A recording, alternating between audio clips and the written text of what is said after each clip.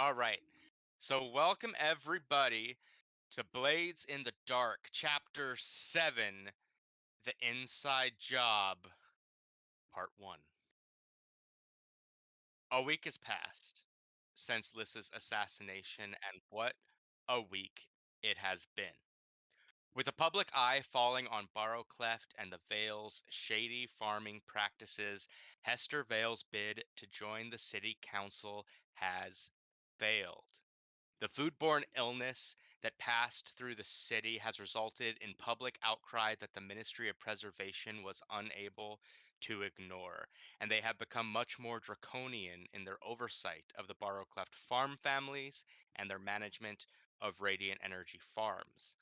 All food out of the district must now be inspected and guaranteed by the ministry before it is authorized for sale in the market, and for the time being, it seems like it is safe to eat freely again. With Vale out of the running, Lord Strangford's supporters were able to get him reinstated on the council. Shortly after being sworn in, however, Strangford and his fleet departed to the northern Void Sea for the remainder of the hunting season. As is common this time of year, his votes will be taken by proxy, currently from Preceptor Dunville of the Church of Ecstasy. Following the bombings in Crowsfoot, 3 senior officers of the Blues Coat Crowsfoot precinct were discovered dead in their offices with their throats slit. Patrols are now increased throughout the cities, and they have become increasingly well armed and armored, appearing more like a paramilitary force than a city watch. Mylera Clev is the new leader of the Crows and ward boss of all Crowsfoot, leaving Bezo Baz and the Lampblacks in an awkward situation where they are now paying up to the woman they were just fighting a bloody war against. She has continued to reinforce the Crows with elite members of the Red Sashes and has silently begun to rid her gang of anyone still harboring loyalties to Lissa or Rorik. Late last week, she reached out to Arkash Havran about taking over her previous position as leader of the Red Sashes, though her motives and reasoning remain unclear. Arkash accepted her offer and left his position serving among the Nighthawks. Nebra sent him a bottle of expensive Aruvian wine, courtesy of Virgil Caesarion, to congratulate him, uh, and his response arrived via cipher earlier this week. He hopes that there are no hard feelings about him accepting this new position, and would like to use this opportunity to help repair the relationship between the two gangs.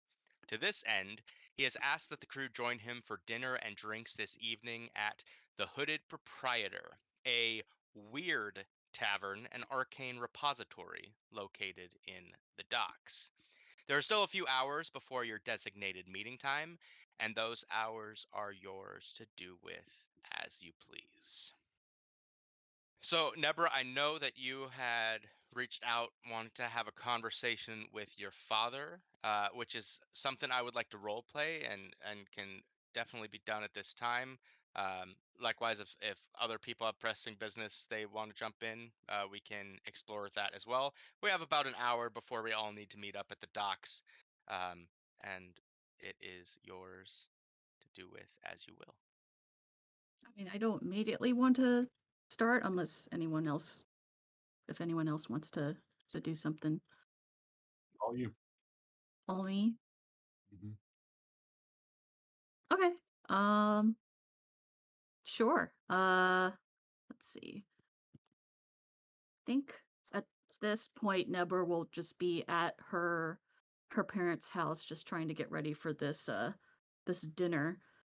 Probably getting a little fancy or something, like dress something fancy, but yeah. I guess at that point that would be a good time for her to speak to her father if he's around. Yeah, sounds good. So it's uh, probably relatively early in the evening, but let's go ahead and say that this is taken. This is kind of at the end of that work week, so your father is kind of home early from work, um, and maybe as you're getting ready to go out this evening, he's kind of getting ready to settle in. Okay, sounds good. So, what is he doing at the moment? Just to. Yeah, so I think right now he's in the bedroom, and he's still decent, but he's kind of undoing his tie. His vest is kind of getting a little bit more comfy to walk around the house. A lot less formal than is needed. Working as an accountant at the consulate. So Okay. Um, so I'm just going to assume that he's like behind closed doors essentially. So Nebra will just knock on the door lightly, um, and say, "Father, do you have a minute?" uh, yes, yes. Please come in, and you notice, like, you knock on the door and it kind of budges a little bit, like it's open a crack, and he's kind of standing behind one of those Victorian kind of folding screens, Mm. uh, where it's still decent, but you see like his jacket is kind of tossed over the top of it and it's kind of hanging. Um, and he'll kind of peek out around the corner. His top buttons of his shirt are unbuttoned. Uh, the suspenders, one's kind of down around his waist.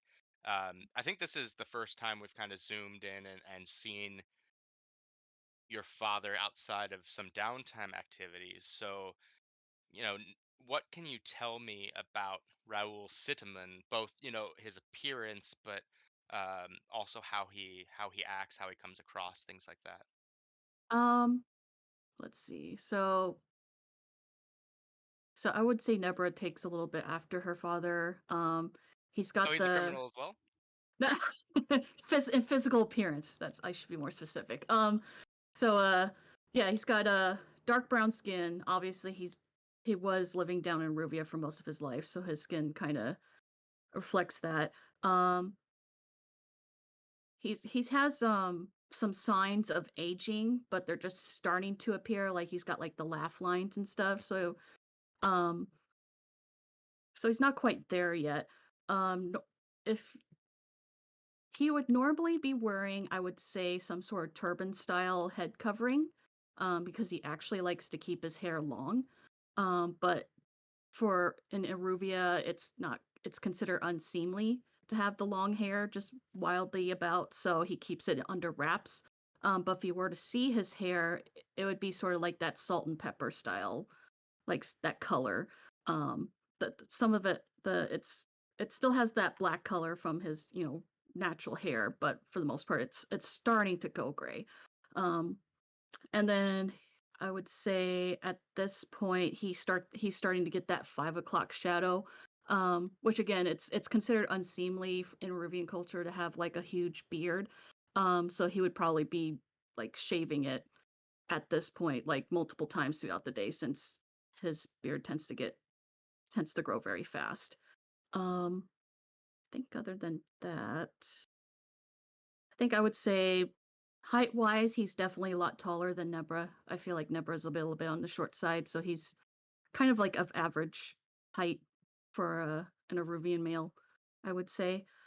Um, but yeah, I think that's pretty much it, unless you need anything else.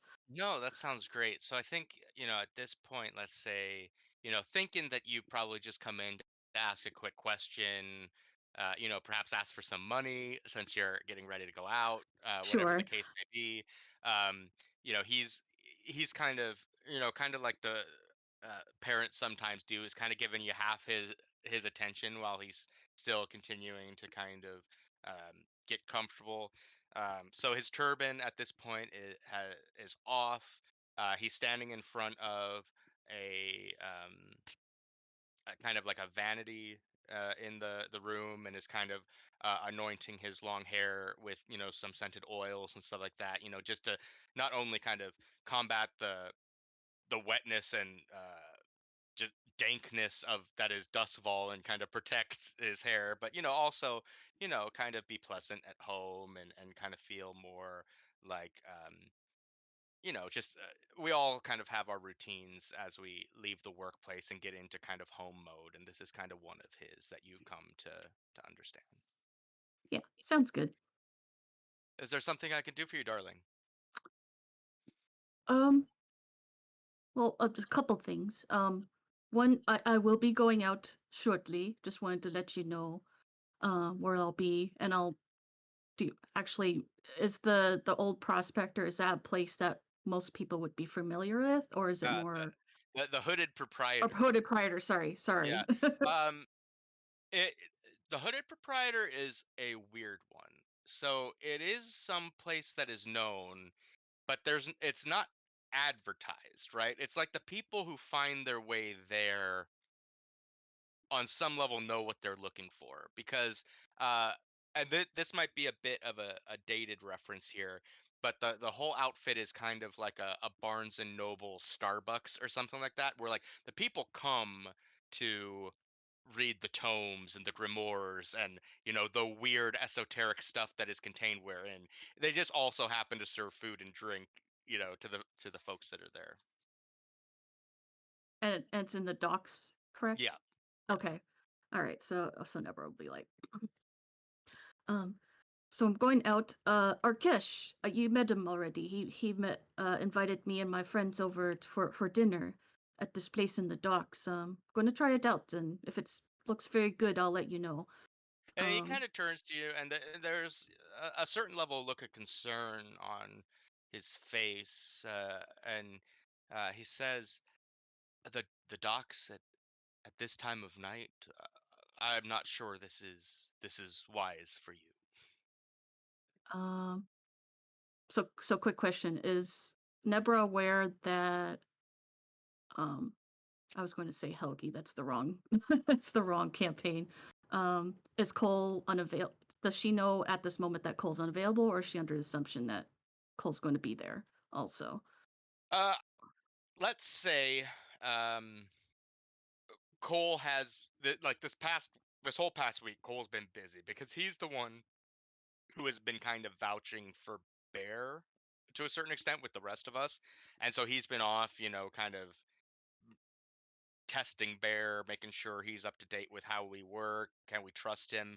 Um, so it's up to you. I think he's been absent a lot, but he's still shown up to, every now and again he'll be in the lair, like, oh, hey, so Sure. it's a bit nebulous whether he'll be free tonight or if he's still doing Cole things, Okay. In as it that is case, for all of oh us in real yeah, life.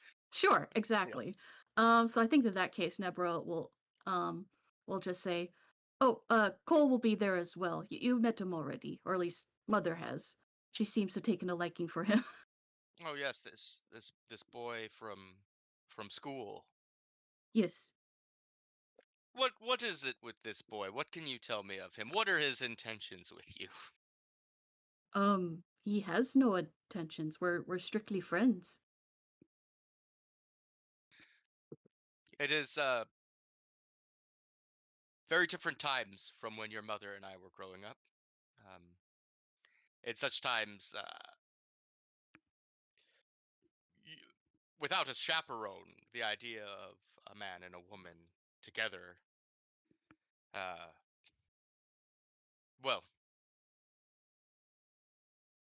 it's a whole new world we live in, and if this is the culture, if these are the norms, then don't let an old timer stop you from having fun, enjoying your studies, and doing well in this new land. I was about to say, we are not in Eruvia anymore, father. Thought you were well aware of that. Yes, but sometimes the memories, the nostalgia, they hit hard. Of course, I understand. But before go, you did get the note I sent you before. The note. The note about how we needed to talk. Like talk. Oh, yes. I'm so sorry, Nebra. Work has been so much forefront on my mind. I did see it. I Mhm. though I completely forgot. Of course, and he kind of motions to the bed for you to sit down, and he kind of sits down in an armchair that's kind of next to the vanity, and he's like, "Do you have time now before you leave, or would it be better that we talk when you're back?" Actually, let's do it now. But rather do it now than delay it anymore. So yeah, she'll go ahead and sit. nearby, wherever there's a chair, I guess. So, Father, I understand that you've been very busy with your job and possibly other things. Um, I will admit that I've been doing a little research on my own because I wasn't sure exactly if everything you were doing was strictly job related, and I was concerned. Uh, well, now you have me a bit concerned. What exactly do you mean?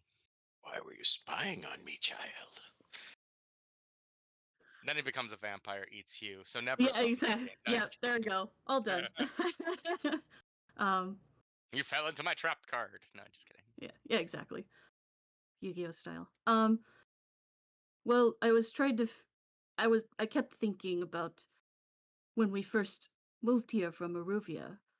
I wasn't I still wasn't sure back then and even more recently we had to leave, why we had to leave Omar behind. There's just so many questions, and up until now it just didn't seem like there was an opportunity to ask you.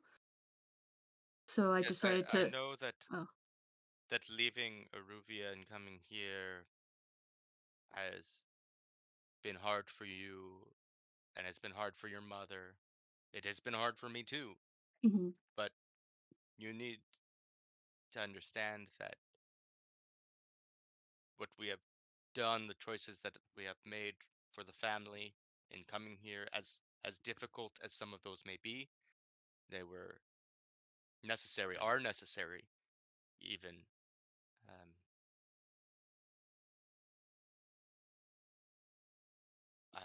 I am sorry that it has brought pain on you and your mother being here. Duskfall is quite different from Oduasha, but uh, it is a sacrifice for something greater. And I hope that one day these feelings will pass. We will either be able to go back home, everything will be fine, or Duskfall, perhaps all of Akaros will become uh, a little more receptive to our culture, a little more closer to home. Well, you're in luck because those feelings have passed. As I said, I did research, and without going into too much detail, I understand now why we are here. I understand what you are doing, and I accept your apology. I completely understand what you had to do and why you made the decisions that you made. I have no ill will against you, and I'm I'm proud of you for what you're trying to do, and you have my support no matter what.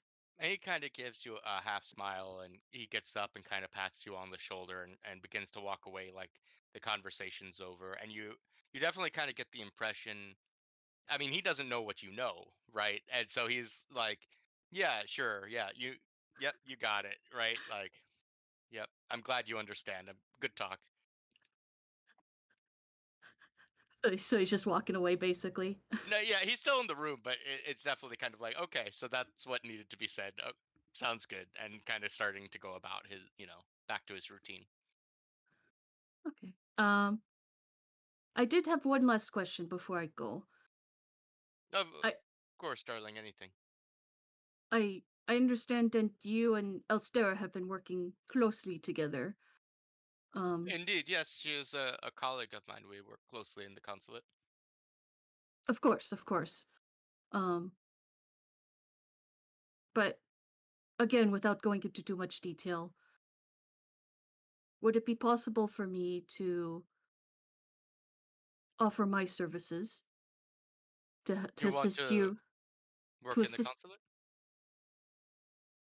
Yeah, let's say that. Yes, let to work at the consulate and to help you and Miss Avrathi out with anything you guys need. There's a long, pregnant pause as he considers your offer. Um,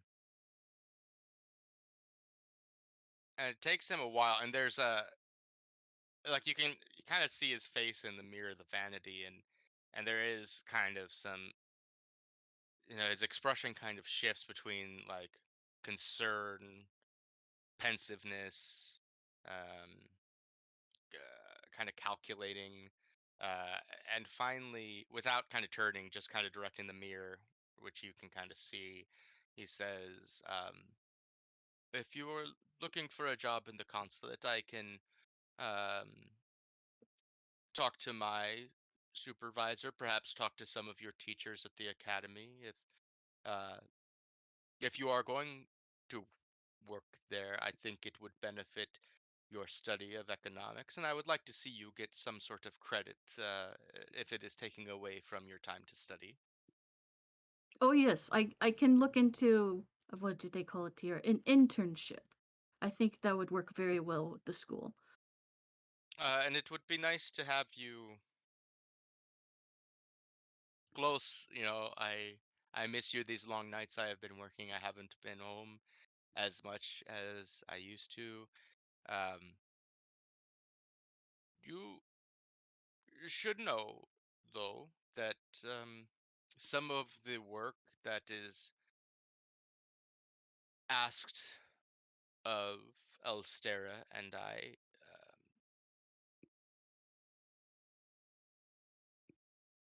might need to remain private from you for security reasons. There are levels uh, within the consulate, and I don't want you to feel offended should you not be included in such conversations or feel excluded. I mean, you are being excluded, but it has nothing to do with you or your capabilities. It is just the protocol of the consulate, and I wouldn't want you thinking um, anything untowards. Oh, completely understand. Um, I I also understand that, I'm only asking and I probably have much to prove to you and to Miss Avrathi that I am to be trusted, but I'm willing to put that work into place. So anything you share with me, I will hold close to my chest. I will not share it with anyone else, not even mother. Well, I do not enjoy keeping secrets from your mother or from you or from anyone in this family, but Um, such are the times that we live in, where such secrecy is required. Indeed. But I am happy that you are interested in pursuing this line of work. I know Miss Avrathi is quite a fan of yours as well. We speak of you Yes. often. Yes. I'm very glad that she's taken a liking for me, and maybe this is my way of giving back, of giving thanks to her for being good to me. Oh, I should probably get going then. I didn't realize how much time has passed. Um, so she'll never will get up and start to head out. Um, And your father but will kind of stop you and kind of walk over, and he's like, he'll put a hand on your shoulder lovingly and be like, um, yeah, be careful when you go to the docks. You've seen what the papers have said about uh, Crowsfoot and all the bombings. The hmm city is getting more and more dangerous every day. Uh, hmm I would perish if anything were to happen to you or your mother. And he kind of goes in to give you a hug. I promise I'll be very careful, Father. And she'll return the hug, and then she'll head out. Okay, cool. Yay! Nice. Anything else that you want to do before arriving at the docks? I think the only other thing she would want to do would be to possibly send out a note to Elstera directly. Hmm. Um, just seeing if she would have time to have a chat with her as well, um, and maybe give her the news that that Nebra might be working with her a little bit more than usual. Yeah, sounds good. Uh, Well, so how about you tell me? There's two ways we could handle it. You could send this note out now, in which case, you know, the way ciphers kind of work in the city, it's going to take a while for it to get to her to read, and then for a response to come to you. Or you could have sent a letter initially when you gave your letter to your father of like, hey, I think we should talk, and then you could send another letter saying, "Oh, I might be working with you more." In which case, she could get back to you about meeting up, uh, kind of in this downtime, and we could explore Oh, that now. I see. Actually, I think at this point, Nebra would have sent the ciphered note to Elstera now, because she wasn't quite sure how her dad or her father would respond Makes to sense. her. So, in the case that shit goes sideways, then obviously she can hold off on the note to Alstera, but it seems like things are progressing nicely. So at this point, she'll execute part of her plan of In the part reaching two. out to part two. Yeah. Sounds good. So I think what will end up happening, because again of the time, we'll Yeah. explore that in part two of Yes. this game. That Uh, works. Yep. Excellent. Cool. And so then you make your way to the docks. I take it to the y- hooded proprietor. Yes. Yep. Awesome. Sounds good. Who would like to check in with us next? I suppose Reese could. Sounds good, Reese. Where are you at, and what are you up to? Well, I think Reese has been indulging a little bit further into his alchemical studies. I want to say like he's set up as part of his like workshop in the lair. I think he's got a little corner that he's cleared out where he's got some sort of like we don't have the points for like an official alchemy lab or anything, but I like to think he has some sort of an experiment space where he's starting to play with his alchemical ideas.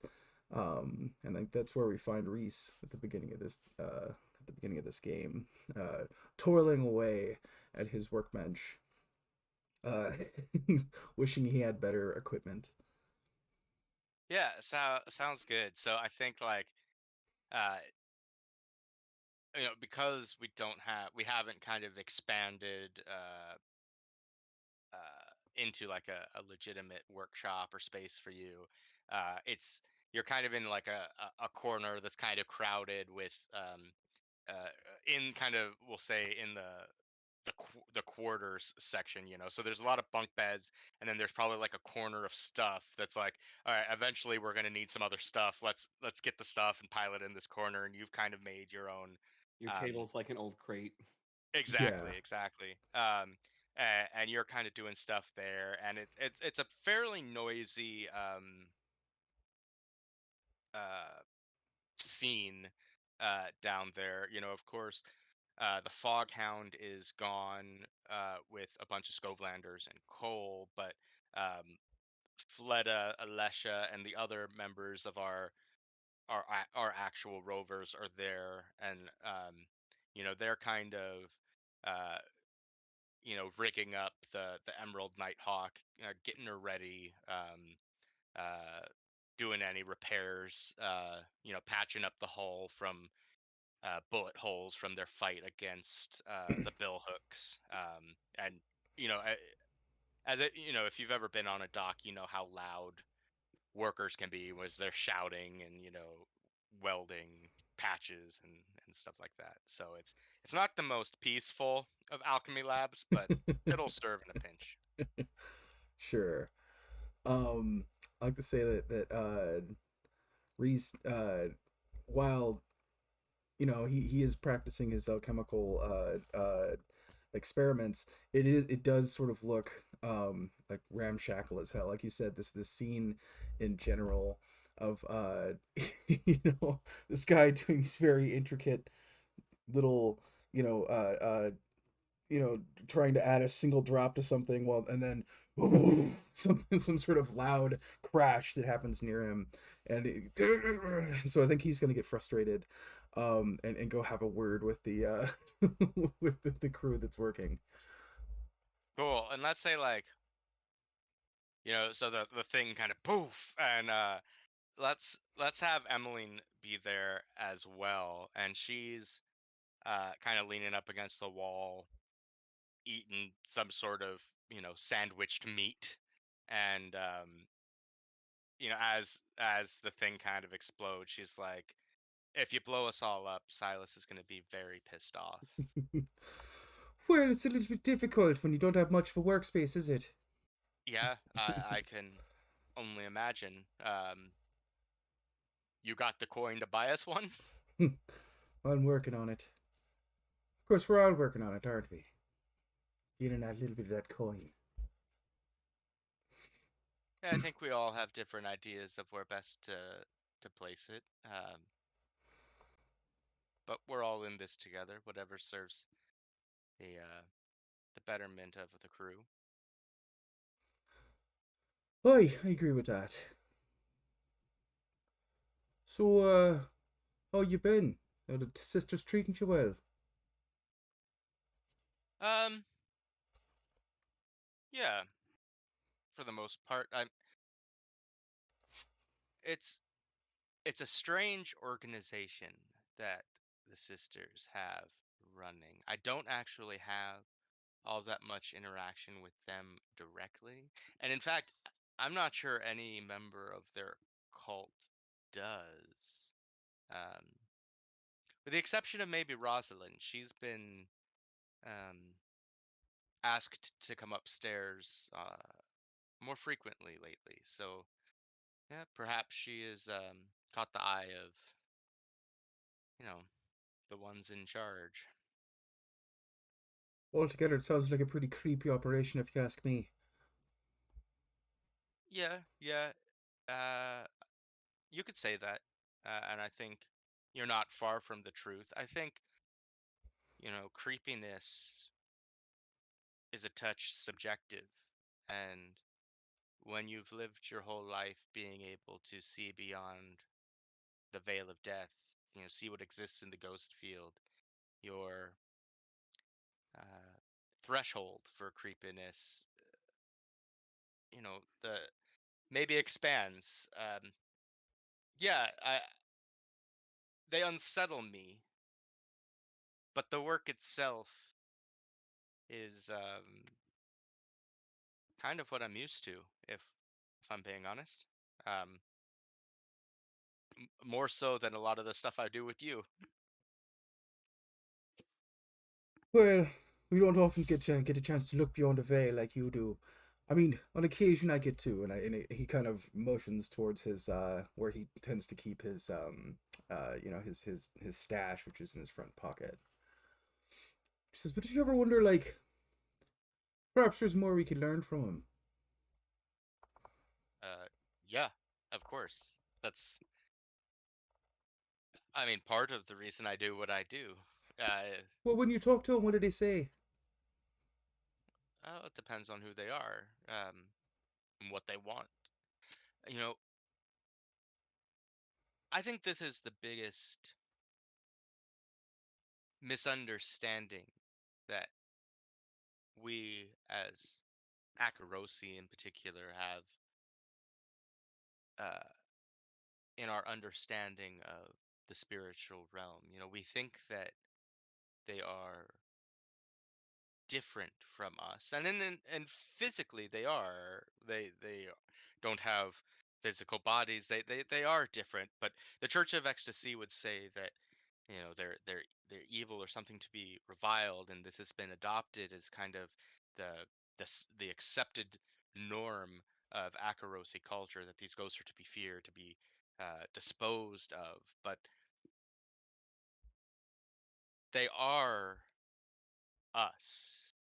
You know, Unlike what the men of science would have you believe, we are not solely a collection of uh, electrical impulses and biological urges. There is something else inside of us, and we see this 3 days after we pass. There is something else. The great mystery of what lies beyond is laid half out in front of us, and instead of nurturing that, and instead of being curious about what that other half looks like, uh, we choose not to see. We choose to discard it. We choose to get rid of it. And perhaps it stems from our fear of what that other half looks like. Perhaps we don't want to acknowledge um, what we know to be true. Perhaps we would rather the men of science be correct in this.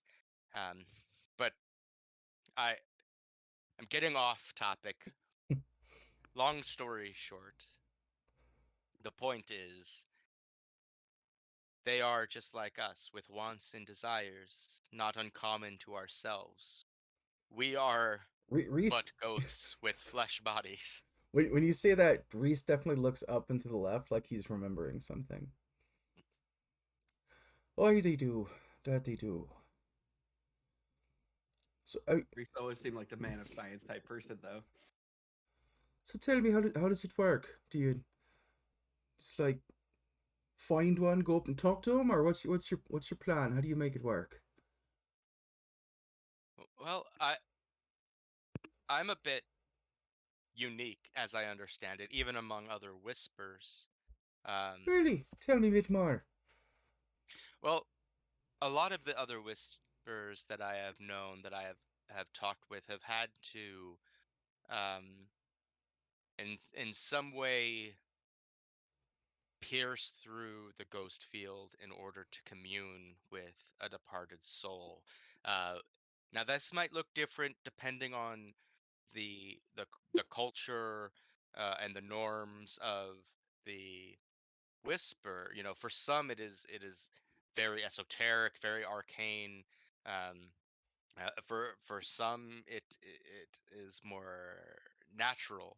Um, but for me, while I can pierce through and call for specific departed individuals that I have met or I might know are in the area, I have always been gifted with the ability to see them. Uh, so oftentimes it is not me who goes searching for them, but they who come searching for me, or I discover them there. Um, but from my understanding and talking with my peers, it's not entirely normal for that to be the case. So you could find somebody who's passed beyond the veil. Well, yes, so long as they exist as a ghost, if it's been too long and they've passed on to whatever awaits them beyond the shattered gates of death, I don't think I could. If they were cremated at Bellwether by the spirit wardens, uh, they're they're beyond me. And I this is part of my point and part of my outrage. You We know that what we see, this physical form, is not all there is to us. There is a soul. We see it on the streets of Six Towers when we go walking alone uh, through the dusk. Why would we think that destroying a piece of us is a good thing? Why? I can only imagine the torment and the horror that a soul must go through in those crematoriums at the moment their soul is destroyed. And to think that this is an institution of the empire and that we enforce it and we make it law, uh, this boggles my mind. Uh, the injustice that not only is being inflicted upon the dead, but when you think about it, is being inflicted upon us living. Well, you have to I'm think sorry, that I it's all I'm right. getting far more worked up than I have than It's I it's would all like right. to be. I see your passion, and I really respect it. Now, I agree with you.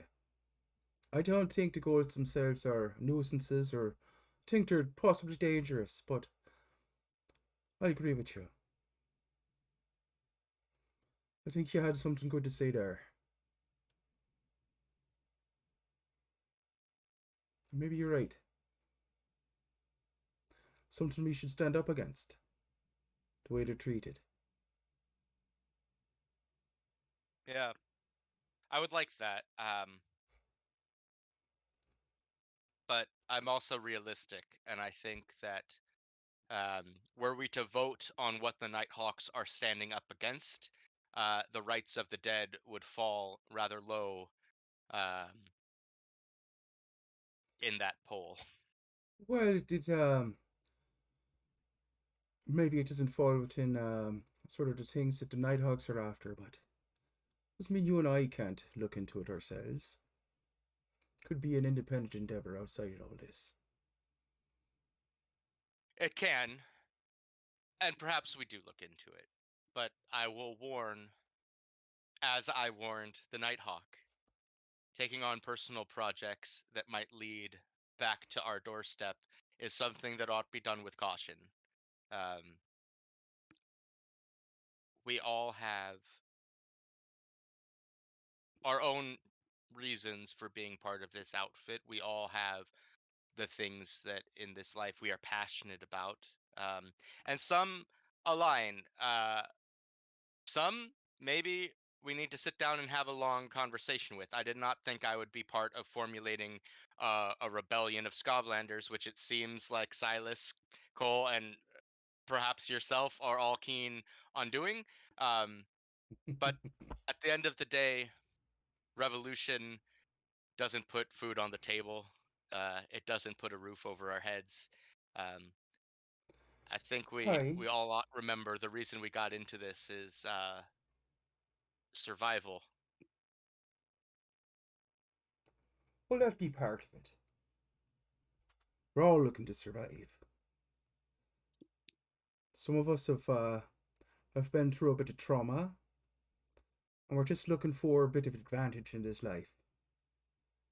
And those that were part of the Scovlanders who went through what we went through, we're looking for a little bit of advantage in life. Just don't always get to have any. You know what I'm saying? Yeah, I do. But I think at some point we need to check our altruism. The Scovlanders have gangs. The Scovlanders can fight. It doesn't always need to be us who are fighting battles for them, um, especially if it isn't profitable or in line with what we're trying to aim for. Um, and sometimes, while I appreciate the passion of, well, let's be frank, the Cole's passion primarily. Um, He is a passionate one, ain't he? Who he's uh, red hot almost all the time. I do worry the ramifications it might have on the rest of our crew. I've I think this about anyone who ventures off on personal and private goals and uses crew resources to achieve those. I've had this message with the Nighthawk, and it's one of the reasons. While I would love nothing more than to tear the crematorium down stone by stone, it is not something that I'm talking to Silas about. Nor am I talking to you about it. But that's beside the point. We got shit to do this afternoon, so I suppose I better get on to it. Have you been to this place before? This hooded proprietor? Uh, sorry. Point of order. Where is it at? It's in the docks. Oh, I don't think Reese has been there before, has he? We have an in-game. I don't think he was either. Okay. Okay. I haven't seen it much myself. I'm aware of it. No, I haven't been Yeah. there on my own. I mean, from what I know of you, and even if nothing else, just based on the conversation we just had, uh, it'll be a place that you enjoy. Um, take advantage of it while you're there. Have fun. I think I will. Not too much fun. I'll sort of Thanks, Dad. Reese will nod and Stop bid blowing his up our hideout. bid his farewell to head in that direction so that he's not late. Sounds good. Great. So you're heading off to The docks, yeah. the docks. Who would like to check in with us next? Sorry about the sneezes. I thought I was unmuting, or I thought I was muting myself, and it looks like I was unmuting. But didn't come through? Okay, cool. I will bring the messenger out, and so yeah, bit suspicious, of course. We're going to case the area first. So, Case the docks. well, specifically the area around Mm-hmm. the hooded proprietor. What How I am, paranoid of you. well, what I'm going to try and do is Or just basic set up a. Oh, actually, yeah. Let's make this a setup so that whoever of us, maybe it's a setup that never happens, but that's fine. That's how paranoia works. Whoever needs to first act in defense is going to be in a better position to do so. But the Cool. question is, first, I think this is going to be either a study or a survey to figure out what kind of threats are possible in this place. Is it social or is it physical? Like, does this look like the kind of place you could set up an ambush of gunfire, or does this seem like the kind of situation where we're going to end up pressured into something we'd rather not? Cool. Awesome. Sound good as a survey roll? It does. And let me ask you a question here. The hooded proprietor, as I said, a weird tavern and arcane repository. So I'll ask you the same question I asked Reese. Do you think this is a place that the messenger has gone to inside before? Oh yeah, absolutely. Cool. Like there's a library there. They've probably looked something up. Or they've looked to see if there's something there.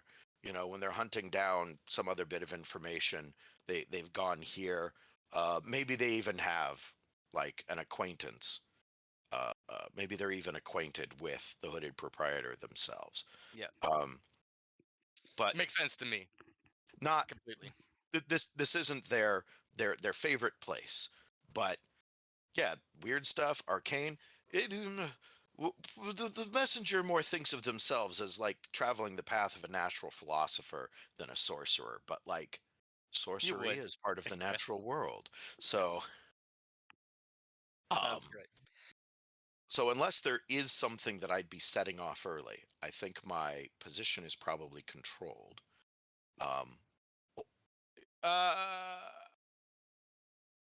Yeah. There's an argument that it could be risky, but I think at this point, controlled is perfectly fine. And I think the effect will be a standard effect. All right. A 5. Cool. Success with a complication. Yeah. So, here is what you find out, and some of the things you know from having been there previously. And this was a setup roll again. So the first person to act in defense will be at This was the actually sorry. What I was thinking that this is to figure out whether or not my setup role should be basically consort or wreck or hunt or something like that. Gotcha. Okay, cool. What kind of threats this place could be set up for? If it is like the kind of place that that it'd be good to stage a physical ambush, then that. If it's if it's a very safe place, then clearly what we need to ward ourselves against is social. And I'm going to try out that new consort die I bought. Awesome. Yeah.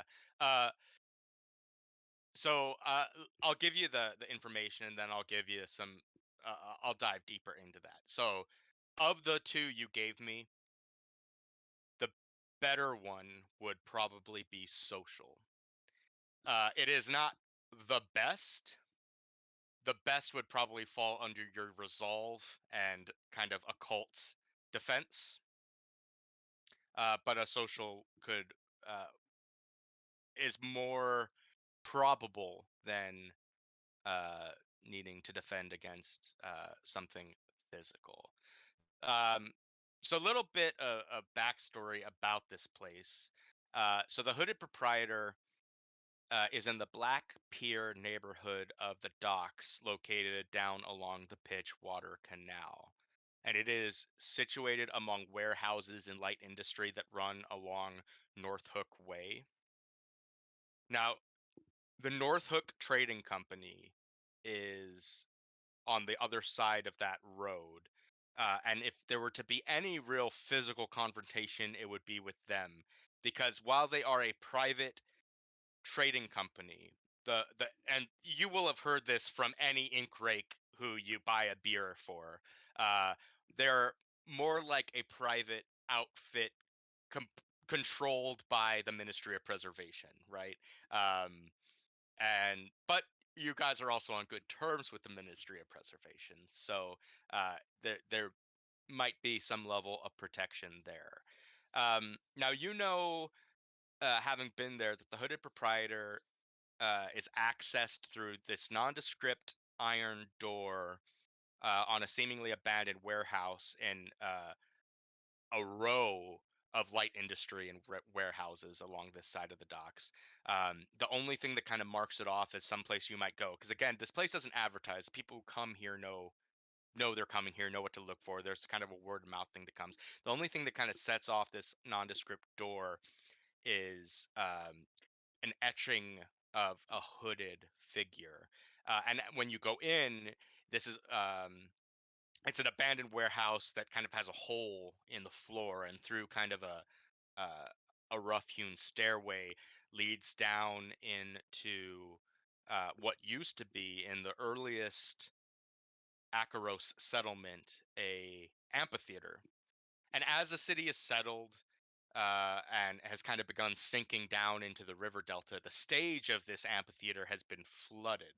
And so through the archways that would make up backstage of this amphitheater, small craft and gondolas can come in, and they can park their boats in this place and enjoy what the tavern has to offer. And some of the staff will come out on barges and stuff like that. And then the rest of the amphitheater has been kind of converted into tiered seating. And then there are passageways that lead to mysterious chambers beyond that are all housing the tomes and scrolls and stuff like that.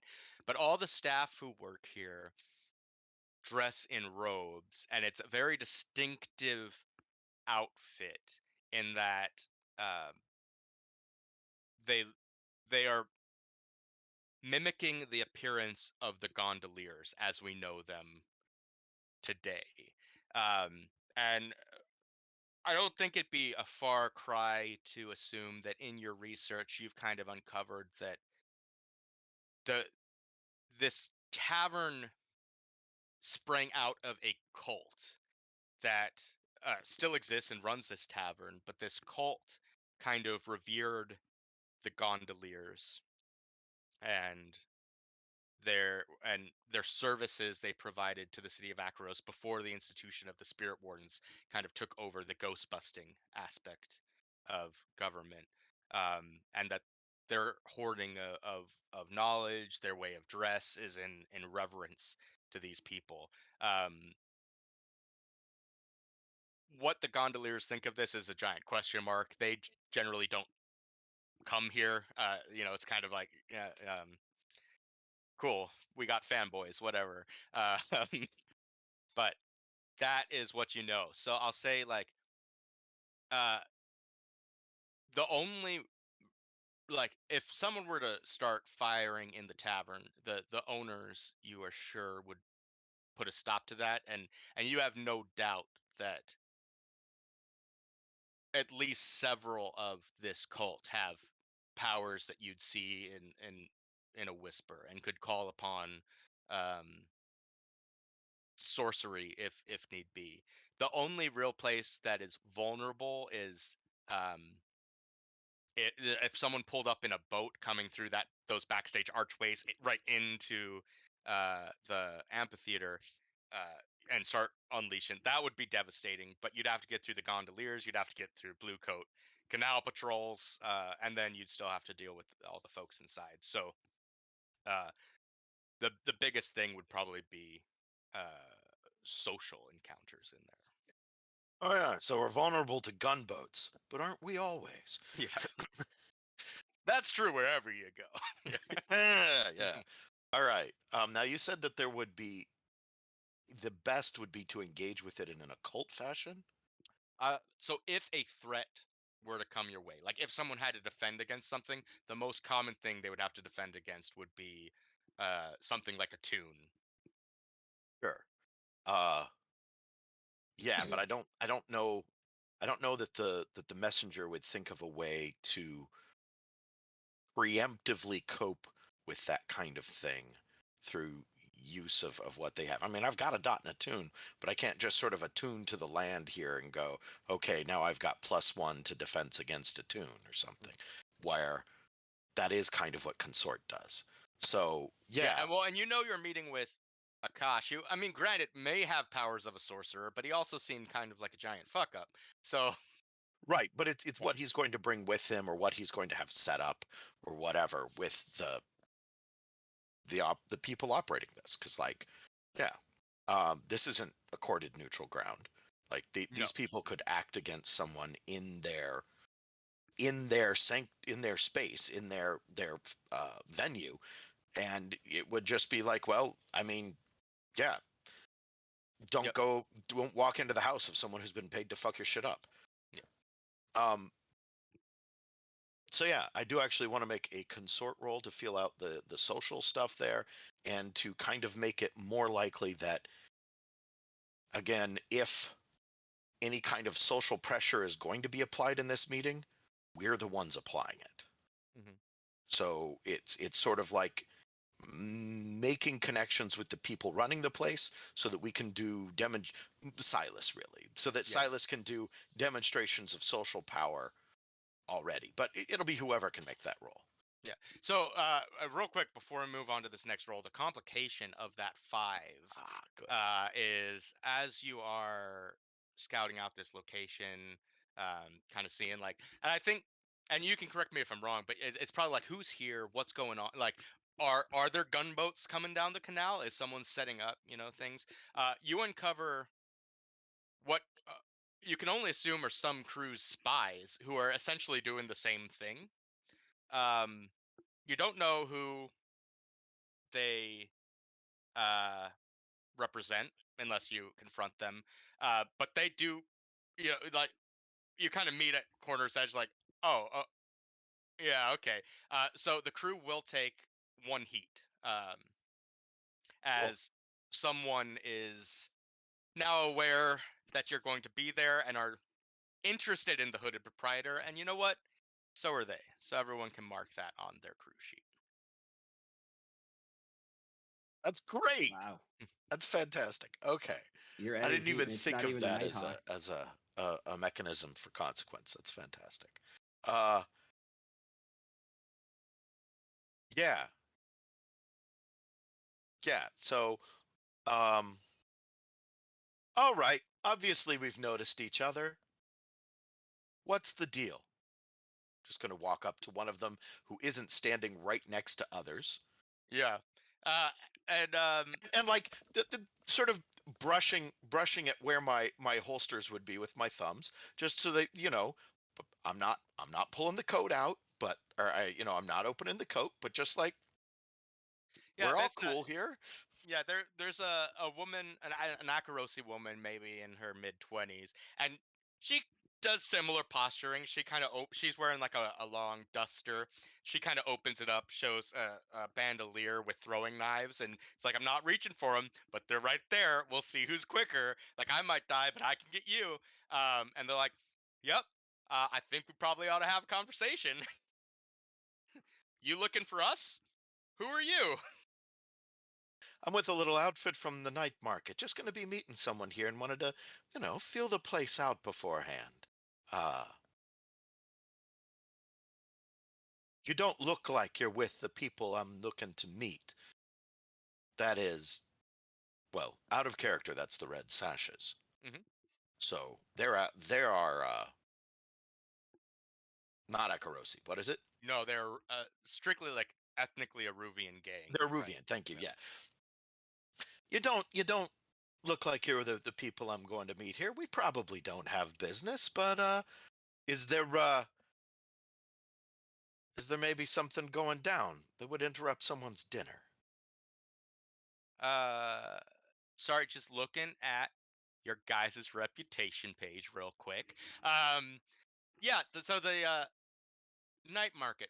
And you see they kind of like are going through a mental list of who are we at war with? Who don't we like? And like, nope. Think this is all just a big misunderstanding. Boy. Yeah. Well, that's that's difficult to trust. Maybe I should just shoot them. Um,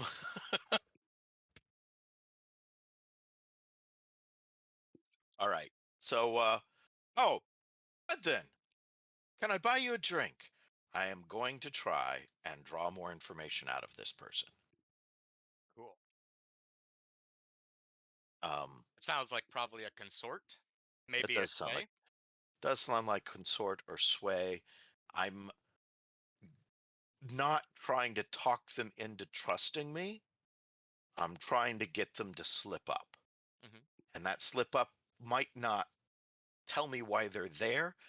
I'm more looking to get them to make generally reassuring statements. And I want to take their measure and see if they are overstating their confidence in those statements. So it will be things like, yeah, that's great. Really glad that we don't have a conflict here because, we've been through a few lately and, well, my boss does get cranky when he has to buy a new suit. Do you have any idea how difficult it is to get blood out of expensive cloth? I don't even know why you put it into it. Leather rinses so much more easily. Um, how I'm dangerous. How dangerous are you? Let's compare. But like, so again, looking to get them to make general statements and then like try and pick up on tells or something. And again, tells don't just say I'm lying about this particular thing or this thing. Usually it's more like I'm overstating my confidence in this thing. Now I could see my position being risky or even desperate here. Doesn't sound like it's controlled because we are two dangerous people trying to threaten each other, kind of. Yeah, I think because of things that I know, I think it is risky rather than desperate.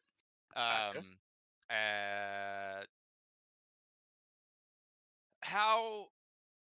As, and I think you have standard effect. Okay, cool. I am actually going to push myself on this one. Marking to stress. 4, a success with a complication. Um, cool. So, uh, you say your thing, and she says, "Wait a second. Your boss is kind of fancy pants, and you're all from Night Market." Yep. Is your boss? And her jacket kind of closes up, and she kind of makes a few steps forward. It's like, is your boss Silas Eventide? Eventide? Yep. Oh, well, it's nice to meet you. We've worked for the same people. And that's about when the complication comes in. Remember, I said blue coat patrols have been heavily increased. They're not on you yet, and you're just two people talking, but you don't know what is a trigger for these new blue coat patrols. And you do see them walking up, and uh, they look different. They still clearly wear the blue cloaks, but they're now in plated armor.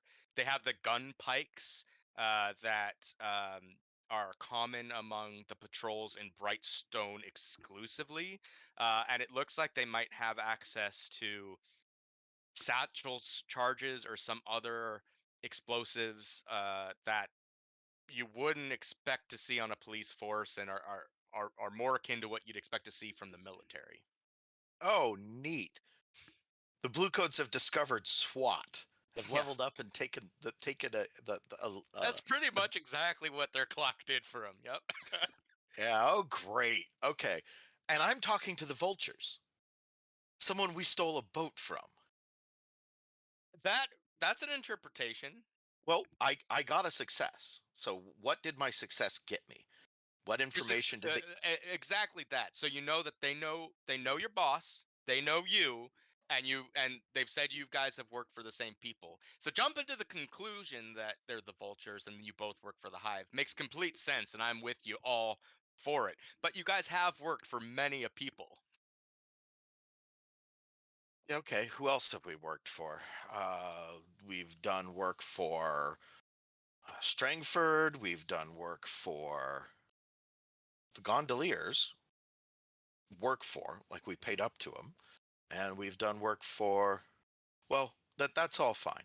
And I will say, these guys, their appearance, right? And like, not every gang has a signature look. Though some do, right? Like we saw with the bill hooks. Like you can spot a bill hook from a mile away. These kind of look undescript. Like they don't really fit in with the costuming of a crew that you guys have worked with before. And it's possible, and I think, with the four, you can kind of gauge this, that these are probably like freelance blades that are doing work for a crew, right? Like these guys are mercs. They were picked up at a bar, and a faction was like, "We need you to do something," but in their mind, yeah, we work for them.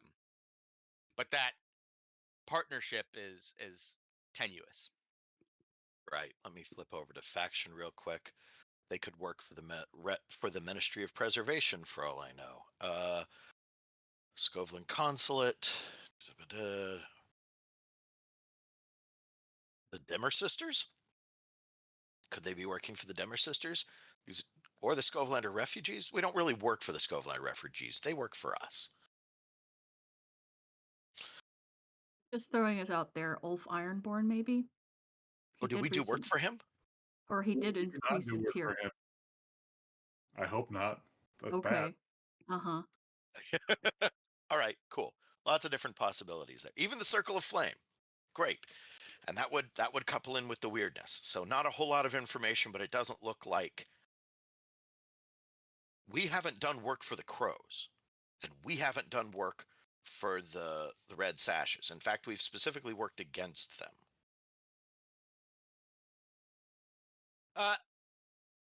Yeah, We there's an sent some argument boys that to can be steal their made for the shit. Crows based on last game, because a narrative was sold to the public that was not what actually happened, right? Because it definitely looked like we were trying to protect the Crows. So someone with false information might assume that.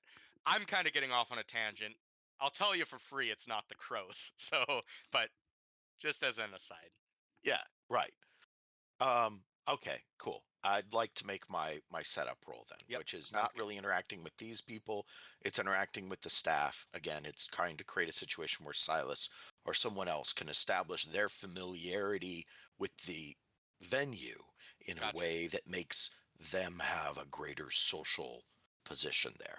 So the blue coats are coming. How do you end that is it just like okay, Oh. sounds great, How Yeah, do you end that? I have bought this person a drink. We have had our drink. It's like, yep, good talk. Hope you have. I hope peace follows you today, Yeah, or whatever and you guys appropriate too. greeting. Good luck on whatever it is you are doing here tonight. Right. And And she and her crew kind of start venturing down into the passageways. cool. They have weird business. I can respect that. Um, sounds good. Now there's a straight up money way to prep a venue. A tech bro once told me that when he wanted to impress people, he would pick a bar out and he would go there 3 Saturday nights and he would pick one particular bartender to patronize and he would tip this person $200 each night. That way, when he goes there with people the 4th night, that bartender is treating him like royalty and he is picking up cool from that. Which, like, hey, tech bro mindset. Okay, sure. But like, that's a money way to do this. What I'm just doing is trying to be friendly, be a good conversationalist, show respect for the staff. Maybe like, it's not like when you're working a place, the problems that you have that can be solved are visible, but just sort of making room. And I only have a couple hours to do this. So it's just a matter of finding someone who to whom the best thing I can be, like a lot of them, the best thing I could be for them is not a bother. But that's not going to stand out. So I have to find someone who the best thing I can be is something other than not a bother, who I can give something more than my absence to, and being that for them socially. Yep, cool. Rinse, repeat. And that is a consort role.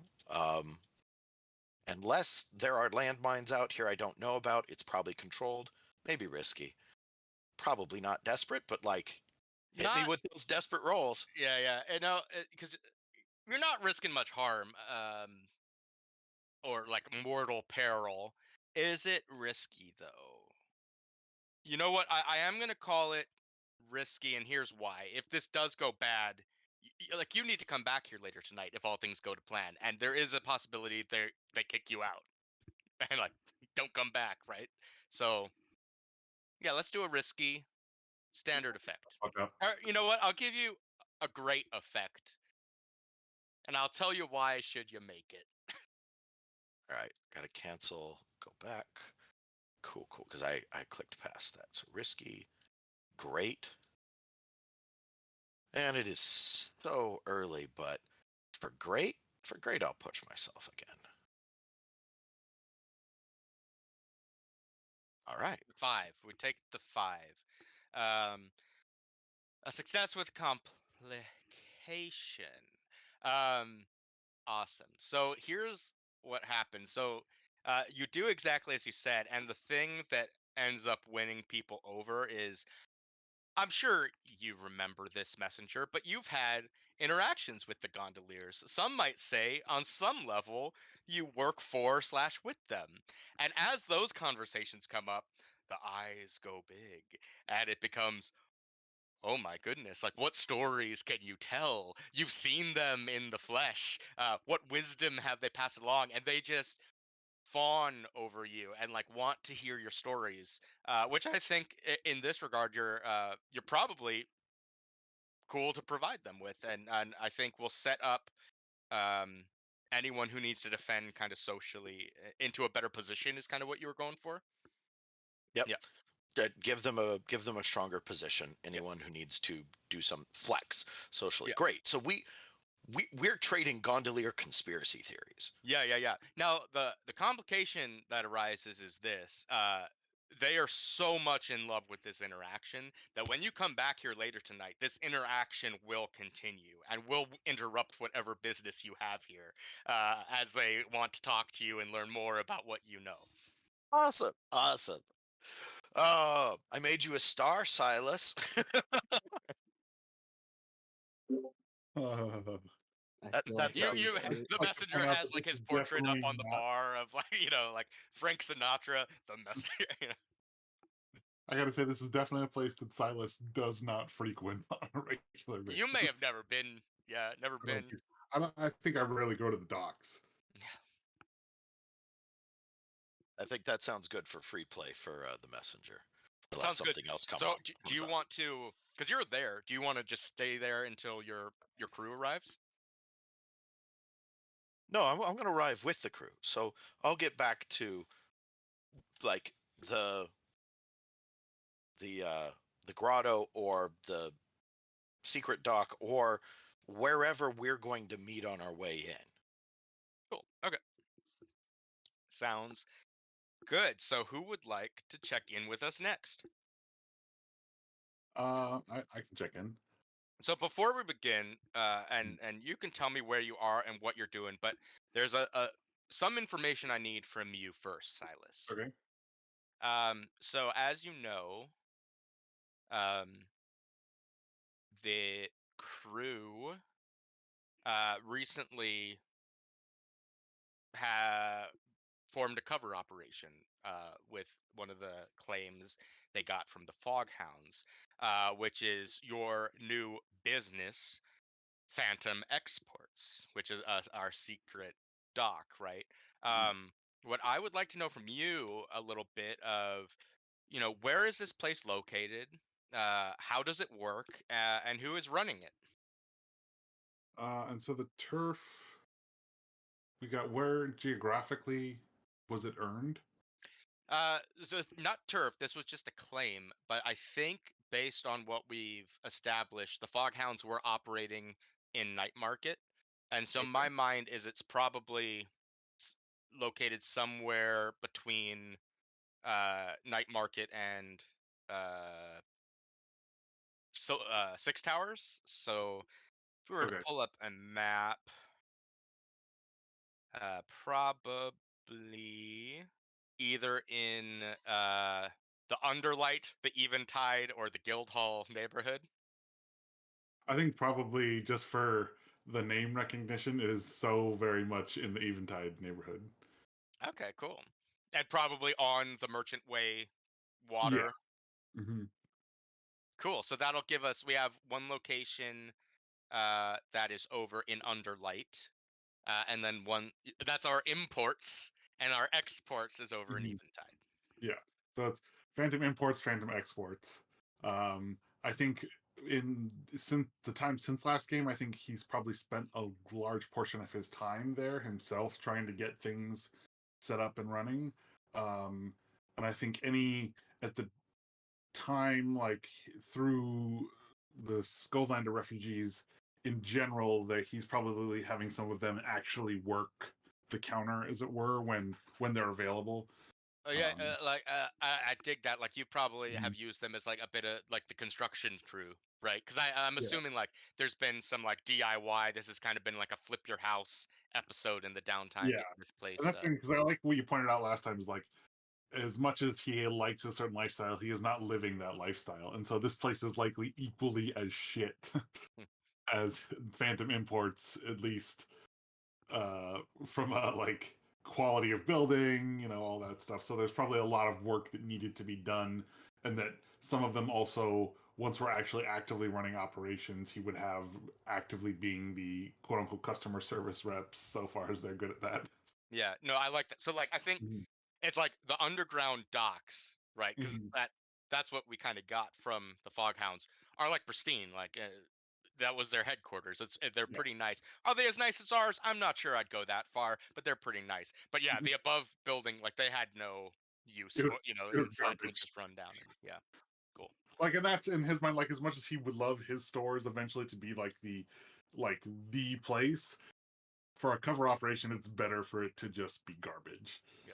And he understands that on a certain level. It's got the one. It's like a travel agency with the one poster on the wall. Mhm. Like, yeah. Well, and I think also, so he's starting this game with one stress, and I think the carryover is that going through setup of this has kept that stress going, so he didn't have time to do any extra luxury. Yeah, sounds good. So like, uh, and you're free to move on from there, but let's start you out in Phantom Exports, right? Where Mhm. the Scovelander refugees are, busy, hammering wood, sawing planks as they're kind of setting up the cover operation. You have some people who are wheeling in like the merchandise that has been to be exported, which are like Yeah. Akarosi vases and stuff like that. Um, and they're yelling as a contractor's like, "No, don't bring that stuff in here yet. We have to. We haven't even finished the fucking shelf." Back there. Keep it back there. You finish the shelves there. Oh.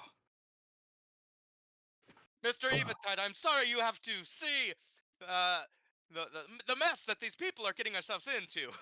I also like to point out I am still like super exceedingly well dressed for the environment that is he has stepped into. I don't think anyone had any Yeah. doubt, Silas. Like won't touch anything, will not assist in any physical manner. Like there's probably a point where someone's like, "Hey boss, can you help me lift this?" No. No, I can't. No. You see what I'm wearing? No. No, I can't. Yeah, let's say that does happen, and you Yeah. you watch as like a guy's like back is nearly given out as he's trying to lift something on his Mhm. own. No, no, no, no. Maybe someone else. Yeah, Yeah, and I so kind it's of a just stressful situation. It's loud. yeah. It's dirty. Like there's definitely times you have to like step out of like a fog of sawdust and stuff like that, so it doesn't get on you.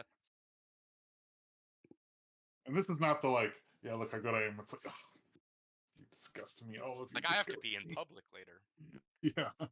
Like, geez, I have to go to some weird spot that I don't know and act like I do, and you all don't know how hard I have it.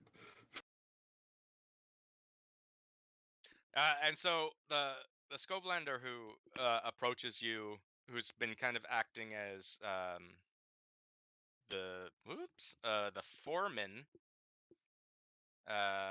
whose name is uh, Um, Elvin Snape, okay. um, is like, boss, everything is going according to plan. You don't need to be here any longer. Everything will be good. We're on You schedule. have my guarantee, boss. All right. And this me taking a drink here is like LARPing. Like this is like a flask that I just take a little sip of as I'm You have uh, been very good to me and my brothers who have come from Scotland. So uh, we will make sure everything is up to code. Everything is beautiful. Everything as you described. well, thank you very much. I know I can trust fellow Skovlanders to get the job done. Yes. They don't build it like they do in Scotland anymore. No, No, they do not. even Like this city built on the bones of Scotland architecture. and look, we had to come to this, and now it's on us to make it better. Yeah, such is always the way. That you need the real cojones to be able to maintain that which was built by the hands of the gods. He's Indeed, from you all do. over. Yeah. Well, I'll leave you all to it and not interfere with your work anymore. So have a good evening, and we'll check back in tomorrow. Yes, very good, boss. And so with that, I was gonna also do my own quote unquote uh how do you say surveying by rather than going to this place I have never been to and have no desire to go to, I will scope out Jewel Bird and Shine, which by its name I thought, ooh, this could be a place for me. Turns out it's not for me, but he's gonna go scope that out. Jewel Bird and Shine over in Brightstone, huh? No, in the docks. In the docks. Oh, that's right. Jewel Bird and Shine. Yeah. Um this for those who aren't looking at how this is written, this isn't a law firm. These are three prostitutes. And so, yeah, and I think I didn't think I heard the names like Jewel and Shine, and I was like, ooh, jewelry, and then oh, hmm. Yeah, so you arrive, and I think this is the docks.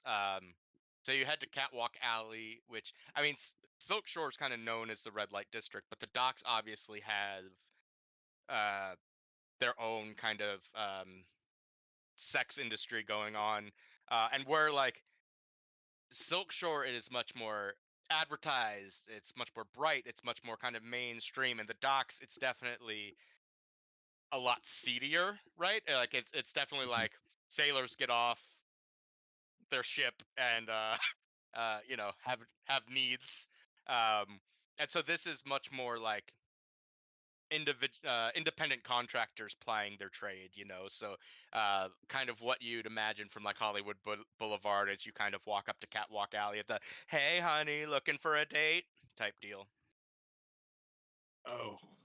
Oh, he's reminded why he does not frequent the docks. Oh, well, quite an establishment I see we have here. Oh, I it's should. not an establishment. These are just three people on the street. Oh, okay. I should. They probably know of establishments, should you provide them with coin. Well, I kind of scope out a little bit and make a point to point Cole in this direction for his future needs. And then I'll sort of saunter on my way to the wherever we're gonna meet for pre-event engagements. Yeah, which isn't terribly far away. The hooded proprietor. So you did say you wanted, like, these folks can still be used for information should Oh, you okay. want. Yeah, I'll go up and talk to him. Excuse me, are you Jewel? No, honey, I'm Bird, and Um, like you could expect, it's very hands on with you. It's very uh uh insincerely affectionate. I don't know where those things have been. Can you tell me anything about this place, the Hooded Proprietor? Oh, honey, you don't want to go there. No, no.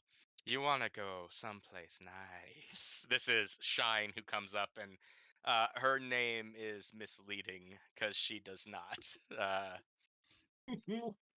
um, well, I understand. So if I were to take you somewhere, I certainly would not take you to the Hooded Proprietor, but I will be doing some business there later, and I'd like to know any information you have about it, potentially. uh, so Jewel will walk up and be like, "Yeah, I've had dates in the place. I've worked it. Um, I could tell you about it. All right, what will that cost? We'll call it a coin. Do I have a coin? Do we each got a coin from last time? We did, and our crew stash is full. If you want to pull Oh from yeah, that." yeah, of course. I'll give her a coin. All right. Wait, you're playing from a crew stash for this? It's You a don't know. business To pay a expense. prostitute? Yeah, this is a tax write-off. Wow. Yeah, so I sort of like a coin over. She catches it, and kind of the other girls giggle, that this is going to be an easy night for them. Um, Mhm, they don't run off, which is always a concern when you mhm. give them money first. Um, but Jules like, "All right, yeah. So what do you want to know about it?" What kind of people frequent this establishment? Oh, creeps and weirdos, all of them. I have not met a single normal person who wants to go to a place like that. And with A that, the lot of Nighthawk our walked in. work comes from dockers and from sailors, and they just want to, it's probably a bar off Ink Alley, Ink Lane. Anything I should know uh, So as not to misstep when I enter there, is there anything I should know? Yeah, so if you're used to the kind of places we frequent, this place is very different. Uh, don't get too rowdy, don't get too drunk, and by all the gods you may or may not believe in, whatever you do, do not read one of their books. I will make note of that. Should I also inform associates of mine of that same thing? I suppose I should. Maybe. I'm not gonna tell you how to run your business, honey. And she kind of like rubs the hair out of your face. I'm kind of like trying to not be obvious about how like a little bit disgusted I am. All right, so don't read the books. Don't what was that? Don't read the books and Don't get too rowdy, don't get too drunk. oh yes, I don't plan on if I go to establish like this, I will be of sound body and mind and not in any degree of inebriation. Yeah, and I will No. say, with this information, Mm. because I think Silas would have an understanding of this. Make sure you understand the source, right? So what they're telling you, they believe to be true, to be correct, Mhm. to be right. But they might have different views on matters than you or other members of your crew, right? Yeah, but I think from his perspective as well, like things they're saying are like very That much make makes sense sense. to him. Like, don't go into this place that you don't know that specializes in weird and get crazy. Don't, I mean, don't read the books is don't touch stuff that you don't know. And that's kind of something he's also kind of picked up having worked with Emmeline and others of like, there are things in this world I don't touch. There are things I Yeah. do, but there are definitely things I don't. And here's what you do Silas, because you did have to pay a coin for this, right? Mm. Let's have some mechanical benefit to it. So, should anyone avoid your advice and choose to read one of the books in The Oh, I Hooded forgot to Proprietor, do that. they'll be at a +1D to gather information to represent the fact that you've been like, if you're going to look at books, make sure you read the title, make sure you understand what Mhm. you're getting into. Don't don't learn things, man, we're ought not meant to know, right? Like, please, messenger, please be careful with your books. But there's secrets in there, and I need them. Oh God. Also, I think Emmeline's another one that. Oh, might- absolutely. Yeah, like. All right. Well, I think of anything else. Any names I should know before I go there? Oh, let's see. Who have I seen there? Who have I worked with? And she's kind of thinking,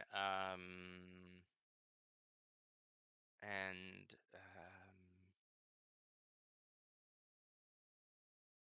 uh, well, I know, like, I haven't been on dates with them or anything. I haven't worked with them, but the people who work there, I know are super in to someone named Griggs.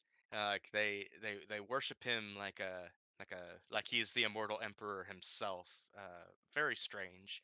I have been there actually though, with a charming young man named Raffaello.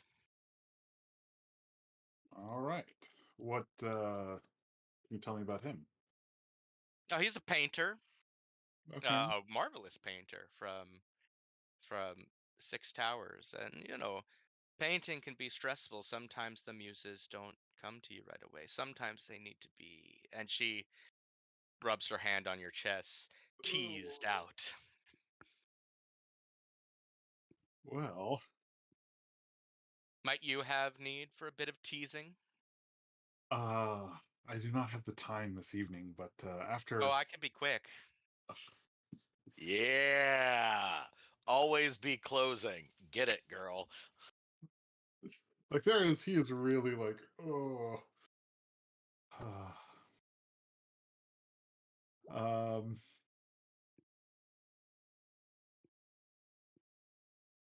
I understand. I think once we can better enjoy the time, I'll come back and enjoy your services. But thank you for what you have been giving me this evening. All right, Sugar, make sure you do. Just ask for Jewel, Bird, or Shine. We have a discount if you take all three. That's good to know. I do like a discount. And so I kind of like tip my hat and move to our meetup location. All right, sounds good. Who would like to check in with us next? I think it's just me left, so that would be the Nighthawk, I guess. Sounds good. So, uh, let me address Virgil here first.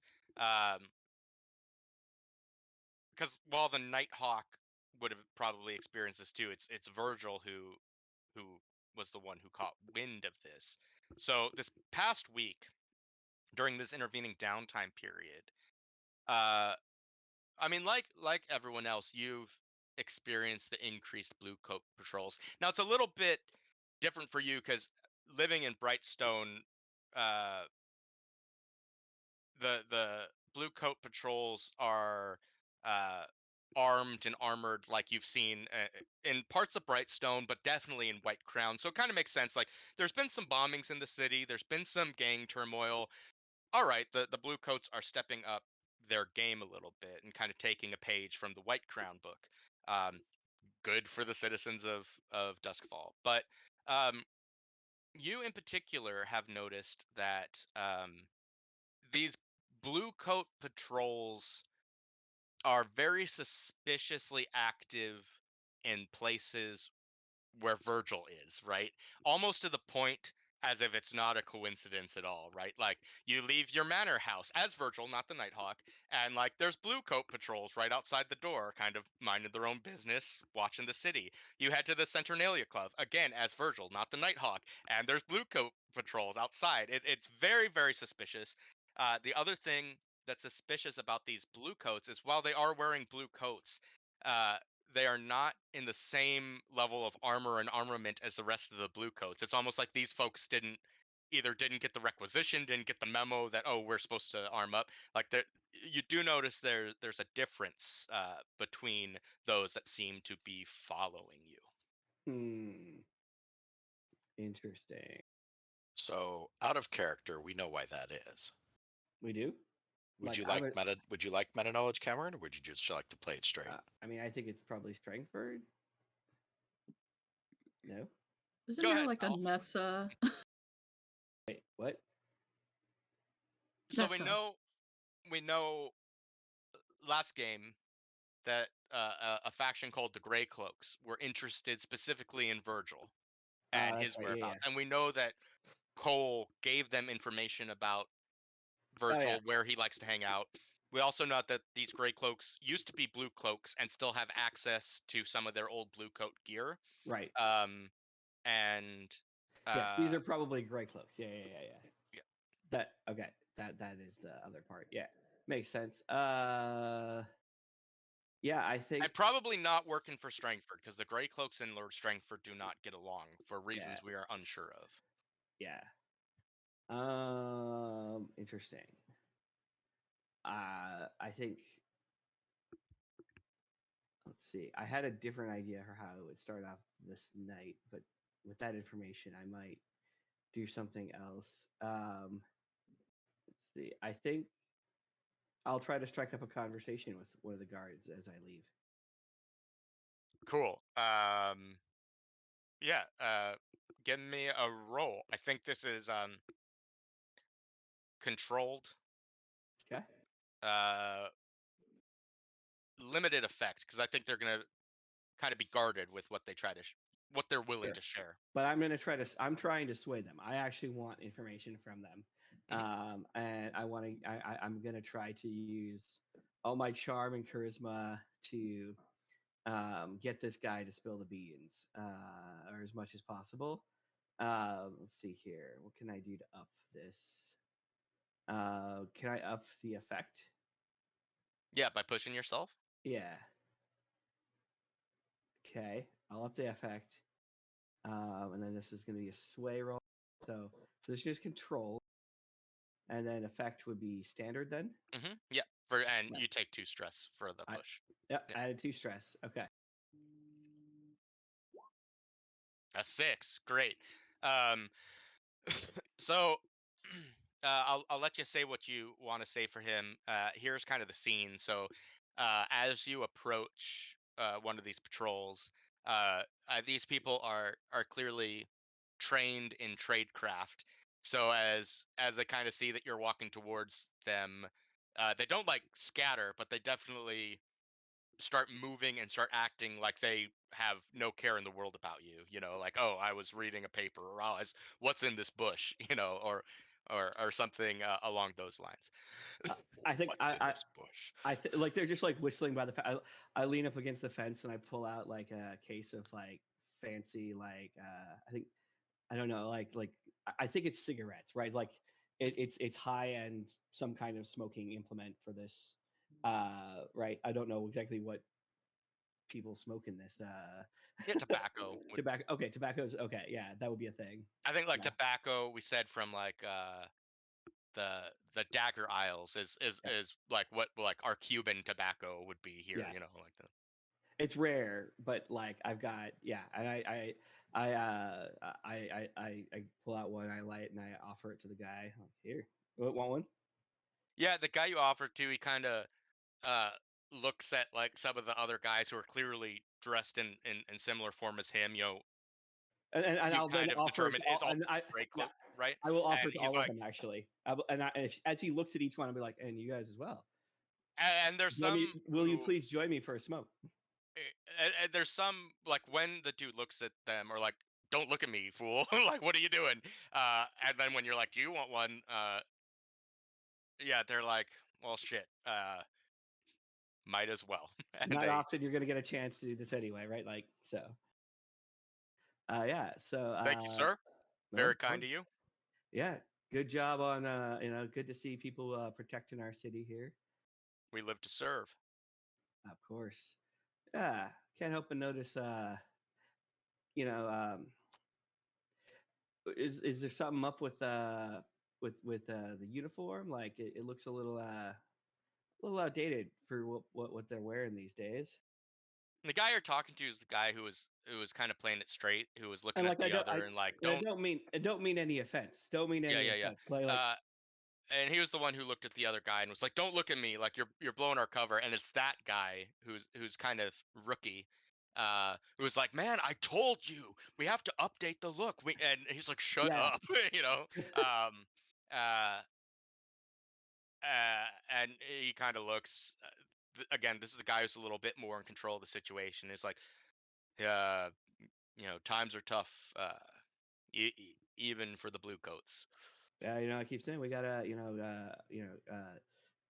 fund our fund the police better, fund the blue coats better, right? Indeed, indeed. Yeah, I'll play it cool. I'll play it like kind of cool there. Like, yeah, I know what you're getting at, but like, um, I think I will go into trying to figure out like what they're looking for from me, like what they might want from me. That's what's next. It's like, um, so what brings you to this part of town? Like, what do you and I'm trying to get into like, like why are you here? Uh, just try to keep the peace, make sure everyone's safe and secure. Let's be honest here. It's pretty peaceful up here in this neighborhood. Well, that peace is becoming more and more uncertain. I mean, you've heard of what happened in Crowsfoot with the bombings. We'd hate to see that spill over into more distinguished neighborhoods. Yeah, I appreciate you taking an interest in hanging out, escorting just little me up here. We're glad that we're appreciated, and we're glad to be of service.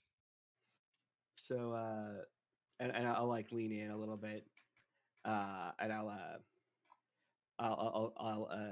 just take the case, the entire cigarette case, and I'll just slip it in his pocket and just be like, look, Who are you really working for? I was whispering in his ear. Which guy are you doing this to? The one I'm standing next to, the one I leaned up against the fence next to in the first place.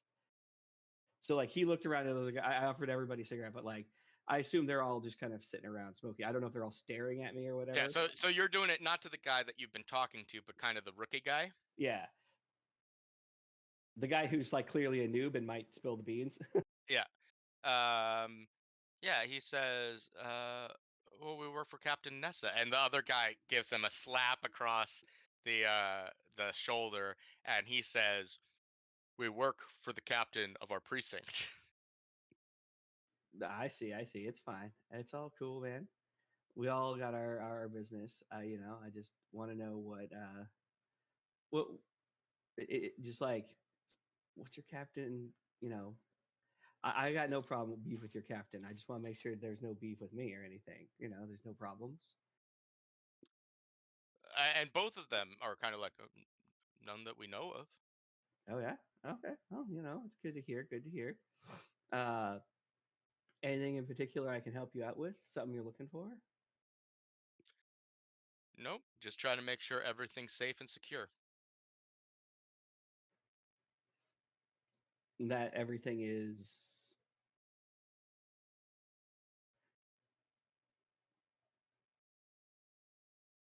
The citizens of No. Brightstone. Oh, okay. Okay. Distinguished citizens, you know, of course. You know, Yeah. uh, Of course. individuals that contribute to society, individuals like yourself. I appreciate that. That's good to hear. Good to hear. We Perhaps wouldn't want anything untowards to happen to you. I'll have to pay your captain a visit sometime, and you know, just have a chat. I appreciate their concern for my well-being. I'm sure that you would like that. Good to hear.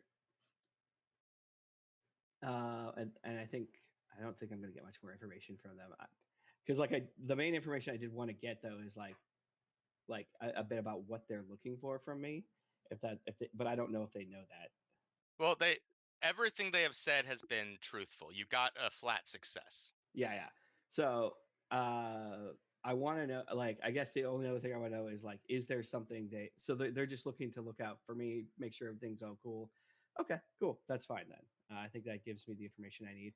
Yeah, well, you know, a good evening, gentlemen. You too, sir. Be careful out there. The city is changing, and Of quickly. course. Yeah, never be too careful. That's for sure. And I'll be on my way. Cool. Where would you like to head? Are you going straight to the docks? Did you want to So do any more? I think I'll do I'll do like you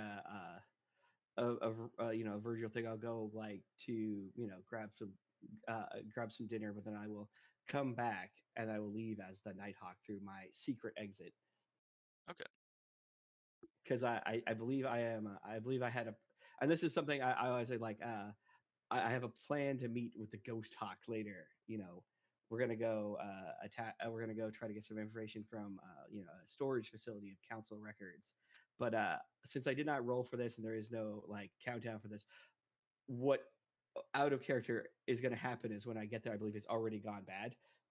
Like, this is something we could see. I mean, going to okay, the council records, honestly, I think is a great idea. okay, Um, so, and this is something we could handle before you head off to the docks. You and the Ghost Hawk sure, can have a bit of adventure. I will have you roll for it, but sure. here is so Charter Hall has a bonus. Oh, So in the records in Charter Hall can be a particular interest to all sorts of criminals. You can take a devil's bargain for +1D to any roll to gather information in exchange for +1 heat, as the blue coats are always watching for scoundrels like you. yeah. I mean, I think I'll take that devil's bargain.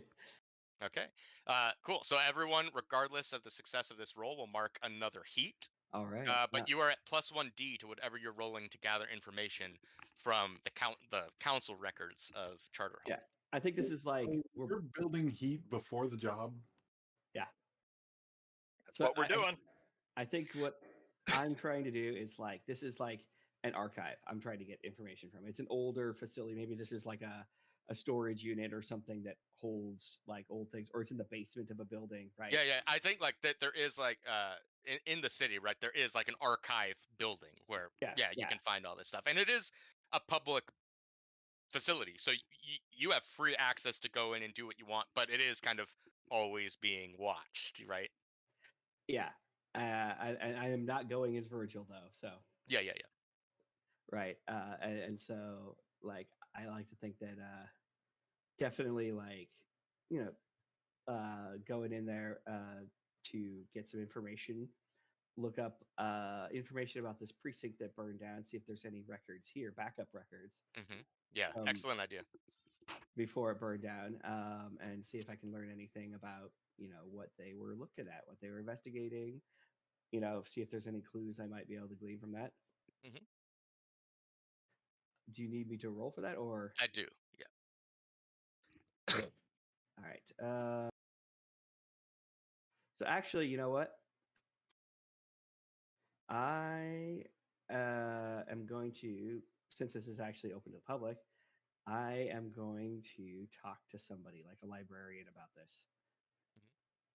Batman is going to walk up to the information desk at the library Yes, and say, "What do you know?" basically. I am going to. It's a little more Super Friends and a little less Brave and the Bold. I am going to try to convince the librarian to help me out on this one. Awesome right now? What? Yes. Are you in Nighthawk mode now? Yes. Okay. I am looking for some information. All right, go ahead and roll. Let's see what happens. What's the position then? I Roll? think the position's controlled, and the effect will be standard. Sure. All right. I get one bonus die. Yep, from the Devil's Bargain. Yep. A crit. Awesome. Wow, nice. So the archivist is, let's be real, is a little taken aback by your dress. It's not very typical of the era or the area, and as like, but it's still has been trained to be helpful and of service. So it's like, yes, of course, sir. How can I be of assistance? Looking for information on a precinct that burned down several years ago. And I forget, what's it, precinct, was it 32 or? I don't think we had a number for it. Precinct 32 is fine. This was the Sure. 6 Towers precinct. 6 Towers precinct. Yeah. Okay. Sure. Yes.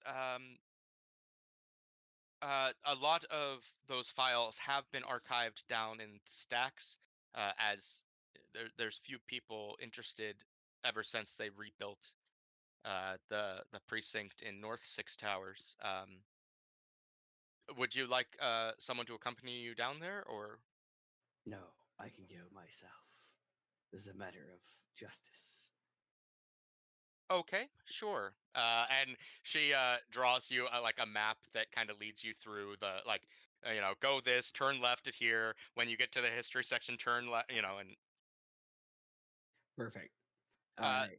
and yeah, so you head down to the archives, and with that crit, you find out some juicy information. So, the 6 Tower precinct was run by um, Captain Nessa, who you've kind of put together is the leader of this new criminal gang called the Grey Cloaks.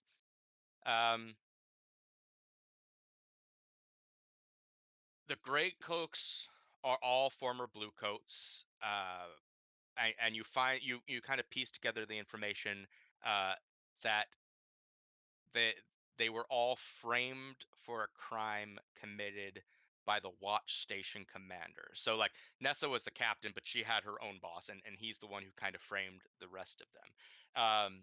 And like continuing to look through the files, like sure, they were skimming from the city coffers and they were taking bribes, but so were every other blue coat in the city, right? But they weren't the ones who burned down the watch station to destroy evidence. That was their commander. Several inspectors know the proof behind the fire, and like you've in the files you found the inquiries and stuff like that. But they haven't been able to prove anything. You can also piece together that like through these files and stuff like that, the watch commander did it. You were able to piece that together. It seems like he got off scot-free. So like the information you found, other people haven't put that together yet, or at the very least they can't prove it. But you also get that he was probably working for someone else. Like he was a contractor to do this, right? And Okay.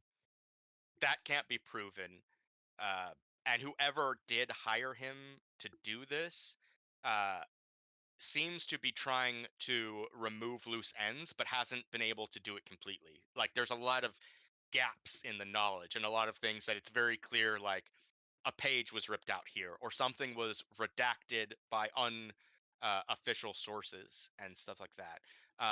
But in it, as you continue searching, writing that crit, you find some pictures, like photographs that were in the papers at the time, and you see a photograph of Captain Nessa, the leader of the Grey Cloaks, and it dawns on you that you have seen her before.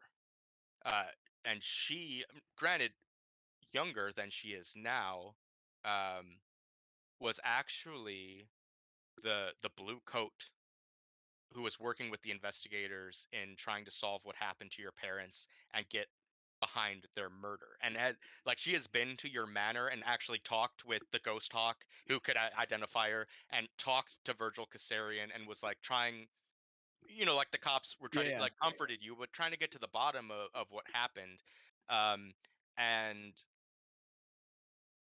when that when the station was burnt down, during this arson, uh, the investigation just stopped. And it's not like the Gray Cloaks didn't want to continue, but like all the evidence they had, all their files on what was going on was in the precinct. So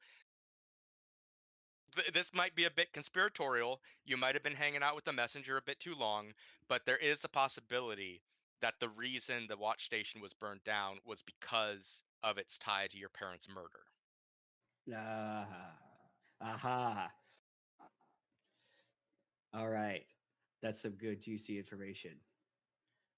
I will I just like I think the scene is he's putting the papers together and just like he's finding as private an area as he can. He's just like got the photos. Like if he had string, he'd put it on a board, but it's like on the floor instead, Yeah, right? yeah, yeah. And it's just like, and it's just like, and I like scoop up all the papers, put them all back, Yeah. put And I'll say like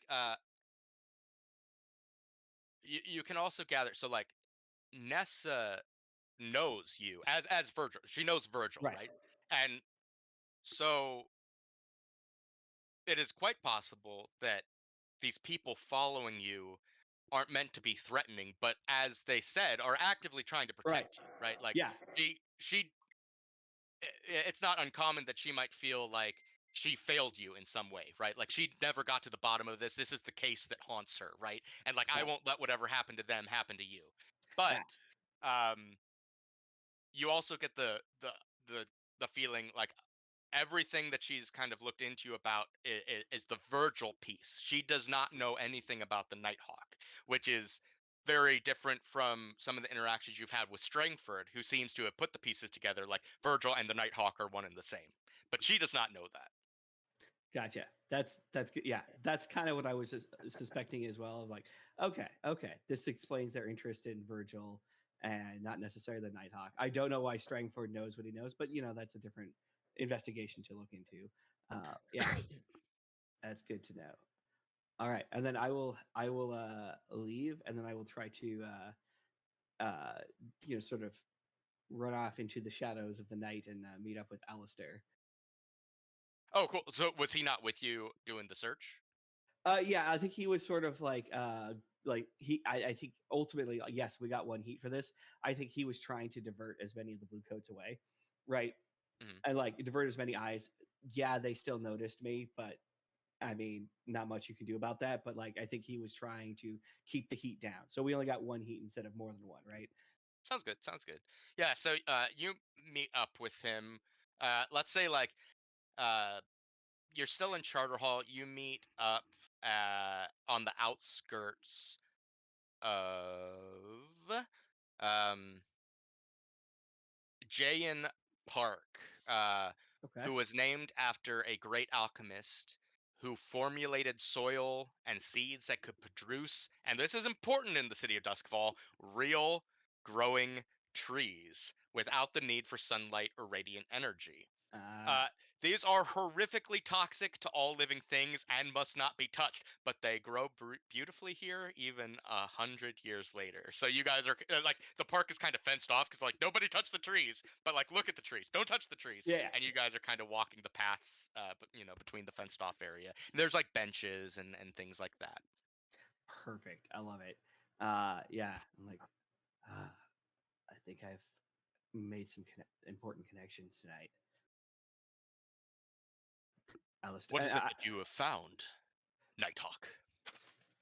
It looks like these gray cloaks. The head of the gray cloaks was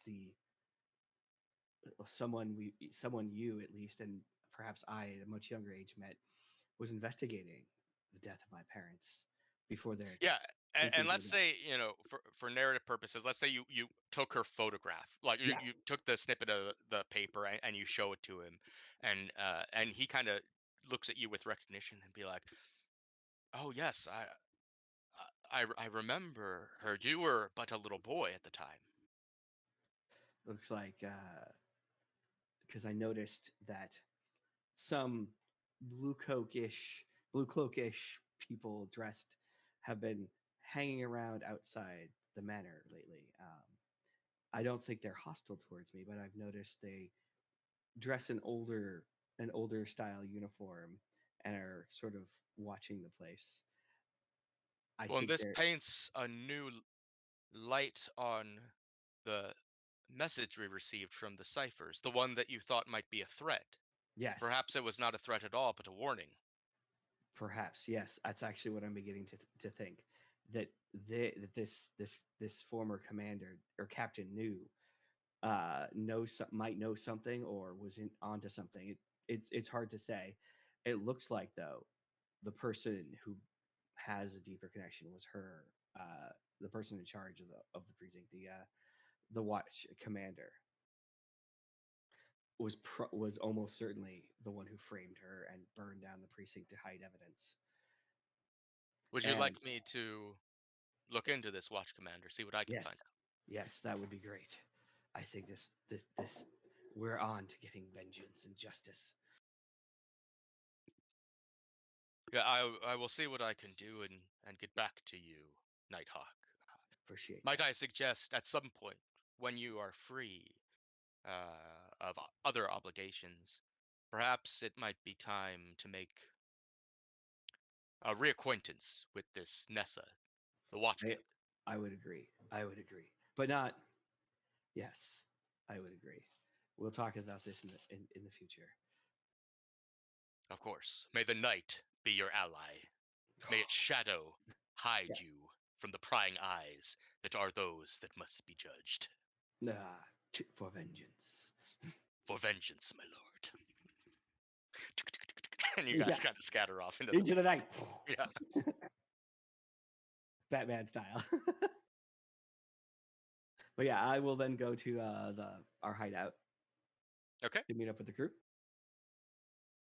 Yeah, sounds good. So, um, you know, I think the crew is kind of a bit scattered and kind of doing their own thing. So we have some folks who are going directly there. We have some folks who are coming to the lair first. So let's say at this juncture, you arrive about at the same time that Reese and Emmeline are finishing their discussion, and we know Silas was going straight to the bar from the docks because he was already down there. Nebra was going to the docks, but let's say the messenger, you are arriving back at about this time to the lair as well, having just uh, done your schmoozing and learning what you've learned down there. Sounds good.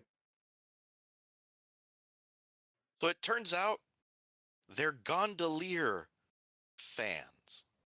They're gondolier fanatics. They think the gondoliers are really cool, and if you can tell them things about the gondoliers, they'll really like you. Yeah, and this is Emmeline, but I'm not sure it's worth it. I mean, they start to really like you. Yeah, it's definitely creepy. It'll be good to be able to sneak out, but I might have trouble getting at their libraries in the future. We'll see. For the moment, though, if Arkesh tries anything, we'll probably have the upper hand. Do any of you guys have a good read on him? I mean, when he worked for us, he seemed decent enough. I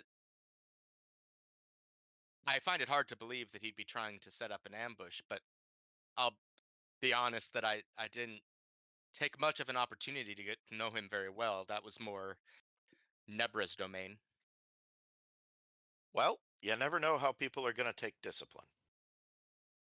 Well, this is interesting. We've had dealings with the gondoliers before. That could come in handy.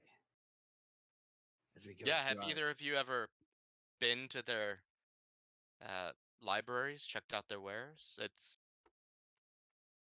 They have interesting things if you're willing to risk it. Really, we're quite interested things. vengeance. Oh, is things not that'll be taken in right my up your head. alley, Reese.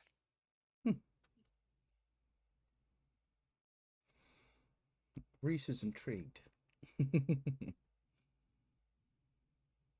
Yeah, I bet he is. So what else did you find out down there?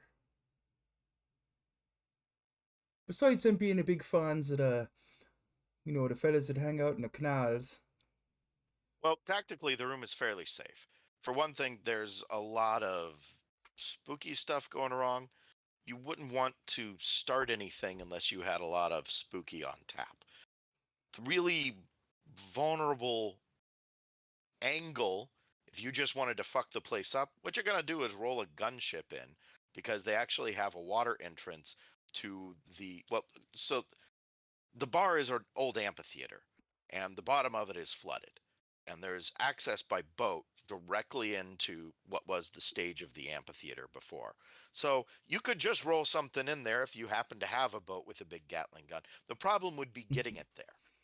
It's really no more risky than anywhere else on the canals. Other than issues of, I suppose, cover. I'm not sure those tables would stand up well to deck guns, but yeah, I'm not anticipating that to be an issue. Sure, what I'm seeing. Didn't even us hear it. I'm hearing a backup plan.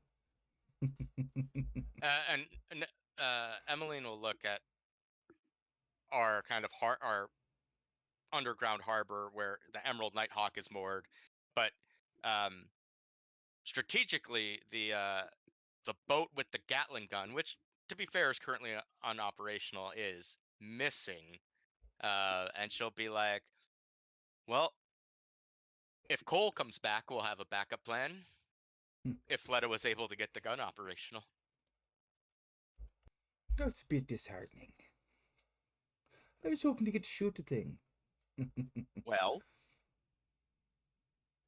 I don't know. My trusty long gun's not a deck gun, but it's still a pretty clear field of fire. If we want to hold back a boat that we can roll in and throw the tarp off me instead of a deck gun, and I can light the place up. But I don't think we're going to need to worry about that. Again, you don't really want to start combat in a place with a bunch of people who are working real hard on being in tune with the other side of the field. Yeah, which strikes me as weird that Arkash would choose that as a location. As again, Nebra might know more, but he never struck me as someone who was A, very spooky, or B, knew much of the ways of the Whispering Arts.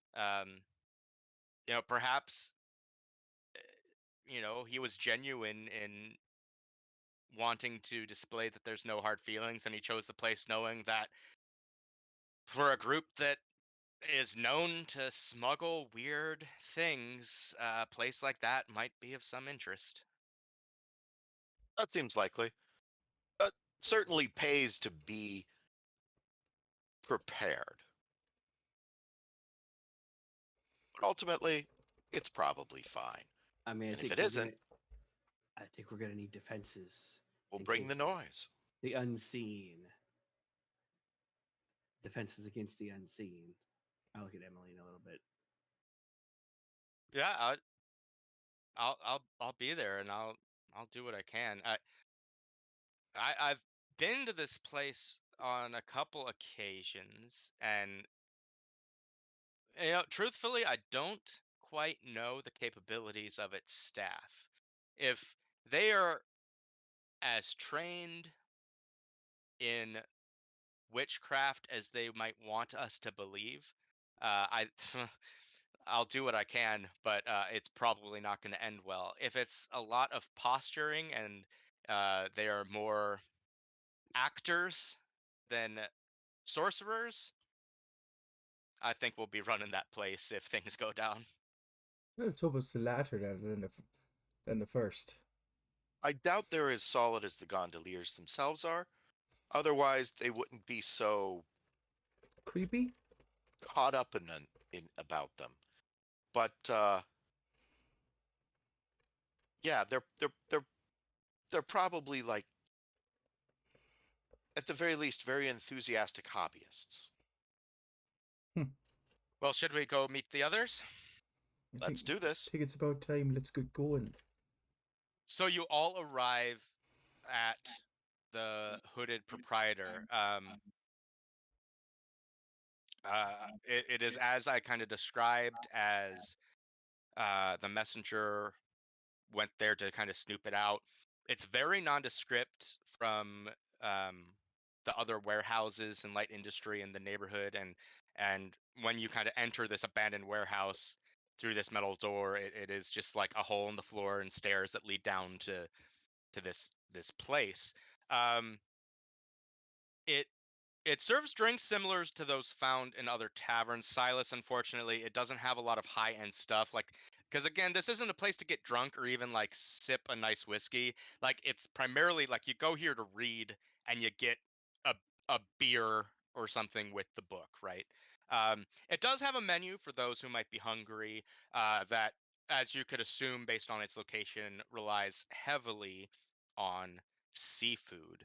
Um, Now you all arrive a little like at about the appointed time that you were to meet our cash, and some of you might expect him to have like reserved a table for you all or something. Well, but Um, we expected that. yeah, but what you notice first at this juncture is that our cash is not there. And now, Nebra, you've had a lot of interaction with our cash, and I think one thing that you know for certain is he is what was your cohort's tag, unreliable, and not the most punctual of individuals. So it's not un it's kind of keeping in character that he's late to his own meeting. But that being said, you are all in the hooded proprietor and have free reign to kind of set yourself up and explore or do whatever you want. Now, is there a table available anyway that we can wait for him at, or? Yeah, of course.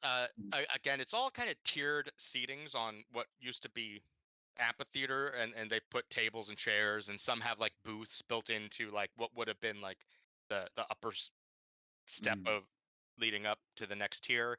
Um, and it's not a busy place, and like the patrons there, they all, like, to your eyes, Silas, they all do kind of seem relatively high of social class. Like, you don't, like, this isn't a pub where like you see at Kellen's, where you have like some rich and some poor kind of intermingling. Like, everyone here does kind of seem like either they come from money and this is a hobby for them, like the occult and stuff like that, or they're like scholars, like people you might see at either Charter Hall University or Duskfall Academy. And that's the thing, based on what you said about how it's a place where you like get a drink to like read, I think his opinion of the place has gone up a bit in that it's, even if it's not like the most classy of setting, it still seems relatively formal, I guess. I don't know if formal's the right word, but that like people are there, have a drink, do their thing, not come in and get shit faced, like, so he can appreciate that even if it's a place that he'll probably never ever come back to. Yeah. And you But yeah, see there are small boats, probably smaller even than ours, in this flooded stage area, and that some of the staff are rowing out on wooden barges with platters of drink, that is some oysters. service. I'll find a table and sit. Cool. Emmeline will follow your lead. Yeah, if a waitress comes, I'll order like a beer or something. Did you pass on the warning about the books? Yeah, if I've seen you, I have given you like, here's what I heard. Like, read the name. Like as Kyle said, read the name. Make sure you know what you're into. Just don't just be careful with the reading material. Yep. And so mechanically, should anyone want to gather information here, because depending on your interest, this might be a very good place to do so. You'll be at a +1D. But as Nate was informed, there might be some danger. Ooh. Danger. Biffy. Danger's my middle name, man. Is it? It might actually be. It's this Reese point, yeah. Danger Mulligan. At your service. Emmeline will lean over to you, Nebra, and be like, "Have you eaten tonight?" I have not. This is my first time here. I like the books. That's promising at least. Yeah, there's. I'm not sure anyone who I know that was like willing, because it's like Nebra. I'm like targeting Nebra and the messenger specifically with the whole like be careful with the books, and I kind of make sure Emmeline's in earshot, but I feel like that's something I wouldn't have had to tell her. Yeah. Nebra and the messenger because we're the academics. Yeah, well, and I know that you guys are into the heady bullcrap. Nerd shit. Yeah, I love nerds. Silas. Like, all academic is sorcery, because they're definitely different academic fields of study for those two. But yeah. So Emmeline will be like, "Have you had oysters before?" I can't say I have. Only eels. As you know, eels are my favorite. I'm going to order some, and you are welcome to try them. Not everyone likes them. Well, A, they're alive when you eat them, and Oh, two, the consistency can, for some, be uh, difficult to handle. A tip: don't bite them in half and then look at what you bit. I think this goes for most things you eat, if I have to be quite frank. or at least chop off the heads if you can. Okay. What are you eating, Nebra? The eels. Chop off the head so they're not looking at you. That's how you do I have it. to The say, head's the best part. What you doing? You're as ruining them. as tasty as some of the jam and crackers we got from the ministry were, it feels good to be able to eat freely again. That is true. I'm Yep. glad that's worked out. I think Eels and I are going to be on a hiatus for a while. I think I am all eeled out. That is fair. Yeah, because we have piles of eels because of the messenger. It's about the preparation, right? What we need is more sauce, a wider variety of sauce. See, I Here, like the way he's pivoting there. So you really you really stretch what you got there without getting too mundane. About this point, the waiter waitress who again dressed as gondolier is like, "Here's your beer, sir," and then sees the messenger and is like, "Oh goodness," and doesn't say anything at this point, but you see that she walks over to some of the other wait staff and is pointing and whispering, like, "That's the guy. Yeah, he's the one. Ask ask him about it. Yeah. I'm assuming everyone else has picked up on that as well, since Yeah, I think, kinda yeah, if never. you want to like, see it, it's zeroing in, like, excuse us. So I'm going to give whatever keys I can to the table to how to handle the the the setup that I did, basically mechanically. Just give them, if you need to flex on him, either to counter a threat or to get a better deal. Here's some things that'll make him aware of that we have a better connection with the staff, and then I'll go. Now, if you'll excuse me, boy, what would be a good hunting term for? If you'll excuse me, I'm going to lure some of the noisier game away, and I'll go play the messenger. Will go play the social tank, awesome. Yeah. if possible, in another chamber. We'll go talk about books. I'll ask someone, hey, do you have something on this topic? Da da da da da da da da. All right, we will go. I'll draw the heat away. There we go.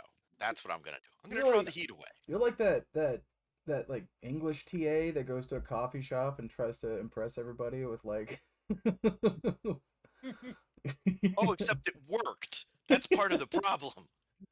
Like That they're worked so on. well. So you just regurgitated now Gordon Wood. They're up on the messenger's nondescript junk. There you go. I like it. Cool. So, Whatever they have. yeah, the I mean, with Taikarosi, there are a lot of possibilities, and we know like it's junk. We just don't It's a know proboscis. what form the junk takes. Or if ain't it makes nobody's sense. business yet. No. So about 5 minutes pass, then 10 minutes pass. Our cash still not arriving. The messenger, you're led down a passageway, and you might be like, "What? Show me a book." And like the conversation immediately goes to, "Oh yes, of course. But what about Griggs? Tell me about Griggs. Have you met Griggs in person?" Um, Griggs being the chief whisperer of the gondoliers, not the leader of the gang, but the most powerful magician among the gondoliers. Um, Now, does anyone want to take advantage of the time that our cash has, unbeknown to him, given you to peruse the stacks of the Hooded Proprietor? And if so, the way I would like to handle that would be through a group action as everyone explores. But you don't need to, because I will say, as Silas learned, there could be risk. Nebra was going to flag down either a waiter or staff and ask, like, what are the rules regarding, reading the books? Like, what's the policy? Oh, Like, I'm great, assuming yeah. it's not a checkout situation. Like, you No. read. So, I can tell that this must be your first time. It is. It Welcome is. to the Thank you. proprietor. No, no book can leave the premise. Gotcha. And it's not that no book shouldn't, it is that no book can. I hope you understand.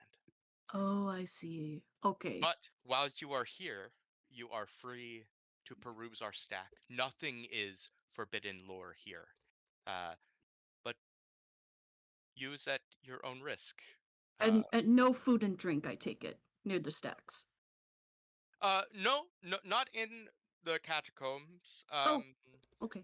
But you can bring the books back to your table if Okay. you so choose, if you would like. Deeper in the passageways, we do have private reading rooms. Though if the door is Interesting. closed, they are not to be disturbed, no matter what you hear on the other end. Gotcha. Oh, so Okay. they're reading from that part of the library. Okay, I get you. To back room, the one with the curtain. No, they are full doors, sir, for your protection and ours. He just grins. Thank you very much, sir. Or is it sir, right? The waiter. Undetermined, because they are kind of shrouded. Okay. But they don't seem to correct you one way or Thank you the very other. much. Y'all want to look at some books? Emmeline does. It could hurt to have a look. I think trusts his crew enough in this endeavor that he'll be like, you guys will heed the warning. I'll help just to make sure I think everything's on the up and up when we get a Read your book, but read it quickly. Yeah, and then you put it down, and we leave, and that's all you're gonna do. Got it. Sounds good.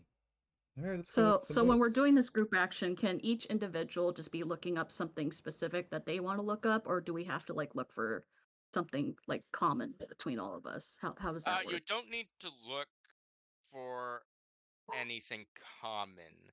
You can try to look up stuff that's personally relevant to you, should you want.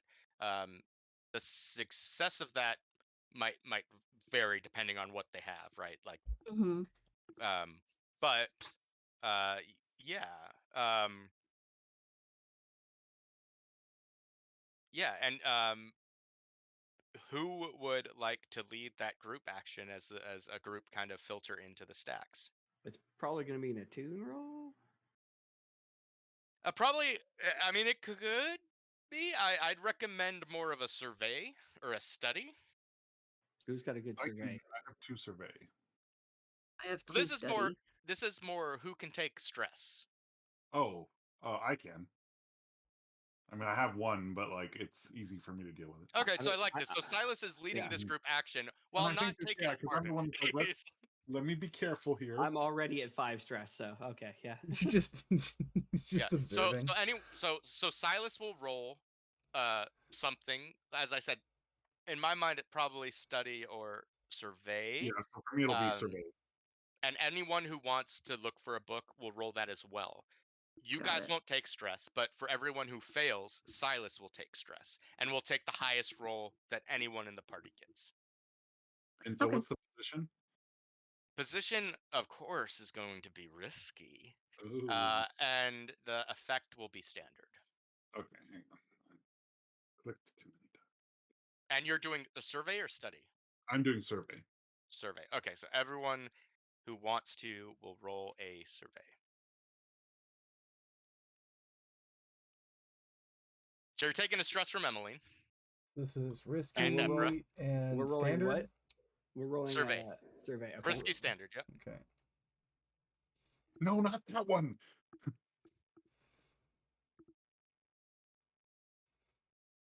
And one from Reese.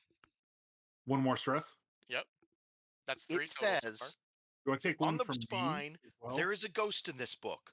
Do not open that book. What are you doing? Because I Right. want to be looking up information on the Forgotten God of Vengeance. But the cover is golden. It's so shiny. So do I take the stress from my one as well? No. Only failed rolls. Okay.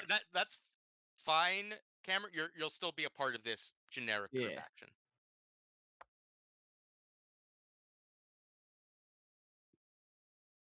So I got 3 stress. We're waiting for Cameron's roll. Oh no, Virgil did No, roll. 4 stress for. I got 3. Wow. I got, And I the got messenger, 3. did you want to do this, or are you busy? I just drew the heat away. All right. Wow. So, Silas, it is stressful trying to keep your Not your that one. crew from like learning things we ought to know, unleashing ghosts, taking great harm. It is Like, I super feel like one book stressful. is like how to unleash the wrath of the gods. Like, no, not that one. We're I kids should in a candy store. We can't help ourselves. But we will take the 6, which is a success without complication. Thank you, Silas. I feel like that's where the stress comes. This one, read this one. I'm pretty sure this one's okay. So the 3 of you who are looking, so Reese, Nebra, Virgil, you guys in ruffling through this arcane library, you've uncovered some other information which I'll discuss based on the 6 we rolled. But what were you looking for specifically? I know, like Cameron, you said you were looking for Information Forgotten about God, my. specifically this god of Yeah. vengeance. I'll say, like, you don't find much about him in particular, and it begins to become a bit weird in that a lot of Forgotten Gods knowledge is not present here, which is a bit weird for like a quote weird repository. It's like it's been forgotten. And any of the forgotten gods that are mentioned and some of the stuff you're able to peruse, all of it ends up relating back to the gondoliers in some way. Like, oh, this was the forgotten god that the gondoliers sprung from, and it is from their rituals that the gondoliers were able to shepherd spirits into the afterlife and eliminate their presence in Duskfall. So you don't get much regarding the Throne of Vengeance in particular, and it seems more than like they don't have it here. Like it's not something they collect, if that makes sense, right? Like Yeah. it's either they're not interested in it or they don't want it sullying their collection, right? Fair. Or it shouldn't be known. Or it shouldn't be known. Yeah. Mm. Reese, what about you? I think Reese is looking for information about like the like skin writing type stuff he was taking part in last week. Cool. You don't find information. Oh well, you're certain they must have something like that here because this is something the gondoliers actively work against. Like they Mhm. do, much like the spirit wardens, they do not want ghosts in the city. You don't find much about that, and that's probably just based on the limited time you have to explore. You do find something similar though, and it's probably something that like maybe the Nighthawk sees over your shoulder because it impacts them, which I will get back to in a moment. But Nebra, what about you? I guess generally just anything Aruvian based, but more specifically anything about the demon prince Ixis. If there's any Cool. knowledge of that. Yeah, so much like uh, with the Nighthawk, you don't find much Aruvian stuff here. Like it is very Akarosi forward and very like it very like it heroicizes Akarosi culture, right? And their practices. And even more specifically than that, the kind of pre-cataclysmic Akarosi society. Oh. Like some of the stuff the Immortal Emperor brought in, there's some criticisms on, but the way things used to be when the Akaros first arrived in the region is very much romanticized. But in doing your research in this, you do find something kind of interesting that kind of relates to the demonic, but through an Akarosi lens.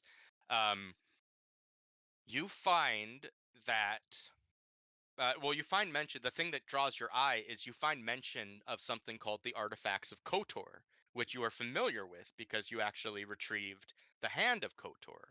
And in these tomes, it is described that should all artifacts of Kotor be acquired, which from our faction clocks we know the Circle of Flame have now done, that it is possible to resurrect this powerful sorcerer, much like the messenger warned us about when we went on this score in the first place. However, his soul having long passed into whatever awaits beyond the shattered gates of death will result in the creation of a hollow upon his body's resurrection. That is, a body that is alive without a spirit. Mm. Which might be of Right, interest to right. Reese too, because this would allow someone who wants to skin ride someone, as Reese experienced last game, unbeknownst to the rest of us, to do it permanently.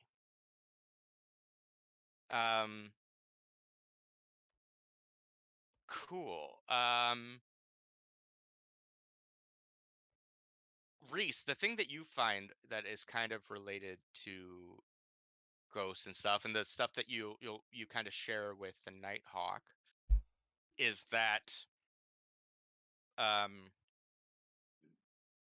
the gondoliers, and of course there's tons of information here about the gondoliers, but the gondoliers have more recently, and these are like ink rake newspaper articles that have been, put in pages of tomes and stuff like that that you end up finding.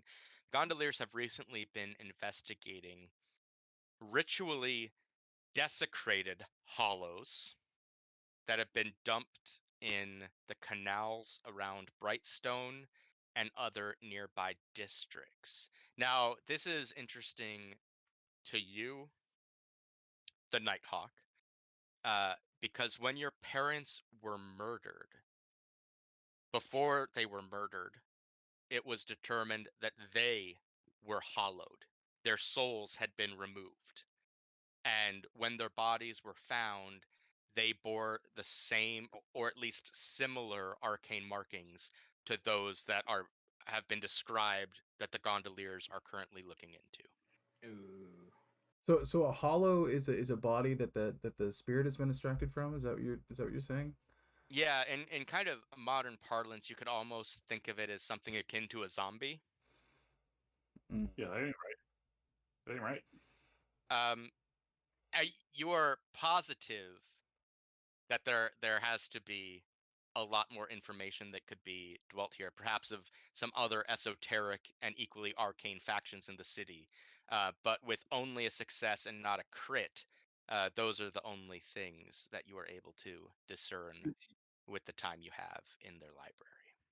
Messenger, you're right. It looks like this Kotor is coming back. Well, is he? I don't think he's there with us. Yeah. Oh no. Oh shoot. Okay. The messenger is busy entertaining and potentially disappointing a lot of gondolier fans. Like, we're trying to keep it going. All We're right. trying to spin a lot of bullshit here, but like, there's only so much they can bring to this, hungry crowd. Okay. So I guess Honestly, we these just people just need to fuck some gondoliers. Like, they need to actually make some connections. Well, I think it's safe to say, like, let's say at this point, as because it took some time, right, for you guys to peruse Mm. the repository. So, at this time, like, you absolutely have, like, some are still clinging on your every word and will probably want to come to your table, ask you more things, and some are like, oh, I had higher hopes for this conversation and have gone about their everyday business. Um, but you're all able to make it back to the table. Our cash still not here yet, and can discuss things like what Nebra just said. So yeah, so let's say Nebra, as the messenger arrives from his interaction with the Gondolier fanboys, you're like, yeah, it seems you're right. Kotor's coming back. So how does that work with sorcery? If a person is very powerful in sorcerous arts and they become a hollow, will that and a spirit goes into that hollow, does the spirit have the sorcerous arts of the person that produced the ghost, or does the spirit have the sorcerous arts of the person that produced the hollow, or both? Emmeline's gonna roll a quick study to see if she can provide insight. Nope. Damn. She doesn't know. She shrugs. Could I Nebra know, try? I it's a don't know. risky position. What are the consequences of that Well, we roll? don't know. We just don't know, dude.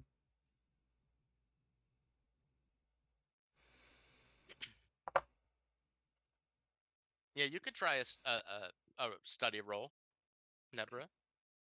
Probably doesn't know as much as Emmeline would, so but it's That worth a remains shot. to be seen. Well, wait, before you make a roll, let me help. Okay. Yeah. Where's that window? There we are. Okay. Um, yeah, I think I can just help with study.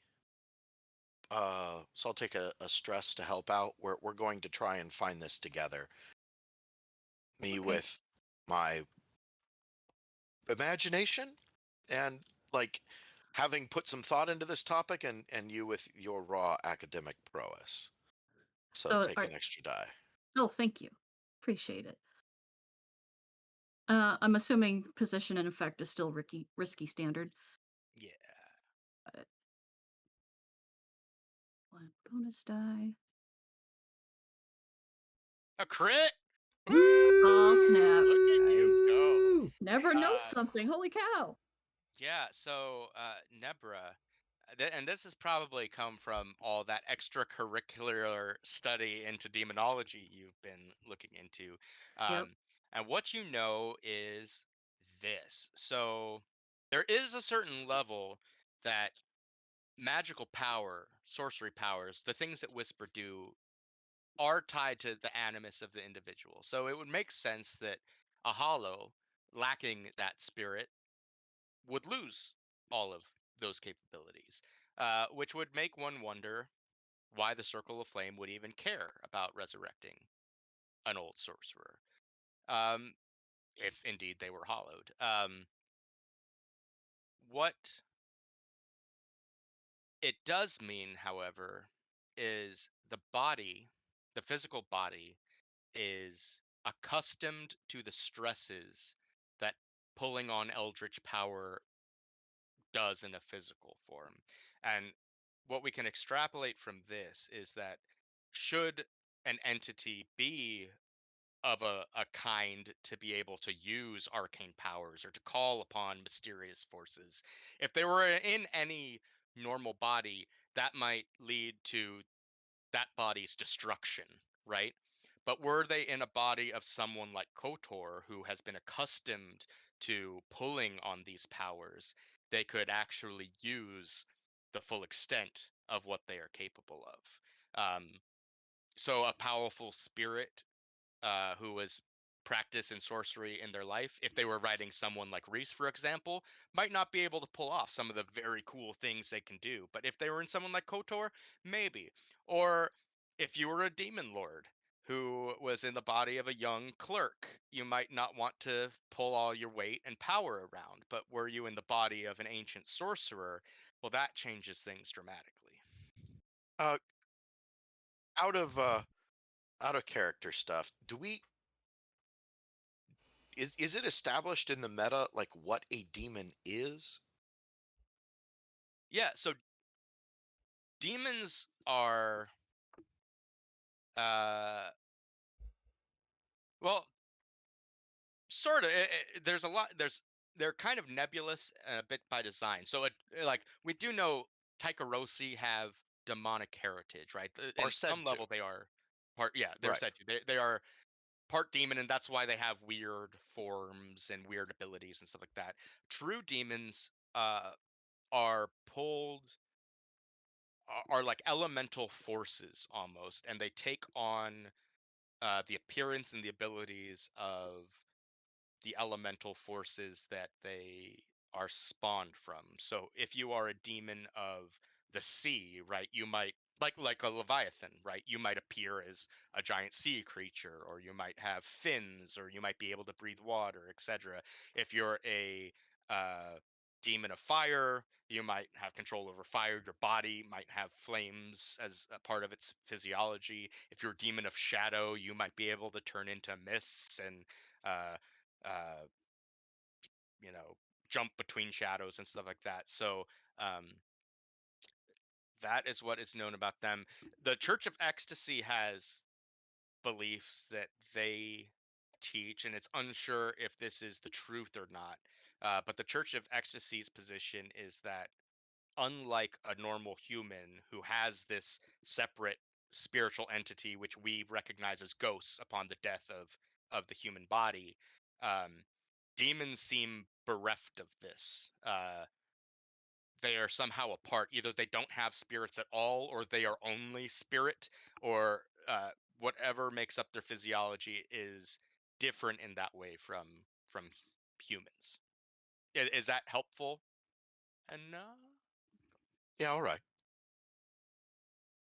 It's just if it was known that, ghost this, spirits this, like a person it has whatever po and ka, and a demon is just pure, and a hollow is a po ka and flesh, and the demon and a ghost is just po, and a demon is just ka, and a flat hull is just flesh or something like that. But no, that's not the case. Yeah. Demons are elemental but intelligent, and the church has opinions on how unrighteous that is. Well, yeah, and the church's stance is that a demon is much more closer to a hollow than anything else we might know. Okay. Okay, so I think Nebra will share basically most of that, but she will not include the part about like the demons, and she's trying to prevent like everyone else making the connection that she's already made with Elstera and Yeah, Circle of Flame and all that fun I, stuff. I think that's perfectly reasonable for the majority of the crew. I think the way I want to rule it is with the messenger helping you, you're Okay. unable to hide that from them. Like Oh, they they're might smart not enough make to that figure it out. assumption, but they at least have that knowledge. They can figure it out, yeah. Yeah, but Fair. like demons are kind of already a bit of their family bag, so that's probably fine. Yeah, it's totally fine. Probably fine. Cool. And it's about at this point, as you guys have come to this realization, that Akash walks in the bar. He is alone, not accompanied by any other member of the Red Sashes. Dressed in, he dressed up for the occasion, but looks much like you remember him.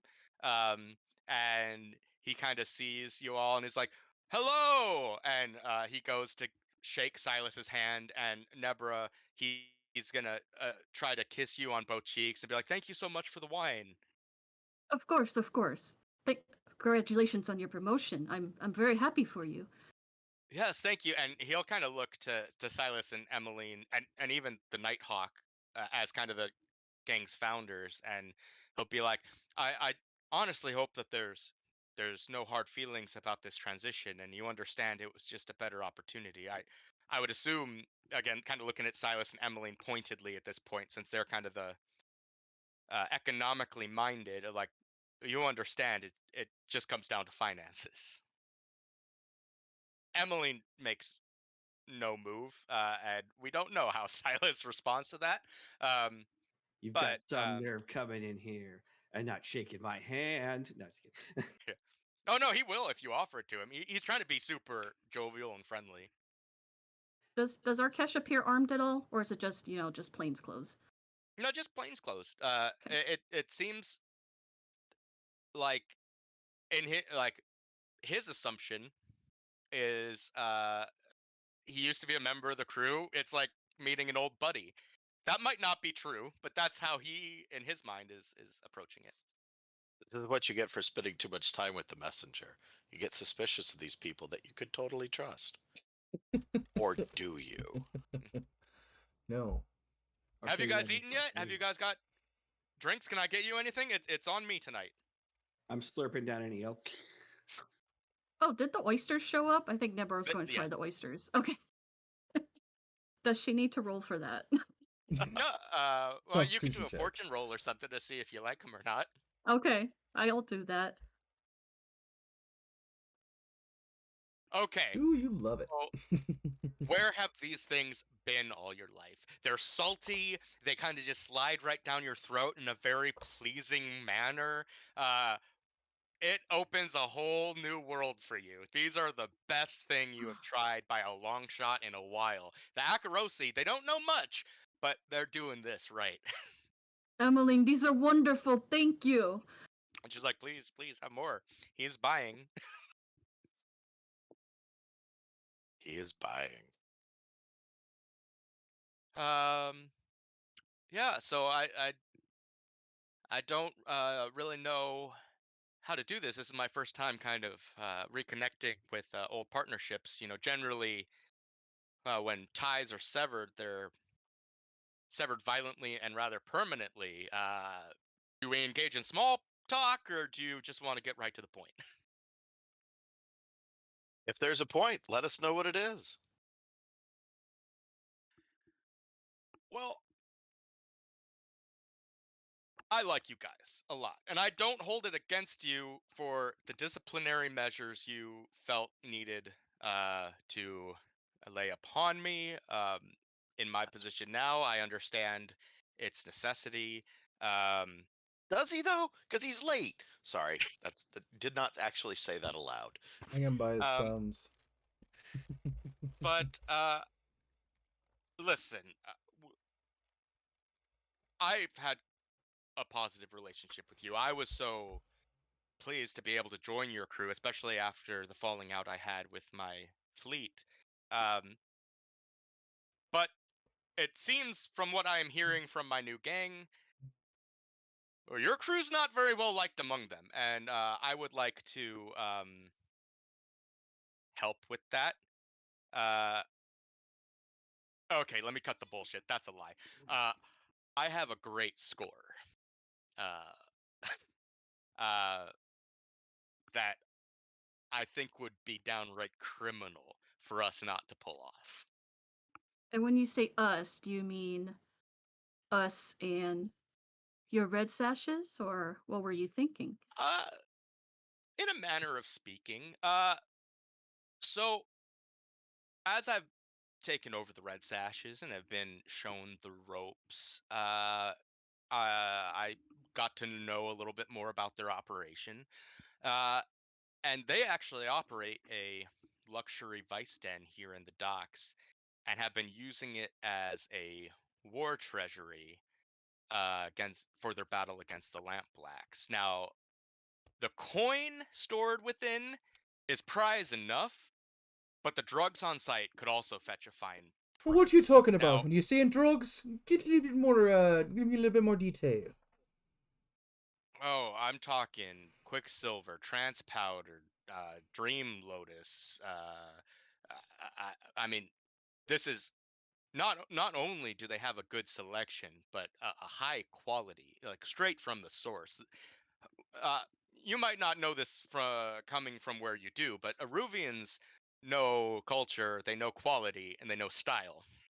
Um, now here's the thing. So my Lyriclev, now leader of the Crows, needs her red sashes, needs me to continue earning. So there's a certain level in which I'm insured.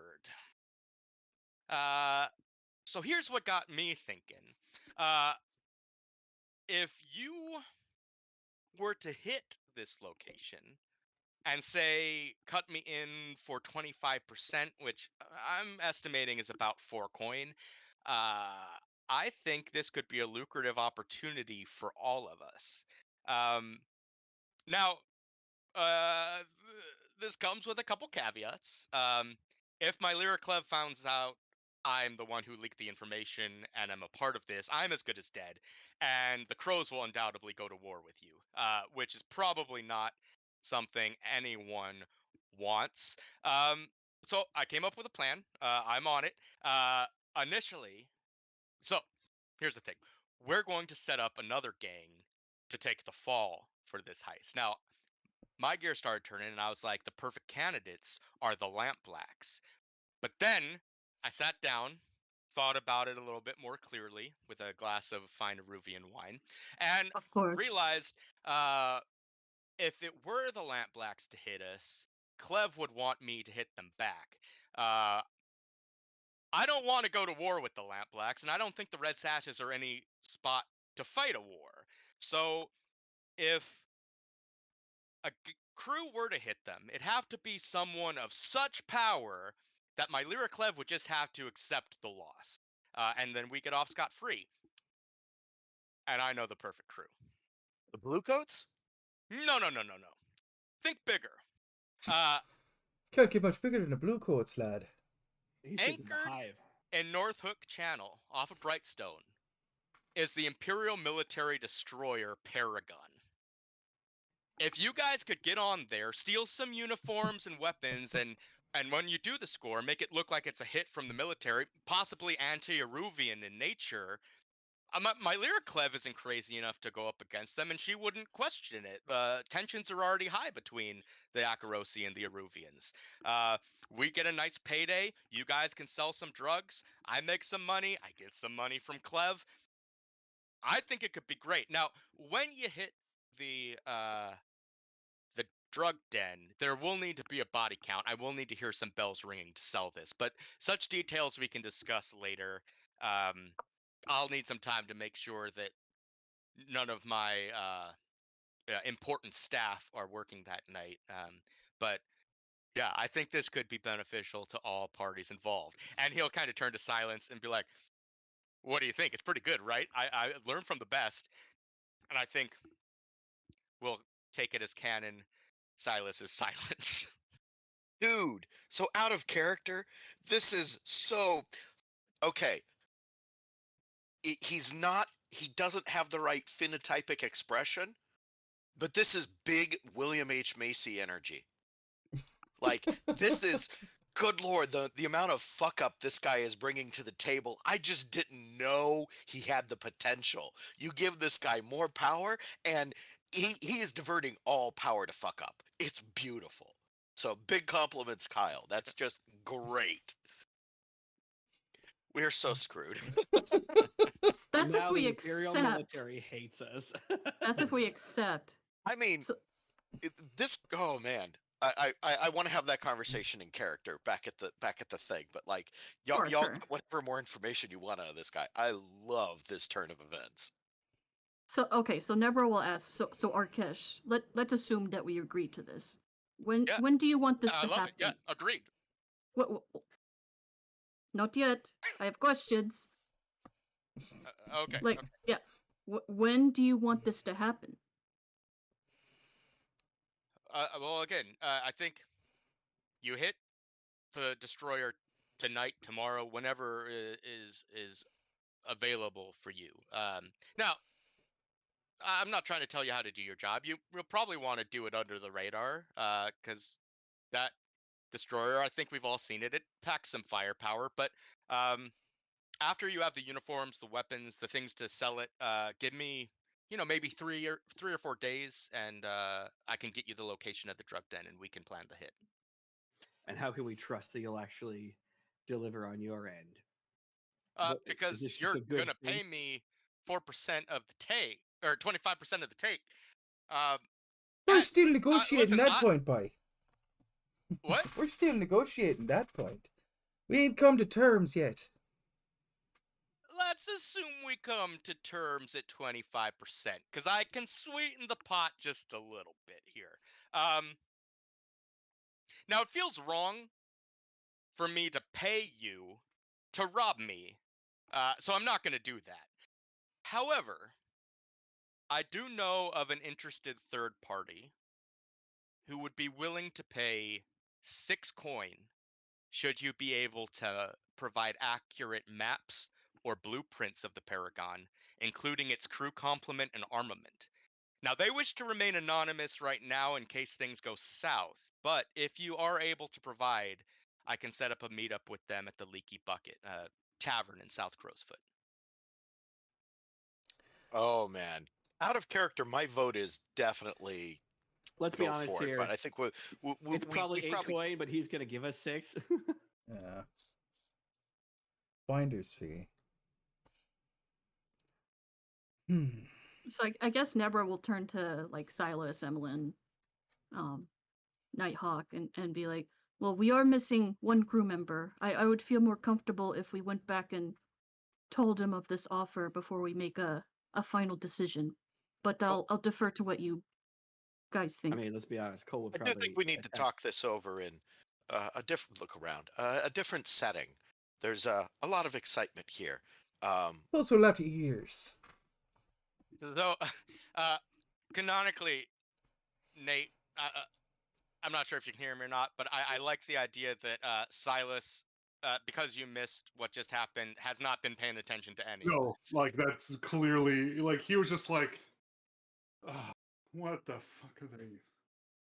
Like, and probably with the waitress, like You're eating the oysters. You're drinking your drink. You're just zoning out.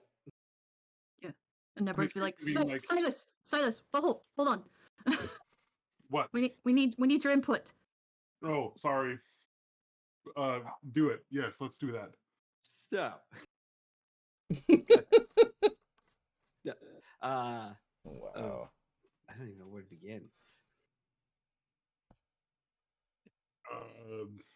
Could you fill Nate in, Kyle? I don't know if I can do it justice. Essentially, what Arkash is asked is, I mean, I think Pal hit the nail on the head. They're going to do this in character. I could do this in character. Okay. Catch him up. Yeah. So, As you know, Arkesh is now the leader of the Red Sashes. Yes, He's of course. become aware of a collection of assets under Red Sash's control that are insured. If these assets go away, the Red Sashes will be compensated. He wants a cut. That's fine. He says his cut would be 25%, which he estimates to be 4 coin. Now, it's very important that his superiors in the Crows believe that this work was done by someone who the Crows will not take on. Imperial Destroyer Paragon is in the area, and he proposes we obtain accessories from the Paragon, run this hit, ring some bells, and move the product. The product includes stolen goods and narcotics. So we're looking at making 12 coin from this? Well, it gets a little better. I love that that's the bottom line. Because if part of the job is getting on the destroyer itself, if we're not just hitting their barracks, we can obtain maps of the destroyer as part of running that, and someone else will pay us 6 coin for those. Okay, let's do it. There you go. That's 18 coin. You see, Or- you're proud, aren't you? You're Yeah. proud. Yeah. Now, well, let me be sure though. So the 25% is just of the cache of goods, not including the map. No, of the proceeds from selling the cache of goods. We're going to have to sell them. Okay. Oh we can do no, that. there's a war treasury there that I estimate to be about 12 coin, of which you guys can have 8 if you give me the 4. Any narcotics or anything else you can move, I'll let you have that as a friendly reminder that we're all good and we have no hard feelings about the way this played out. Well, so is the total quantity of what's there 12 coin or 16 coin? Yeah, you did say 25% would be 4. That'd be 12 coin. Well, that'd be 16 coin total, though. Yeah. Oh, yes. Fair enough. Yeah. Yeah. That was me mathing Don't wrong. try and fuck with Silas on the map. If it does turn out, just to be clear, if it turns out there's 12 coin there, you get 3. If it turns out there's 8 coin there, you get 2. Well, so The whatever 25% is the hard line, not the 4 coin. Is that right, Arkesh? Yeah, yes, 25%. And Great. that's just Okay. of what's there, not of like including the maps that we sell ourselves. Oh, the maps again are a third party is interested in that and they have agreed to purchase them for 6 coins should you provide. That money I can't negotiate that. I am just a person who heard the offer. But that's all ours. Yep. Oh, good. All right. Where we go? Well, we go back and we talk this out and we figure it out. But We need to tell Cole. We need to tell Cole about this. We'll want to talk with the whole team, sure. Out of character, like we're definitely making the first run without Cole. If we're doing this thing, which it sounds like we are. This is great Coen Brothers nonsense. But I am going to want to talk about it a bit out of character outside of where our cache is.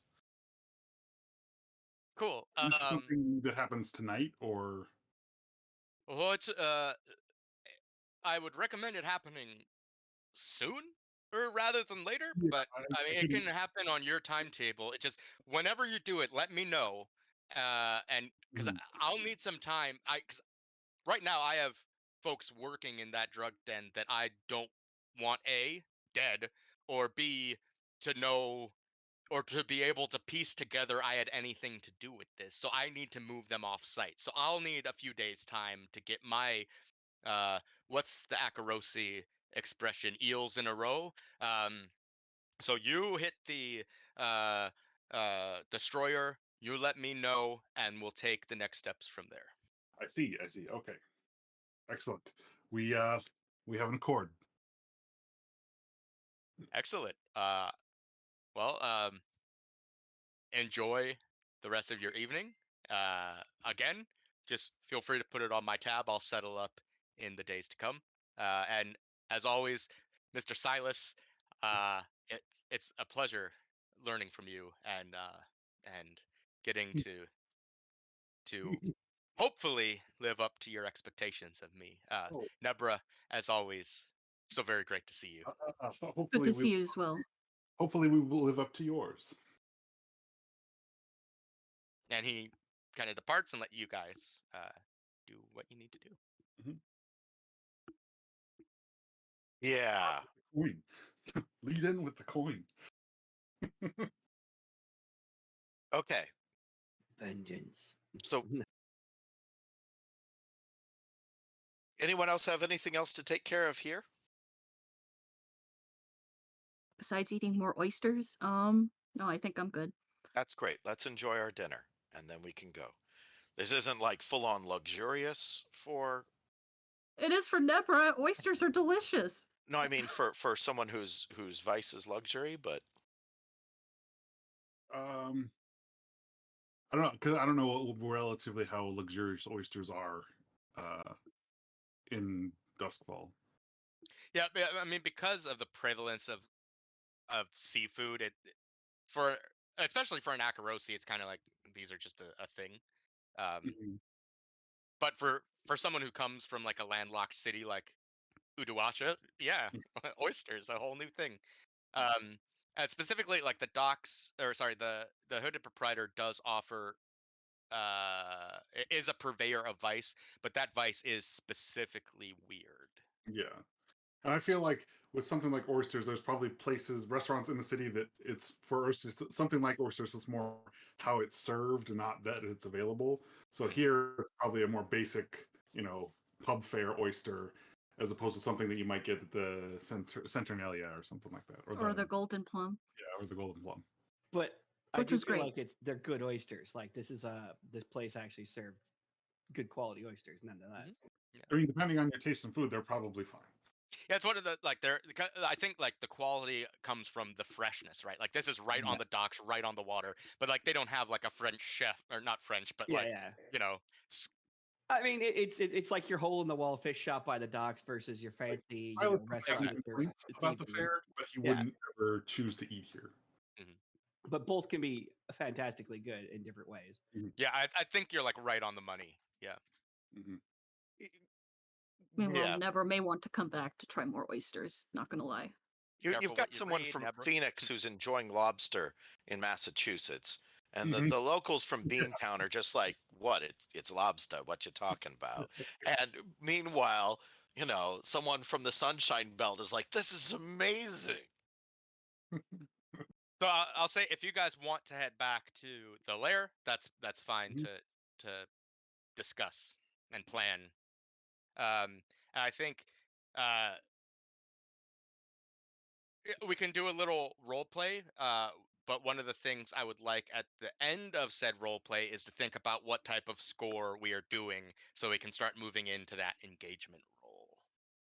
Are we going in? I assume we're going in stealthy. We're not going to go in, guns blazing, right of the Valkyries, like on our Gatling gun boat, right? Because it's a destroyer. Are we back at the lair now, or are we still at the dinner? I'd like us to be back at the lair. Yeah. Okay. Is this Emmeline better? will respond to you. That Yeah. is better, Cameron. Emmeline will respond to you, Nighthawk, and be like, "Well, a couple things there. One, I'm not sure that Fleta has gotten the Gatling gun operational yet. She's working on it, but I haven't heard word one on whether it's complete. Two, unless Cole shows up, in the time that we're planning on hitting the destroyer, the Foghound's not going to be of use to us because he and Bear are off doing God knows what." Well, I mean, either Bear's proving himself or Cole is killing Bear. Yeah, the gods know which one. Well, the other question we need to ask is, do we even follow the plan that they came up with, or come up with one on our own? So here's the way I see it. Arkesh is not reliable. We knew that before, And he demonstrated that that's still the case when he showed up late today. Yep. So there's a few possibilities here. One is that Arkesh does have all his shit together, and this score is worth taking at face value. Two, Arkesh is going to fuck this up. We'll do everything right, and he'll fail. The money won't be there. Trouble will be there. Something like that. Three, Arkesh thinks he has everything set up right, and we don't do the score the way he expects us to.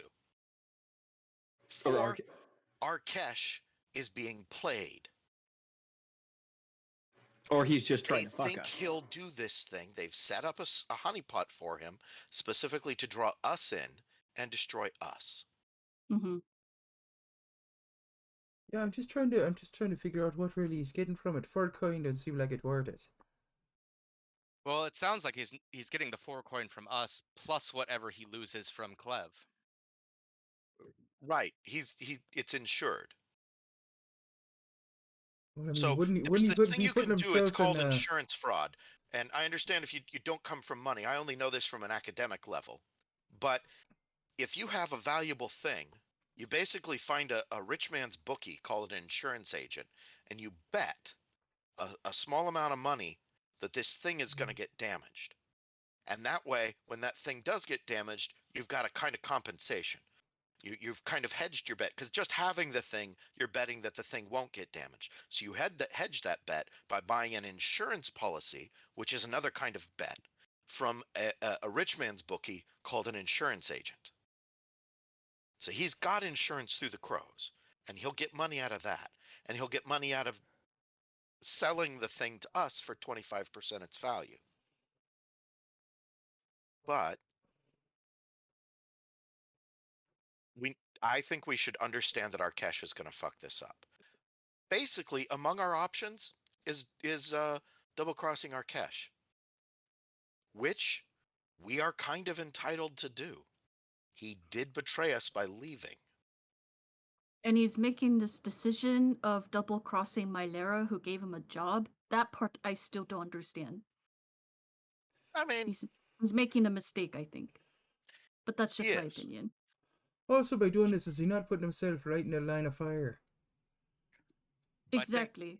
that's why he has a plan to distance himself and us from all of this. Right. Well, he's already in the line of fire because he's the leader of the Red Sashes. And when you're leading a gang like that, especially one in a weakened position, you're already in the line of fire. Like, it's And just he part will of take being some. gangland He will take royalty, some like all of flack us. from Mylera for losing this asset. But if what he says is to be believed, Mylera needs the Red Sashes to earn for whatever her plans are. So, he might get a beating, but it seems like that's kind of Arkash's lot in life recently. Yeah. I'm wondering if Mylera might figure out he's responsible too, because he said he's taking people out of that work who he doesn't want to get in the way. So this might also be part of him purging elements out of the Red Sashes that he thinks will conflict with his authority. Because if he's got someone who he thinks is going to cause trouble for him, he just makes sure they're at that drug den, and then we, as he said, ring some bells. That's what I'd do. Right. It's entirely possible there isn't money there at all, and this is just about getting rid of people he wants gotten rid of, which might include us. Yeah, but he's not really that smart, is he? He might not know that. Or he was given the plan from someone else. I mean, this And he's just all Well, rings okay. of If he was giving the plan from someone else, I don't think we would get it as clearly. Like, he'd fuck that up too. this all rings of too good to be true. Well, I don't know about that. There is still a level that in order to pull this off, he wants us to hit the Imperial Military, which in itself seems like a Herculean feat. But I mean, really, he's really just asking us to see some equipment. I mean, really just uniforms. We're not hitting him for that much. We're just putting a little bit of a stench on their name. It doesn't take much to raise their ire, though. I mean, you were in the military. You know that better than me. I wasn't in their military. Yeah, But Cole I don't knows know if better.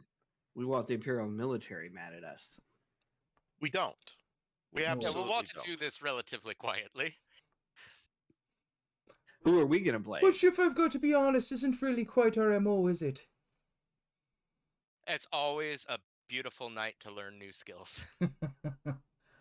We leave red sashes there, and when we raid it, no, just kidding. Just wondering if it's also the night that we're attacking the military is the night to learn that skill. But I agree with you, Nebra. It would be nice to have Cole here and hear his take on the matter, being that he did fight with them. He does know a little bit about them. I think the thing we can be most sure of is that we're not being set up to fail when we go after the military. And I'm not even all that sure of that. I'm maybe only 50% confident there. Because Well, the whole deal with the drug den, he's definitely telling us about a vulnerability there. And he would, again, benefit from purging his own ranks there and from making the insurance claim, no matter what goes down, right? So if the goal is to deflect, why do we have to deflect toward the military? Because my Lyra Clev will not start shit with the military. If she gets hit by the military, what Arkesh is saying Who is gives she'll a just shit go, if they well, start shit with anyone? Our What was cash.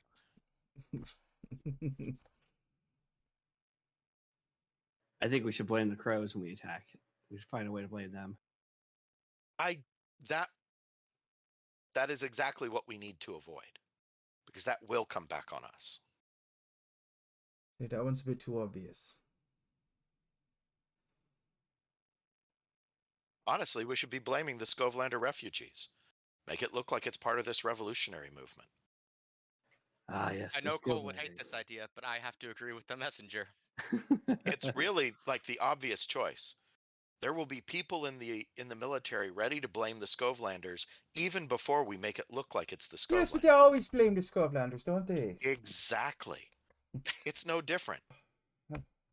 If you want to do that one, you're gonna have to you have to count me out on that. I'm not gonna put my own under the boot. Really? What, using the refugees? You've been putting your own in the line of fire this whole time, though.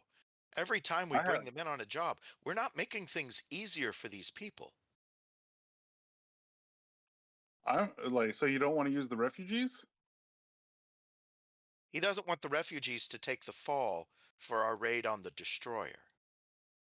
Oh, Pointed I pointed out that the Skovlander revolutionary movement is the most Oh, I obvious wasn't talking target. about the destroyer. I was talking about the loot. Oh, well, who cares about the loot? The military We won't care about the loot. The military will not care about the loot. We're We were talking not about discussing- circumventing the military, messenger. Why is the No, we military? weren't. Well, that's We what I were was not. talking about. We were talking about who the military should blame for this. And the Imperial Navy will already be ready to blame the Skovlanders. Wind it back a bit. I were talking about avoiding the military entirely.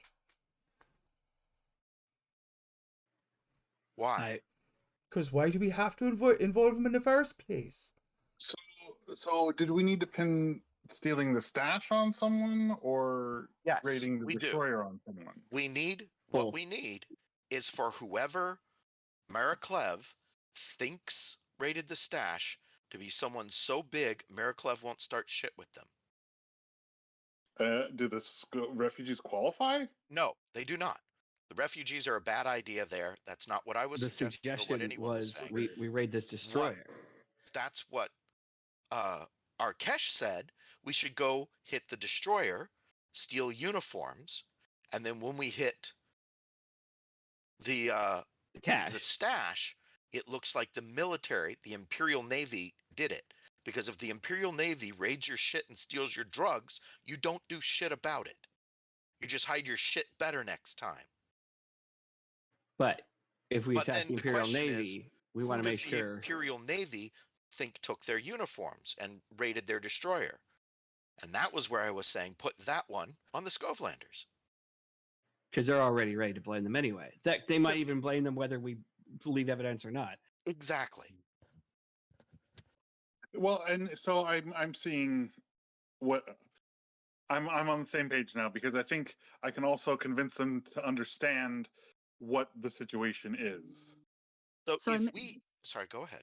I was just gonna say, I may have missed it during the conversation with Arkesh, but if we're just trying to get uniforms, why do we have to go to the destroyer? Because the military is kind of placed everywhere in Duskfall, right?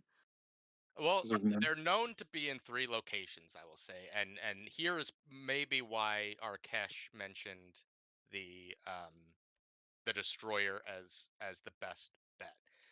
The Imperial Military has a presence in White Crown at the governor's palace.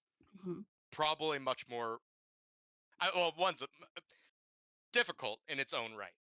The other is a garrison at Gaddock Rail Station in Night Market, which puts a lot of heat in our backyard or our front yard or just on our house because we're right next to Gaddock Rail Station.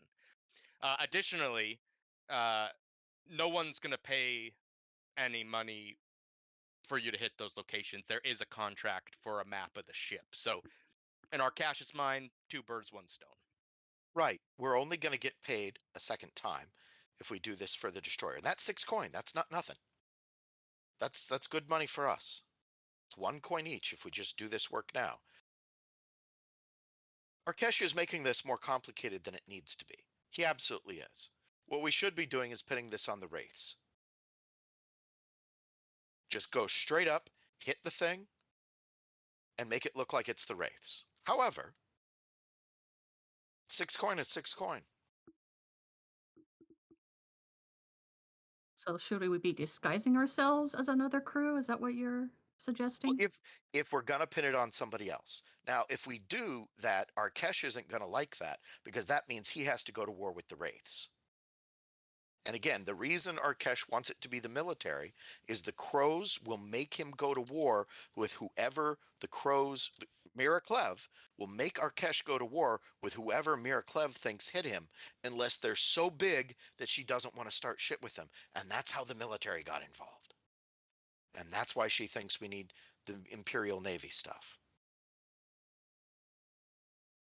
So I definitely wasn't suggesting we make the Scovelanders look like they raided the Red Sash den, because then Arkesh has to go to war with the Scovelanders. And he doesn't want that, and we don't want that.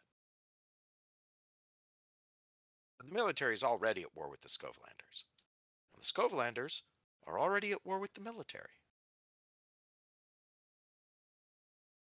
You want to kick off a revolution? Let's make some coin while we do it.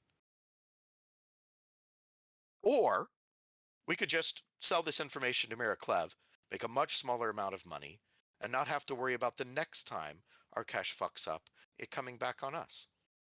I think we maybe get 1 or 2 coin for that. I like the 6. Emmeline will throw out. I mean, 6 nothing.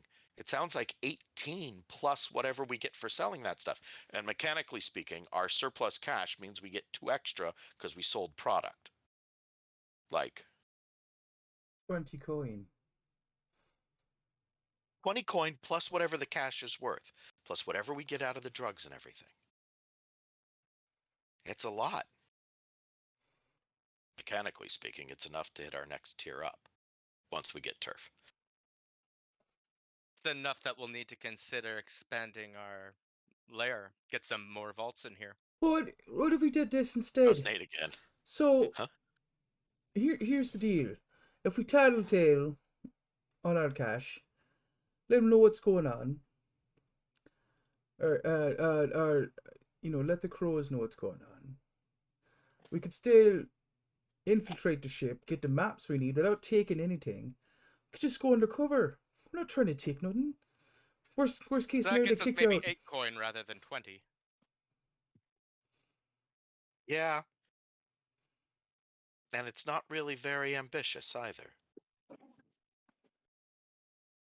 I, for one, think the refugees might be excited to be blamed for raiding a destroyer. There's the Silas we know. Like, There's I can convince them that this is something they want to be a part of. They know they want to be a part of it. Oh, yeah. As I said, they're already at war.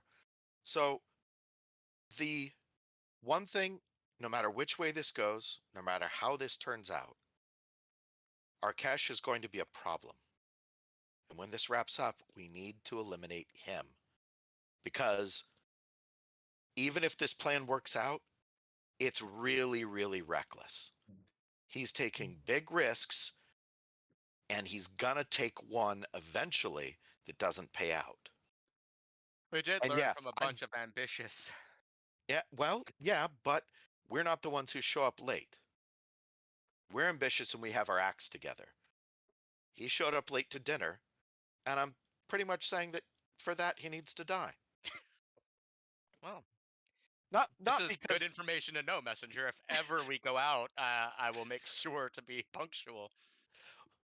eh, it's not the one time, right? It's more an indicator of pattern, and it's the combination of Now, is this a this Messenger wild thing or a plan. Taikarosi thing? Just in case I have interactions with others of your nationality. Oh, the one thing you know about another Taikarosi is there's a lot you don't know about Taikarosi. Don't worry about that. Has the messenger and Reth met yet? That's Reth, I right? don't The other know. Taikarosi? I don't know that we have on screen. Okay. Haven't put On much screen, thought I into know it. you guys haven't, but in the Right. downtime, maybe. Okay. I'm kind of thinking like for Taikarosi, because we do take so many different shapes, gender for a Taikarosi is kind of like a fursona is for a person. Jesus. You don't actually have to have one. If you pick one, though, expect to be judged for it. Mhm. And this isn't just male and female. Maybe Ref's gender is Lothario Or or gender something. fluid or something along those lines. Oh, Just sure. And whatever your mood is or whatever things you can need. change as well. Yeah. But yeah, and really, it's just because what is that to a person who is an energy being? Out of character, I say we do this thing because it's just so ridiculously wild. Like, I don't want to leave this plot on the table. It's just too stupid. Yeah. And not stupid as in low quality, like stupid like a Coen Brothers plot. It's hard to pass up, honestly. It's it's just it is just very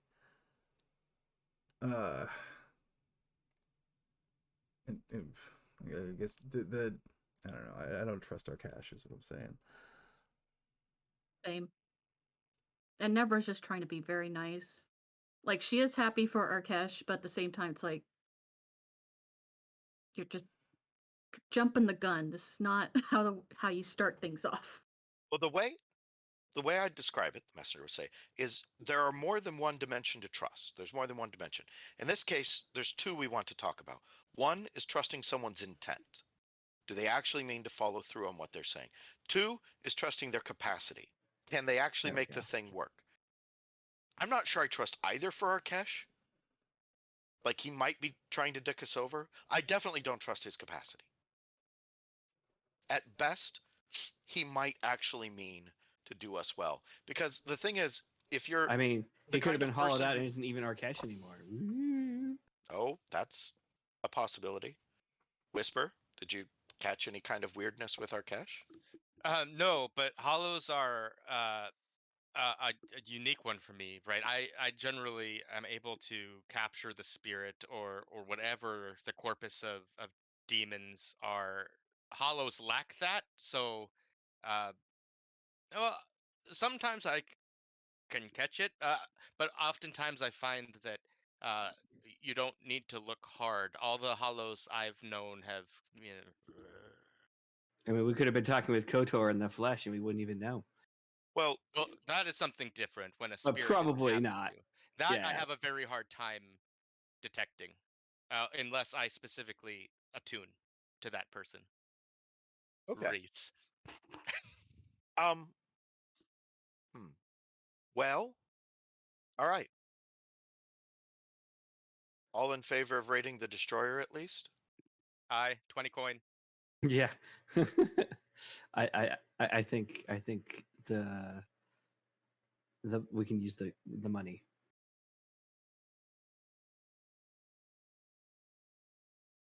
What do you think, Reese? Let's get it done. He signs under duress. I'll go ahead and at least do Under this protest. this part. Obviously, if shit goes sideways, then we can, replan from there. But I'm with you guys on this.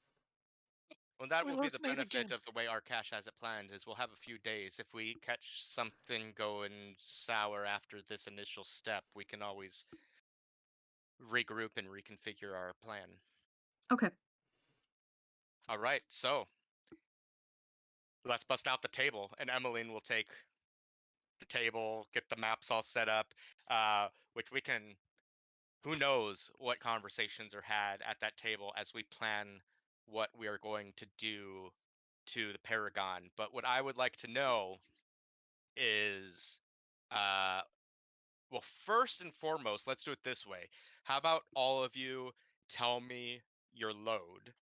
And I will say, as a disclaimer here, uh, a heavy load, as we've said before, right? You look like you are traveling heavy. You look like you have gears and ill intent.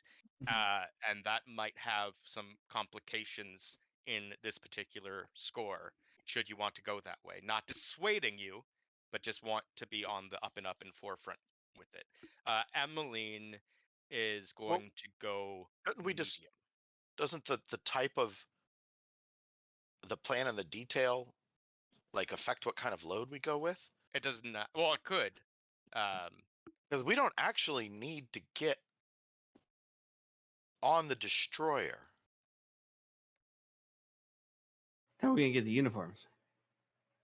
Well, we And do. the map. Kidnap some sailors. I think. And then we beat the map details out of them. Yeah, And I but think we some have, Scovlanders, I think some Scovelander refugees would find that particular activity very engaging and worthwhile. Wait. What are the I have what are a the types? stupid plan. What are the mission types again? Assault. Deception, stealth, occult, social, transport. You're saying do it social, like walk into like a bar by the docks and get some guys drunk and Shanghai them, and like okay, that would be We call that lockporting them here. Yeah. Honestly, I wasn't even thinking of that angle, but there's Wow. You're fucking racist. this kind of interesting angle, like Because, they come on shore. They come on shore in uniform. They buy beer. They talk to women. They talk to men. if only we had somebody in our group who knew women of the evening. I mean, Just everybody turns to look at Silas. I don't know what you're accusing me of. I also like to hear Tiffany's Like, I'm the stupid reason you plan. guys all didn't get sucked into oblivion reading the books. So that's all that I feel like I should be getting credit for here. Like, I don't partake in that activity. Why not? I'm aware of people who do. I mean, I'm going to back out from it. I'll let other people have suggestions, but actually, I'm kind of warming up to this idea that the messenger just said. So actually, my stupid plan was kind of what you already hinted at, Cameron, is to hire some prostitutes, have them, socialize with the sailors, get them to knock them out or put them to sleep or whatever. Put some and drugs. then- If only we knew somebody who knew how to make drugs to knock people out. and then we'll get the uniforms from them, and then they can get whatever Right. else they can get from their pockets. Be like, whatever you can grab, it's yours. We just want the uniforms. They wake up in a cellar somewhere like, what? Yeah. Oh, you know what? Well, we don't just want the uniforms. We also want the map details. But we would could still sailors be use the carrying uniforms that, to though? sneak onto the destroyer and No, get the Well, maps if that we need. too. That's the conversation. The conversation with them.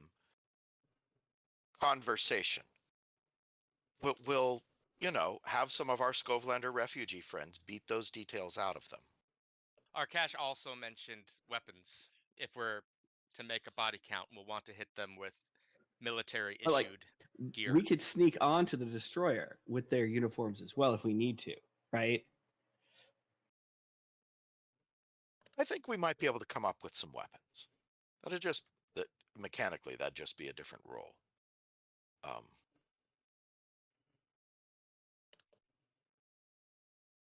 I guess mechanically we'd have to talk about what quality level the weapons would have to be, and then we'd have to try and whip those up somehow. But those can be downtime activities even. However, the map and the uniforms we can get from lockporting these people. There's a saying I've heard from people who travel quite a bit. And it's if you're a 4 at home, you're a 4 away. If someone starts treating you like an 8, look out. You have to tell people this because they don't get it. Someone who starts being treated like they're a lot more special than they are, probably just going to roll with it. I mean, I can see. I can get my contacts, as it were. Do you think we could get somebody who knows drugs and poisons and stuff to drug their drinks? If only we had somebody in our crew who knew alchemy.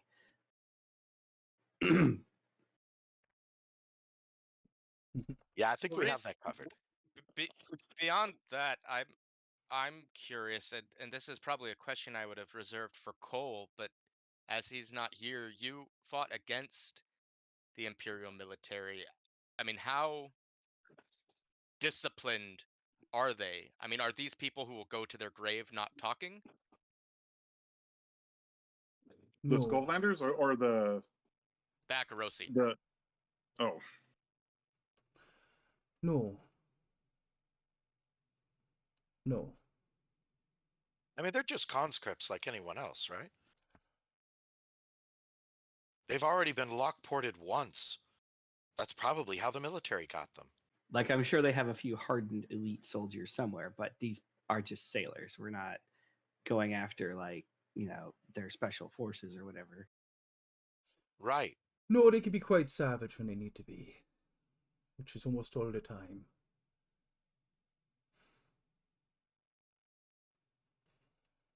All right. So mechanically, I am proposing social with a connection being these ladies of the night. I think there are probably other like out of the box solutions we could come up with. But I just don't want to go on the destroyer. I feel like that is assaulting maybe the third or fourth hardest target in town. And while that would certainly be ambitious, View where using ladies were or lockporting these fellas, getting the uniforms, and then giving them to the refugees to get onto the destroyer and get what we need. well, Yeah. the Or are we uniforms are what we so we're not going ourselves onto the destroyer, or the uniforms are what we need. Uniforms and guns. And the map. And maps. And the map. So the map comes from beatings. The uniforms come from the lockporting process. The guns, we're gonna have to come up with something. Like, we still might have to get on the destroyer for a map as well if they don't have it or they don't know the information. Or when we can decide whether or not it's worth 6 coin at that point. Or maybe we just sink the whole damn thing.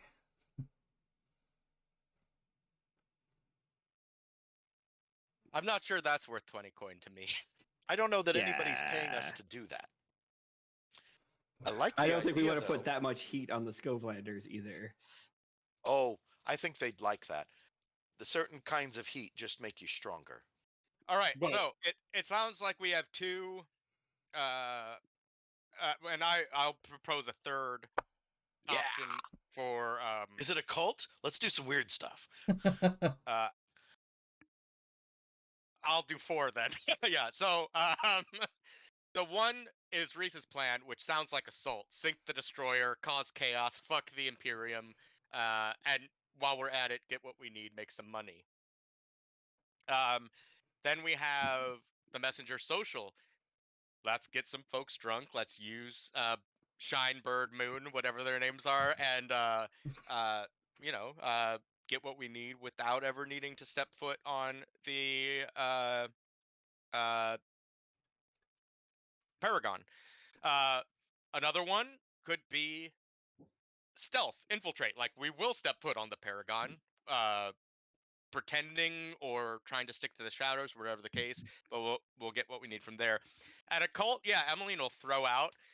If I could get a ghost to scout the interior of the ship, we wouldn't need to ever step foot on there. So there could be an arcane ritual that could work, but we're putting a lot of faith in an attune roll. Mm-hmm. Well, we still need to get the uniforms. So, I mean, half of it is getting uniforms. So if half of it is we send a ghost around the ship to verify I mean, I'm happy to do a ghost on the ship to verify the results we get from the beatings we apply to sailors we find in a bar, as opposed to yeah. That's fair. So it sounds like you've kind of warmed on the social. I like the social idea. I think that's kind of nifty. I mean, well, as social as punching some teeth out really is, but Well, it is. It's a social connection using the prostitutes, right? Yeah. Yeah. Yeah, I mean, but at the end of the day, we're still gonna beat the shit out of some Akarosi soldiers. Okay, so this is just where we Yeah. start the engagement. You could go Right. anywhere from here. It could become an assault. It could become a transport. Sure, I get that, but Like we still might have to sneak onto the ship, but Reese just wants to know if he gets to punch some soldiers. If that's true, he'll go Listen, along. If we all I know is my gut we're says gonna maybe. have to knock them out. Yeah, we're gonna drug them, and you're gonna have to prepare the drug for that, probably. And maybe punch them a few times. You got that. If I they I wake can up too prepare a drug early, for. then you can punch. I don't know what Cole and Bear are up to, but whatever it is, I bet he wishes he was here for this now. Absolutely. Like he was here for the social one that had almost no roughhousing. Especially going against the military like this. This seems like Yeah. something Cole would be chomping at the bit for, but Emmeline digresses. Okay, so social, and the social connection is Bird, Shine, and I think Jewel's the other one. Jewel. Thank you. Mhm. Mm-hmm.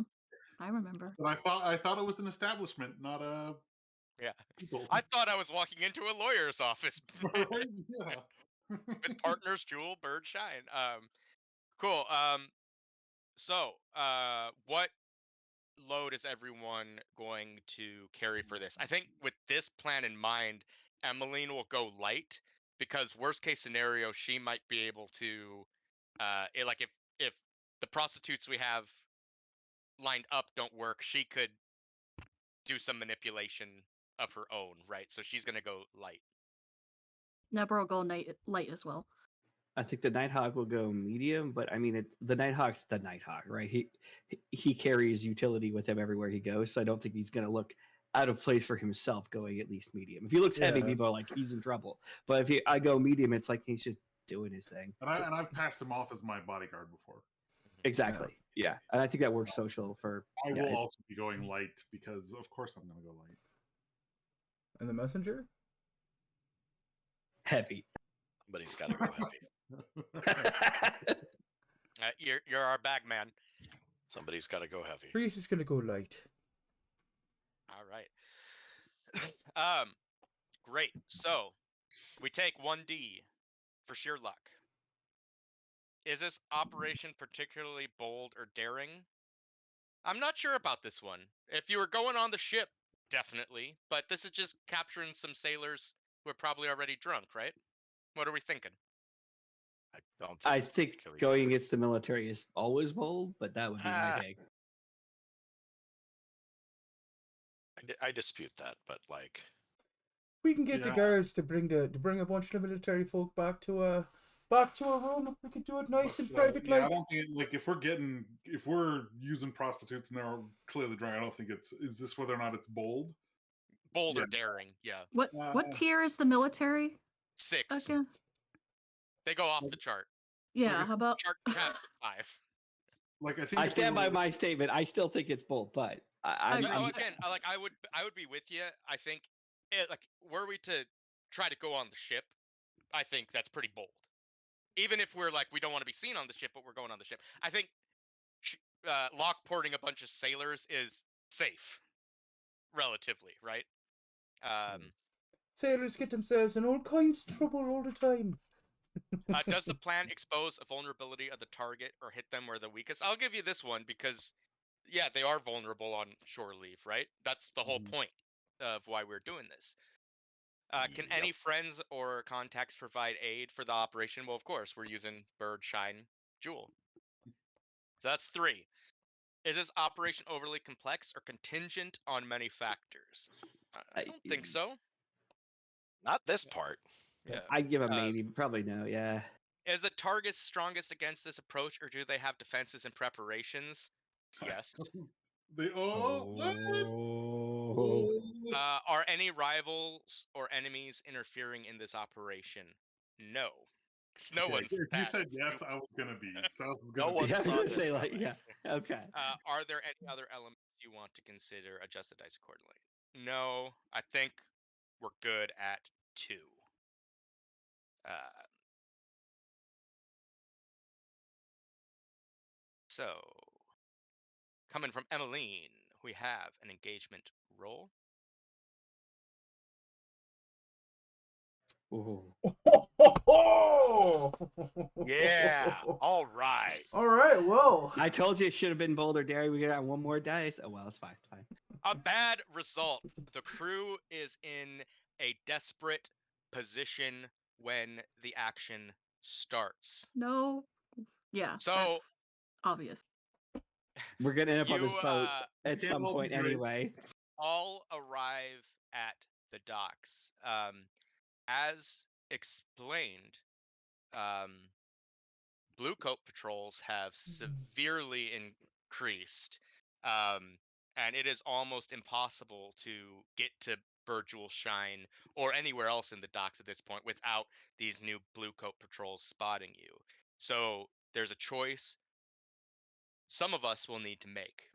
If your load is not light, you can choose to drop it to light, where you ditch your gear and you can come back for it later, or you can take 2 heat on the crew.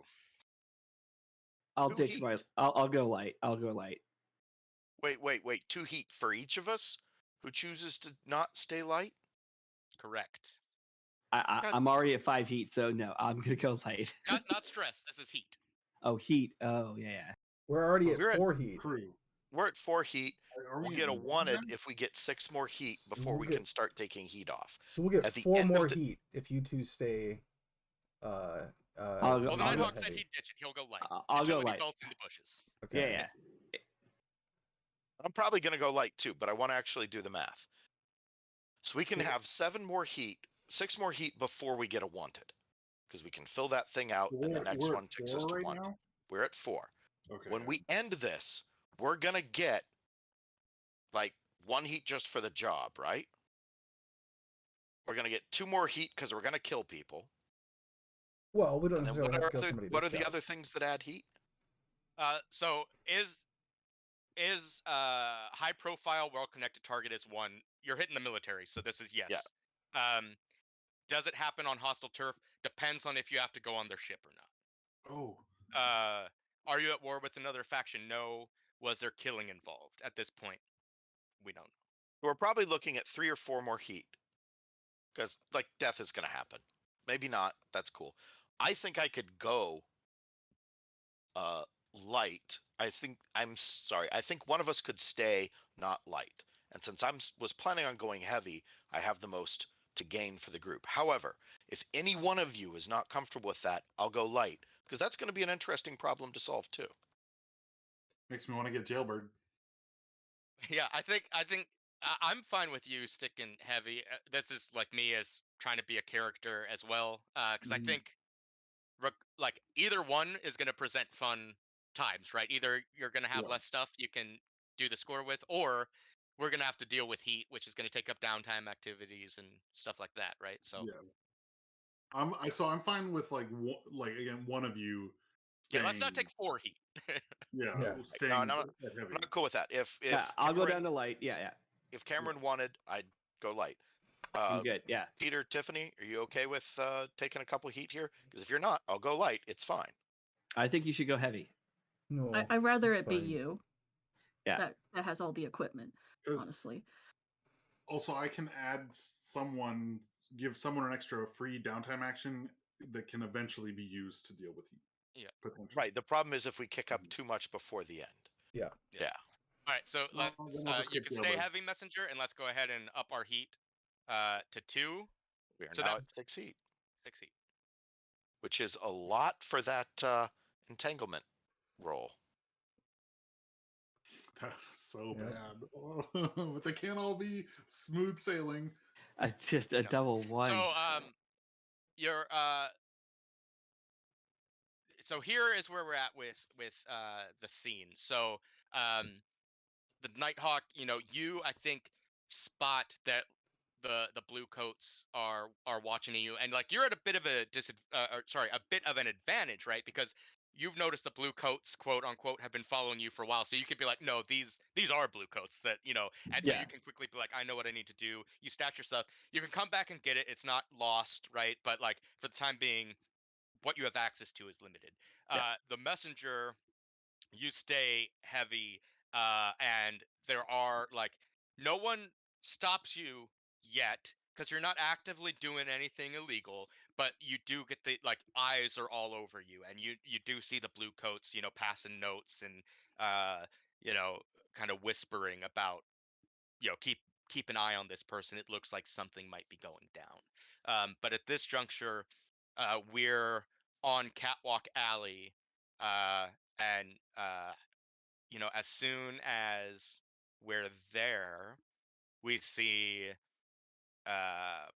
Bird, Jewel, and Shine, and they approach you, Silas, seeing you again. They're like, "Oh, hey, Sugar," and they say, it's going to cost extra for all of you."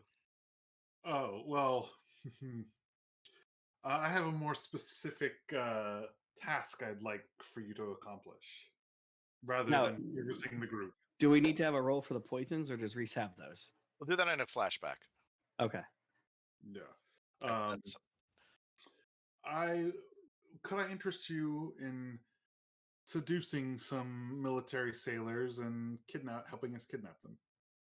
Maybe. And I'll tell you what, Silas, this will be a roll, Okay. and this is gonna be how much they charge you. Uh-oh. Okay. So I will do consort. Someone help him. Anyone I could do do this sway. on the regular? Well, no, you don't have to worry about your skill because you're just Yeah. taking a just- stress to give him a die. Can I and can I roll figure out the sway? narrative way you're doing Okay. it without. I would like to convince them that they're not going to be in harm's way. They just need to do their normal thing, and we'll take care of all this other stuff. And of they're course, not- this can all be in grumbly Nighthawk Yeah. form. Right, but like, Everything will be Everything okay. will be You fine. are in no danger. but like, I've tried to convince it. Like, all you have to do is basically you're kind of a distraction. When things happen, don't worry about it. We'll take care of the rest. They won't even know. So, what's my position? Position is controlled. Do I? And I take a stress for that, right? You take one stress and give Nate a dice. The effect will be limited Okay. because they're So- capitalists. Yeah. And pushing myself does what? I don't Pushing know the- yourself can get you an extra die, or you can improve your position or effect. You could also devil's bargain for one of those as well. Oh, give yourself take a devil's bargain for the clap. Get your suit ruined completely again. Nate's like, let's be realistic with our expectations here. Yeah, like I'll take the clap over wrecking my suit any day. I could build you some, get you some antibiotics. Take care of that right away. Trying to think because I'm okay with doing devil's bargain. I just don't know what it would be. So I'm open to ideas, especially in reference to. Oh, you these, heard like- my idea. Get the clap by. So I mean, in regular words, what would that mean? Harm? Level 1 harm diseased. Oh, I mean, because Yeah, I think Yeah.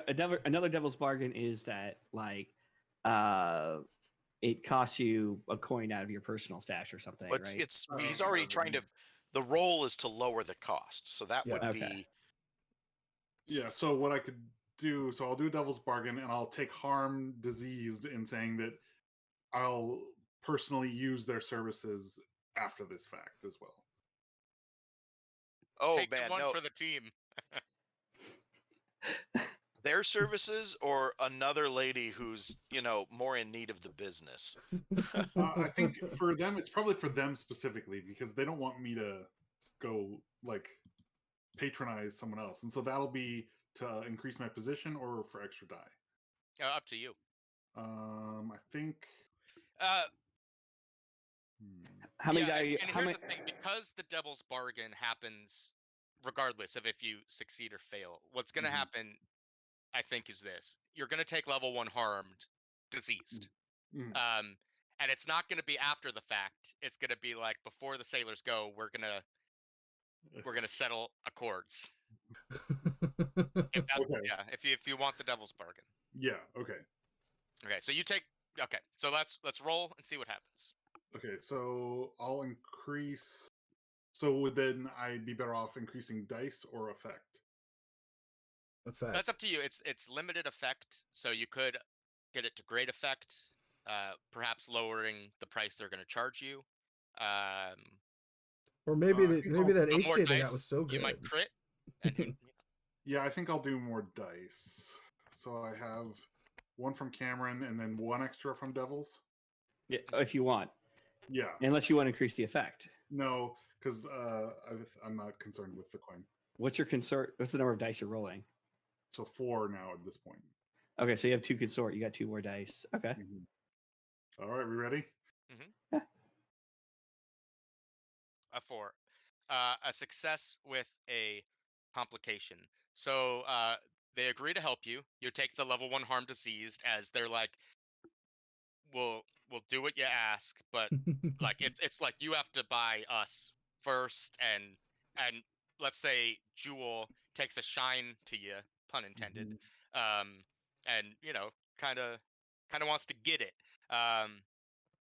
And with the complication here will just be that like you can't negotiate them down to just do it because you like me. You will need to pay them a coin.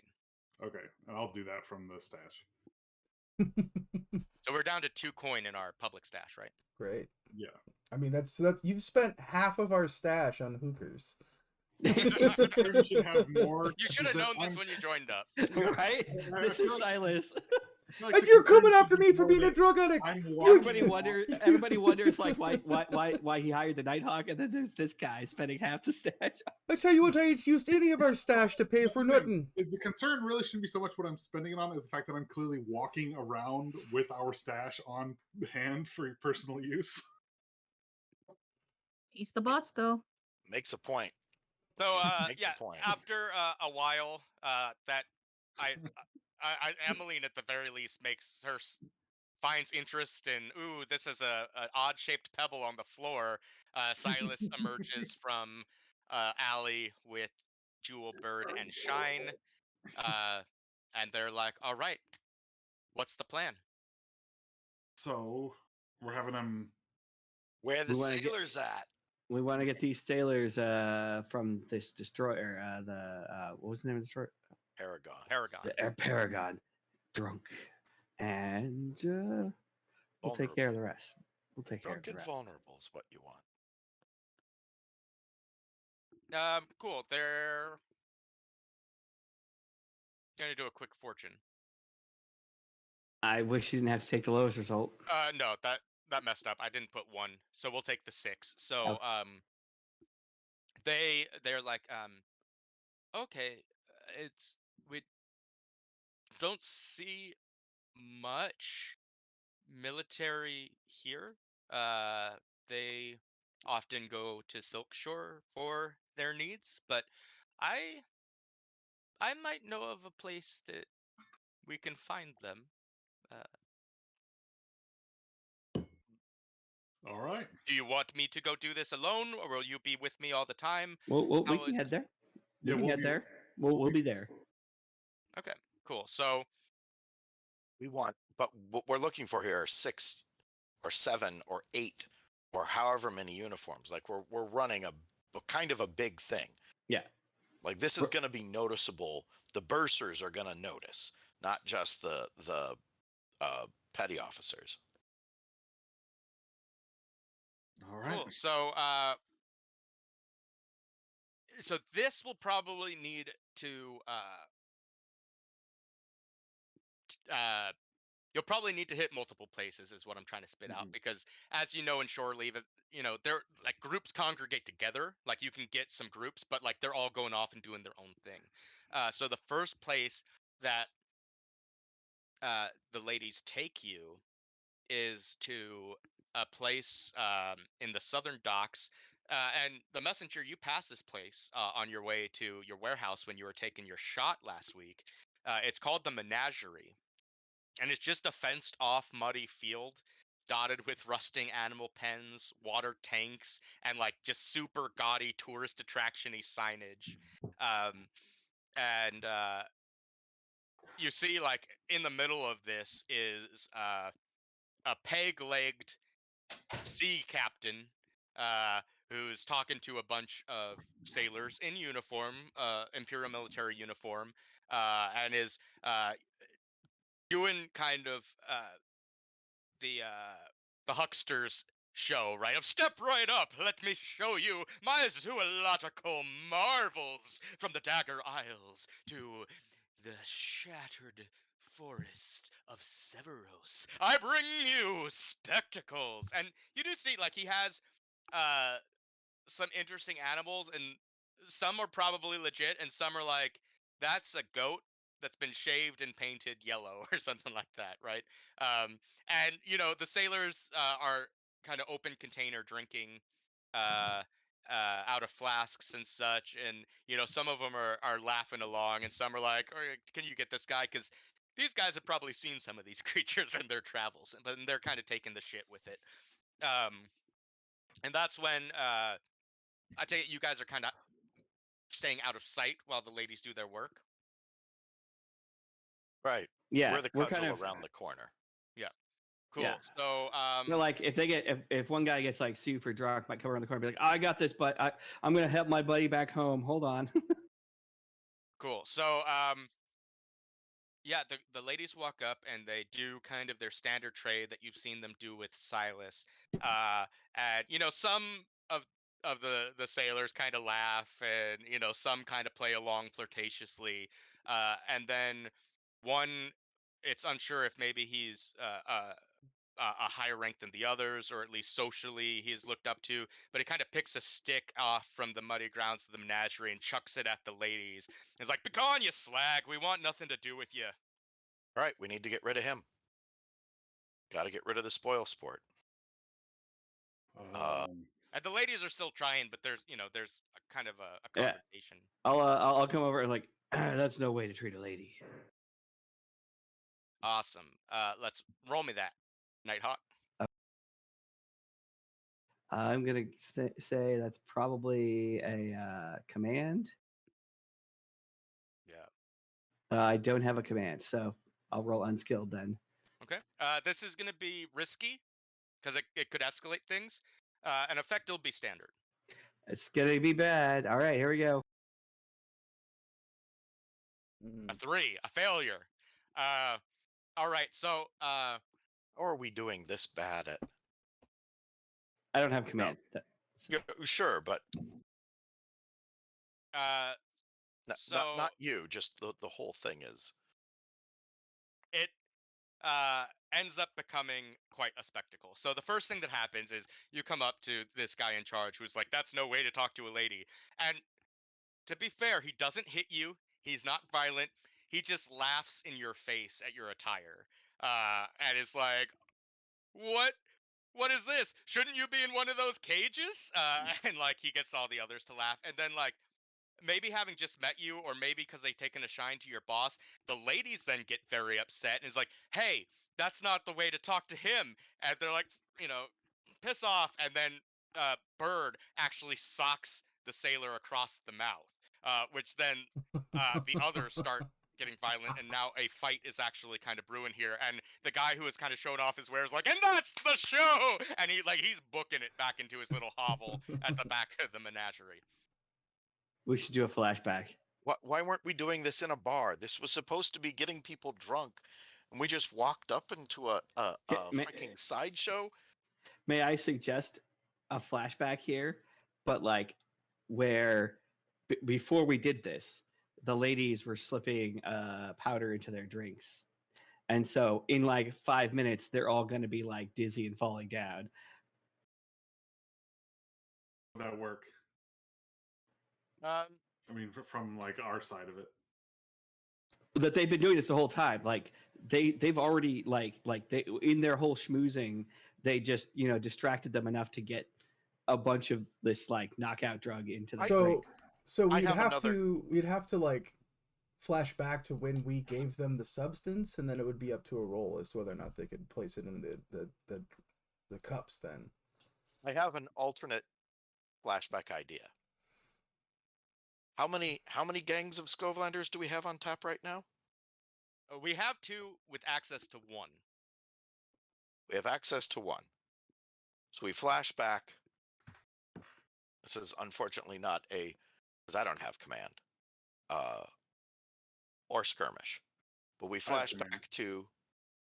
Well, then perhaps it would need to be I mean, Silas especially who if flashes back yeah. to setting the Scovelanders up here before we get here. Okay. So Well, we they talk to can- the ladies. They say where the thing is.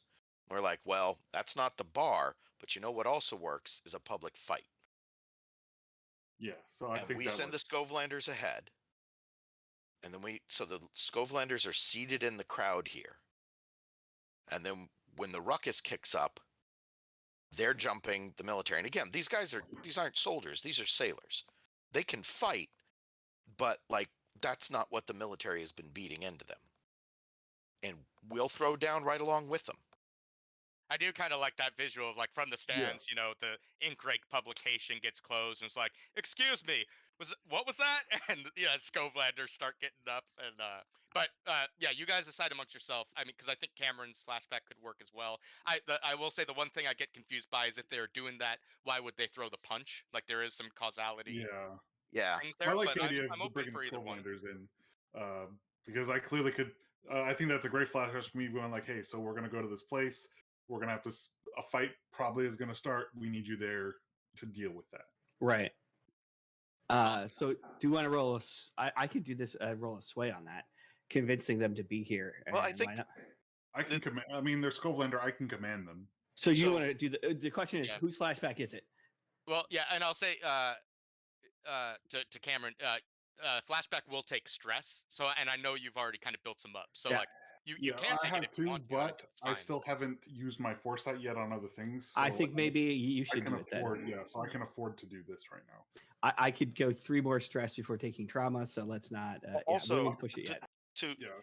for mechanical reasons, you can sway them to do that, but he can lead them in an action by Yeah. using command. And there are other Great there thing are about my fellow command with- Scovelanders. I brought them on so I could use them as meat shields. Right. And they're ruffians. What are they called? Thugs. And They're this thugs. also could potentially help put heat on them instead of us. Which, that's what I was thinking too. Is Well, I mean, you're forwarding you're putting heat on them. You're forwarding the cause of the rebellion. And they get to beat up some sailors.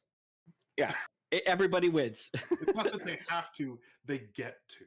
Yeah. You're All so right, so generous. so I should roll for this.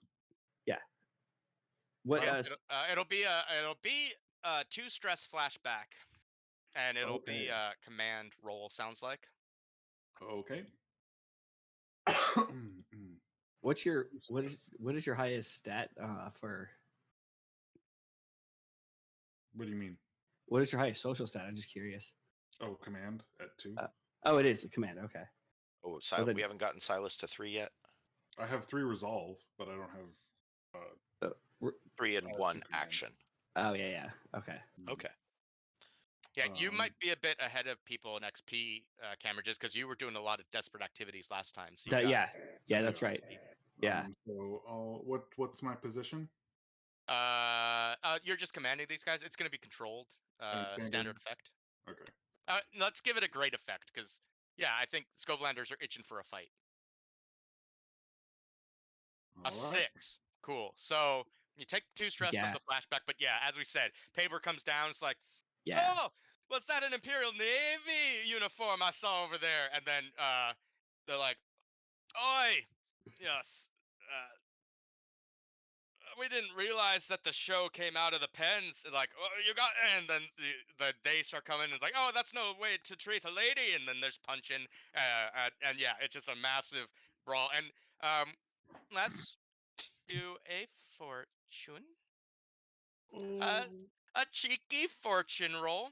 I mean, that 6 was nice, man. Like, that's a good roll. A 4. So, the Scotlanders are given as good as they are taking, but like as the messenger said, the Navy's not known for being physical combatants, but they are trained, right? Like it is people do board ships, so like a lot of the Scotlanders are getting bloodied, but they have the heart to give it back, right? So the thing that sailors have going for them is they're taught to take orders. We already know who the order taker is here. I want to ambush him. The order giver. The order giver. Yeah, Yep. we know who the order issuer here is. I want to ambush him.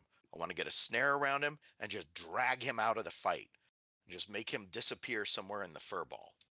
I'm going to be doing that with, I guess I'm going to call this,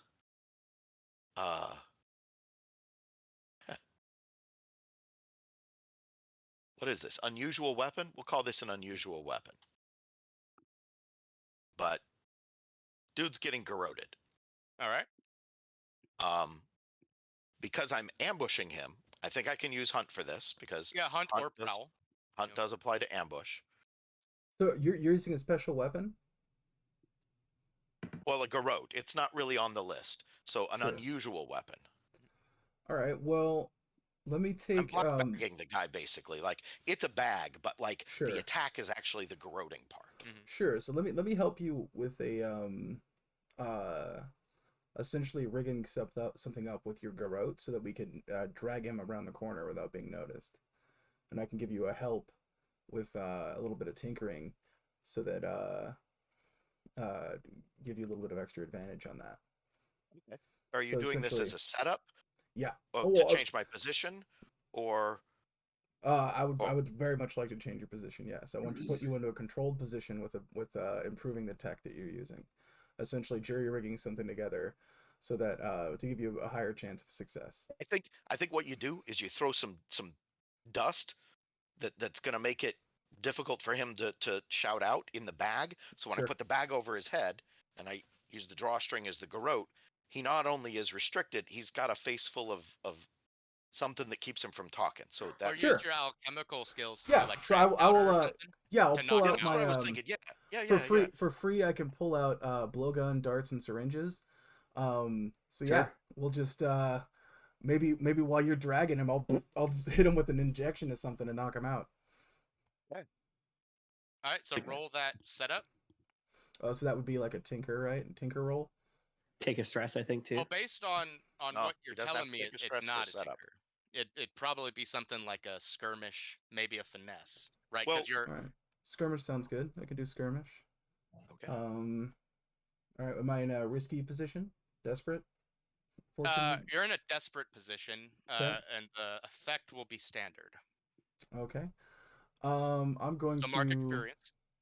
Sure. I'm gonna push myself, and this is in this would be in prowess. I'm gonna put the experience there. I'm going to push myself, take a stress to give myself an additional die. 2 stress.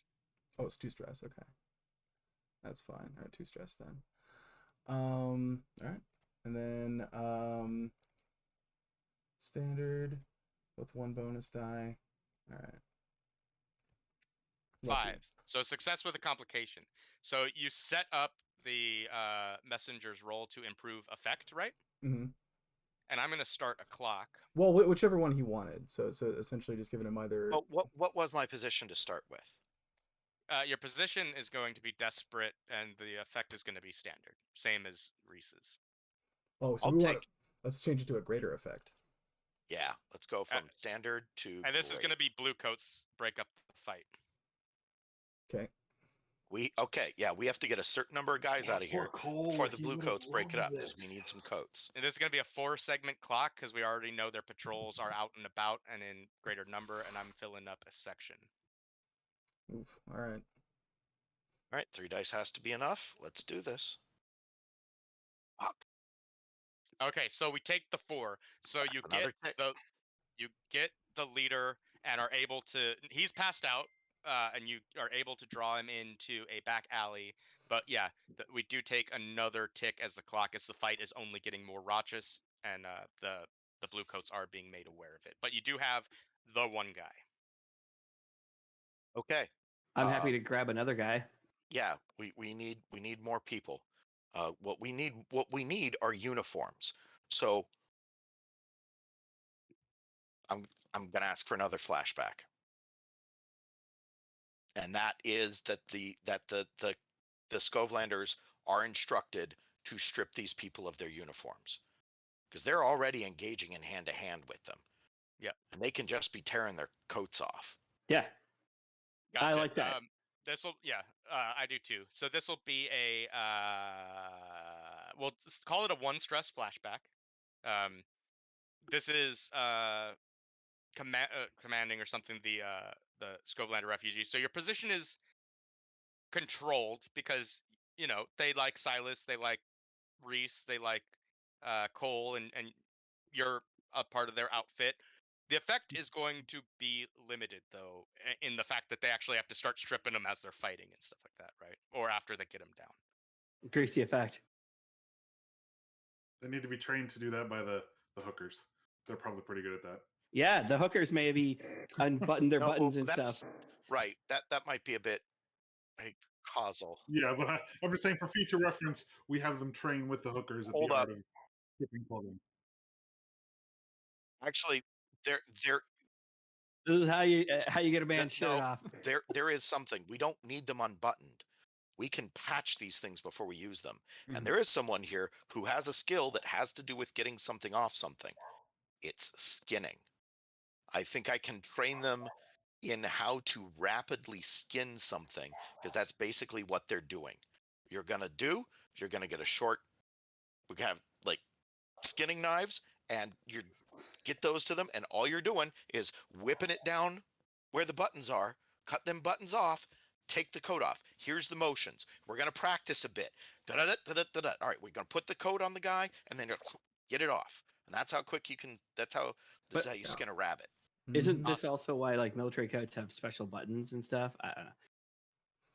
Well, I mean, this is another This is universe. Victorian era. These aren't BDUs of the modern Okay. military. So, Yeah. yeah. So what I'm hearing is you would like to push yourself to increase effect. Yeah. Push Right. myself. You want to increase the effect, right? From limited to standard, Well, right? I'm doing a setup on the command, is what I was thinking.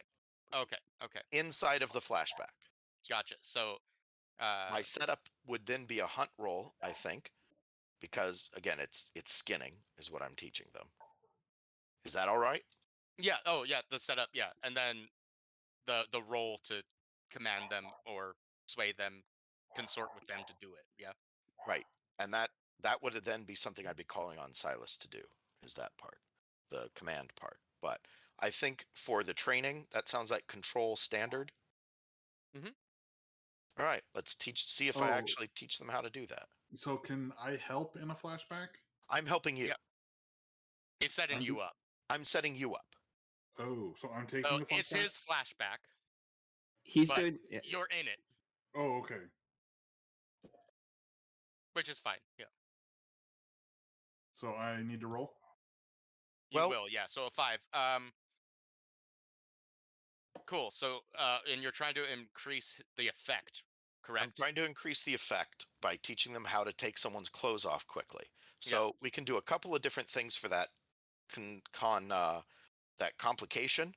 One, I just cut myself. Give me a wound. It'll bump me up to less effect on here from going forward. 2, I don't teach them how to be quite careful enough, and significantly more blood is spilled, and we get heat. Yeah. So honestly, the second one was what I was thinking. Because I think you're trained in what you do. I think you're proficient, but like a quick training on how to skin, I think that there is blood that is spilt. So we'll just call it 1 heat added, as these sailors aren't coming away unscarred. We're getting some skin suits. Okay. Now, And now, go ahead, Nate. I just said we're getting some skin suits. No, I mean go ahead and roll. Oh. Oops. Uh, I just Now we're added a gonna hit a coin 1. instead of heat, if only. It's a command roll. Where are we command- at for heat? We're 2 away from being wanted. We're 2 away from filling up. Well, right. So we're going to end up wanted tonight. Sorry, guys. Who's gonna have adventures? So I'm doing. My position is desperate. No, this position will be controlled because again, you're in my mind. This is either in a flashback. You're like, Mm-hmm. wait for the signal, Oh. or it's now. Be like, we planned for this. Go. Yeah. Okay. And then just so standard effect. Yeah, you bumped it up from limited to standard. Okay. And I'm not getting any extra dice. No. Okay. Cool. So we take the 6, flat success. So yeah, there are some skin. There's some nicks, some bruises, some scars. But in the fight, and you do hear like in the brawl of like, what the fuck? What is he doing? Like I expected from them. Oh, dude, no. And but yeah, and then you have the one guy, and then his 3 buddies. You get, they're not nice. They're cut and scraped and torn. But 3 more uniforms get tossed towards where you guys are situated. Can I try to get some more?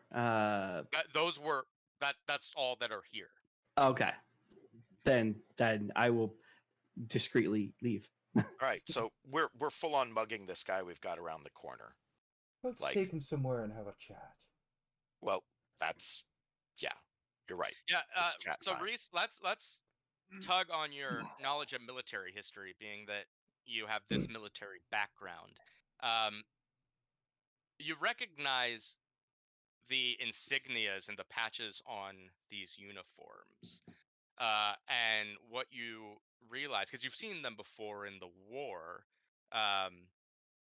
these aren't just your run-of-the-mill Navy sailors. These are like Akarosi special forces. All right. So we're talking about high dollar assets. Right, but the bluecoats don't know that. When the bluecoats show up, they're going to shut everybody down, and these sailors no longer have the insignia that they'd be able to use to say, no, you need to listen to me, I'm special forces. Sure, buddy. Sure. Sure. Talk more about that downtown. Reese will like as he's picking up the clothing, he'll notice the marking and he'll kind of stop for a moment, and he'll look over at the others and he'll say, "These are some special fellas we took care of." Yeah, and I'll say, let's go even further.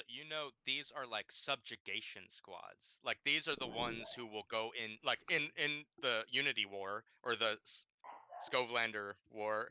These guys were the ones who would come up in a ship and occupy cities, and they have a pretty gruesome reputation of how they maintained their control. Mm. The War of Akarosi aggression. This is a good victory for the Skovlander refugees. Also, that makes these guys even better for what we want to do with them. Yeah. Yep. Yeah. So Reese will mention to the group, "He's a right savage group of folks. We definitely long found as- the right So- ones to take." So you're As long as- telling me that our Skovlander refugees took out special forces? Well, you do have them outnumbered. They were drunk too. And I love how it wasn't the Skovlanders. They still kind of suck, but you have them outnumbered, and the ladies are helping. Granted, but still, Yeah, good job. It's cool. Let's Your go. peeps did well. it means at very least a pat on the back. So we need to get this guy somewhere we can have a talk Kill with him? him, which is probably on the boat. We need the map first. Forgot. I won't call him. that's We so, still like, got all we still have And we altered- need like 4 more uniforms or 3 more uniforms or something. yeah, we need a few more. Well, we can do this with 4 uniforms. Here's what I think I will need. So the blue coats we know are on their way, and eventually, if nothing else happens, they will arrive and break up the fight. The ladies are gonna scatter because they have their own reason to not want to be involved with the blue coats. I think we should probably have a group action here to get to a safe location to question this guy without being caught in ourselves, which is probably a prowl, maybe something else. But Yeah, I can do a prowl. Can you lead lead a us group in a action. group prowl? I got 2 prowl. Right. Okay. Well, our lurk has 3, I think. Oh, if you have 3 prowl, no? Hold Okay. on. So we're at the docks, I right? still have 2 pearl. Right, but you can't take stress for all of us who fail, Cameron. That's true. I can only take 3 stress. So we're at the docks, right? No, we're up at Silk Shore now. No, we're in the docks. Oh, The south I docks. thought we went somewhere else to the carnival. No, the carnival's south docks. South docks. Okay. But the ladies were Okay. saying that these sailors generally don't use their services on the docks. Like if they have that need, they go to the higher end establishments in Silk Shore. Sure, but what part of the docks are we in? Like the fish market, the Black Pier, South docks. the what? It's I'll tell you one sec. Let me pull up. What map are you looking at, Peter? The one that's in the. It's the Fathoms. It's this Oh, place okay, is so you're on in the the map. It's called southeast there. Menagerie. All right. So we're like on the Saltway. Oh, we're on the Saltway. Okay. So the Saltway is the bridge. And honestly, like where okay. we're at, it's hard to see on the maps because the writing's kind of small. But we're probably on that dog vein alley Okay. off the Saltway. Okay. We need to basically weekend at Bernie's this guy to a boat. The Dog Vein Alley. We've got a bag full of uniforms, including his. As long as someone doesn't recognize that he's wearing a Imperial officer's underwear, we can just pretend like he's drunk. Is that special underwear? Where's this alleyway at? It's in the Fathoms? Oh, Yeah. I see. Dog Vein Alley. Okay. All right. Well, there's a canal right there That's what we need to get to. across from the menagerie, right? And that's where we're trying to go, is from that alley to the canal by the opposite of Bosun's End. Sounds like it. And I can lead a prowl action for a group action to prowl everyone over there. All right. Well, what if we take what if we do a flashback and we set up an escape plan with these Scovlanders to do a essentially once they're done with the beating, they do a scatter and scatter and clatter, where essentially they run in all directions and cause as much noise as possible. I don't think they're done with the beating is the thing. You're right. Absolutely having them do that is a good idea and it'll cover escape. But the thing is, we chose that instead of taking the time to beat these boys down, they were going to strip them where they stood. Sure. So what we have are 3 or 4 like special forces guys who just got stripped in public, surrounded by a whole bunch of bar brawlers. I think it's 4 in total uniforms we have now, technically. Okay, Yeah. so it's 3 kung fu 3 motherfuckers. 3 uniforms and 1 guy. And the Scovelanders might be able to just beat the shit out of them, but that hasn't been determined yet. What they have done, though, is gotten us their uniforms. However, I mean, Okay. I am that happy. flashback could set up Nebra's role to lead us out of here. Do you have a smoke bomb, Reese? Because that might be, yeah, like a smoke screen, kind of like. I don't. But you could do that in a flashback where you made it, right? I mean, I guess. Should I? It's up to you. Both options sound reasonable. The difference will be what you end up rolling. We're looking to escape, right? Like we're looking Yeah, to let's cover just let our Nebra escape. do it. I think she's the best one to handle it. No, Well, no, let's you let, set Nebra up. Right? yeah. So, like, what would be the position in effect if Nebra rolls the prowl? Right now, it's going to be risky standard. Okay. You could up the effect to great. You could also give Nebra a dice by this, right? Now, setup would give her a controlled position. controlled for position. Greater effect. Right. I like- None of us can help because she's leading us in a group action. Yeah. Because So we'll thi- all need to roll our prowl as well. Yeah. But this could make this a controlled position, right? You could have like a smoke screen where we can get some cover to get away from this area and avoid blue coats that might be coming in. Or lead them to us. Because, hey, look at all that smoke. Let's go there. I mean, they're having there's a brawl they got to deal with. Yeah, like A bunch of uppity Scovelanders and goddamn sailors. we're just trying to make it so that they're not like seeing these guys run off and they're like, go get those guys. Like the smoke covers our escape. They're dealing with the brawl, right? Sure. I don't know. It's up to you. Like, I mean, I could probably put something together on the fly. however you want to do it, man. All right. Like you know your character sheet better than I do. If a flashback works better, do a flashback. If it doesn't, do it on the fly. All right. So is this like a rec roll where I'm trying to like set some shit on fire to create some smoke, or would this be like finesse to try to set it off without anybody knowing? Could be. I mean, if you're doing it, I could see Rec. I could see Finesse. If you're doing it in a flashback, I could see Tinker. I mean, I could even see Tinker on the fly, though that might be difficult. Yeah. I was thinking Tinker in a flashback is what I was thinking. Since I would guess you have good Tinker, but it's all right. Yeah, all right, let's do a flashback, and essentially we'll set up build a smoke bomb. Okay, cool. So we'll take 1 stress for the flashback, and a roll to see how well the smoke bomb sets Nebra up. Okay, what's my position? Let's call it risky standard. Okay. Oh no. Okay. So the smoke bomb The ones in the tube. in the limited time you have kind of between when our cache gave us a plan and when we decided to hit, you didn't have enough time to make the smoke bomb operational. And what's worse is that there were a few times where you had false ignition and you end up taking level 1 harm blasted. Okay. Cool. Save us, Nebra. Okay. Yeah, so I'll just do group action for Prowl. And everyone who wants to take part, roll their Prowl as well. Now, when we're taking part, is it risky? Risky standard. Standard. For okay. all of us.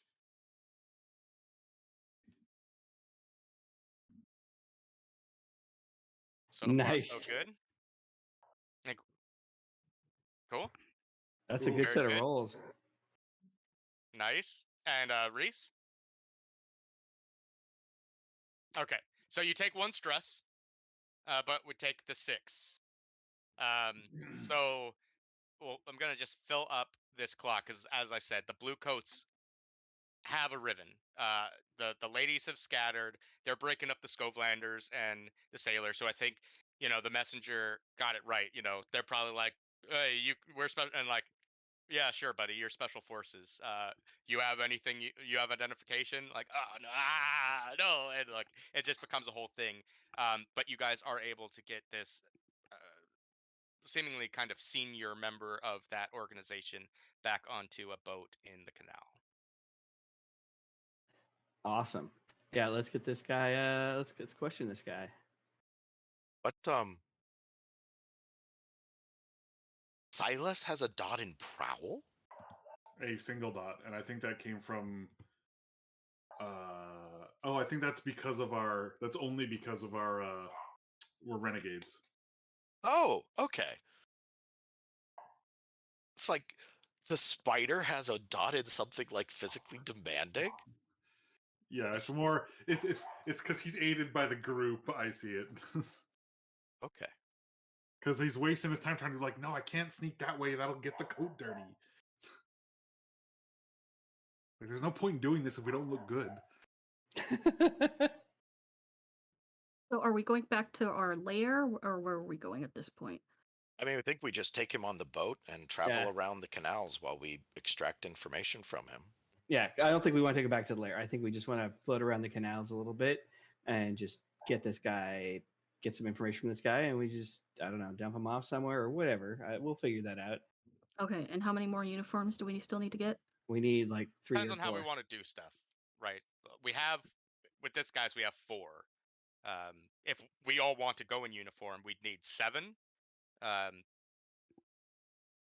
Okay, and this will probably more likely be a flashback. What Nebra would like to do is once we get all the uniforms, and since they're bloody and stuff and probably not in pristine condition, she wants to set up basically a personal washing / alterations station where she can like wash the blood off the uniforms and then do any sort of alterations like add buttons and Yeah, they'll probably end up being or needing to be done as a downtime activity. okay, Now, that can work. there is a thing where we have at least one uniform, and somebody could bring in prisoners, maybe, or something, right? Because these guys are going to be locked up for the night, right? They're not reporting back, and so the ship doesn't necessarily know. So if these uniforms show up, right, Wait, you're now turning this back into an assault? or stealth. I mean, we need 4 more uniforms potentially. We don't necessarily need. We could definitely use more uniforms, but unfortunately, we had an entanglement roll that means we're going to have trouble. So Yeah. we are adapting. When it comes to getting the 6 coin out of the map, I think we're rather reliant on our physiker here. I don't think anyone else is as suited to interrogating this guy for like 3 different reasons. One, this guy is part of the organization that like specifically oppressed your people. 2, you're a doctor, and 3, you're a tinker. But Yeah, we're gonna need some truth serum. well, or whatever he'd like to roll. Yeah, that's true. I think. I think there's a few different ways Pete could So I handle will that. say, like, he is knocked out now. So to wake him up, I will need someone to mark a piece of kit for alchemical supplies of smelling salts or something to get this guy to come to. Well, the heavy, I can mark arcane implements or other things. Mhm. But I definitely would probably be carrying stuff for people. So I haven't pulled anything Fair enough. yet. Yeah. So just mark that kit and. what was that, Peter? I haven't pulled anything yet, and I can pull my bandolier of alchemicals. Oh, that's right. You have the isn't that an italicized one? So you always have it with you, Nope. load or not? Nope, I only have Oh, one okay. italicized one. It's a blowgun with darts and syringes. Gotcha. I don't get alchemicals for free. So yeah, Okay. Reese will take his bandolier of alchemicals, and he will essentially pull some smelling salts out, or concoct some smelling salts and wake this dude up. Yeah. So he kind of comes to, looks around, is like, "Why the fuck am I naked?" Reese is gonna pull a pistol out and put it in the guy's mouth. He goes kind of stone faced, and it's just like, okay. Reese is just going to just let him feel the gun in his mouth for a little bit.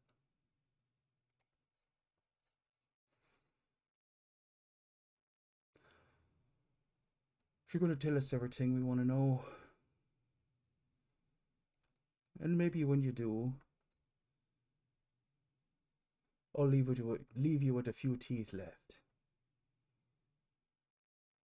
I know what you're doing. I've seen what you're doing.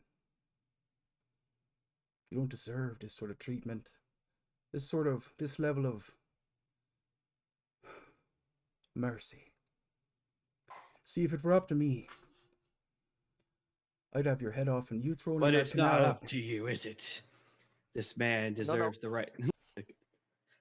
Let him be the Scovelander.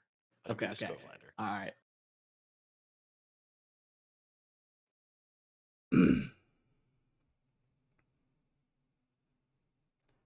If it were up to me, your head would already be off and you'd be in the canal floating with the rest of bodies. And boy, do I wish it were up to me.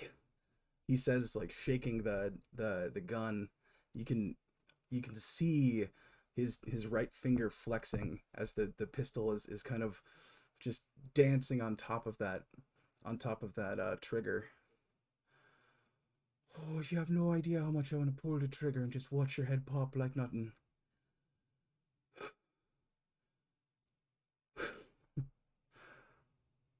But I can't yet. So you're going to tell us what we want to know.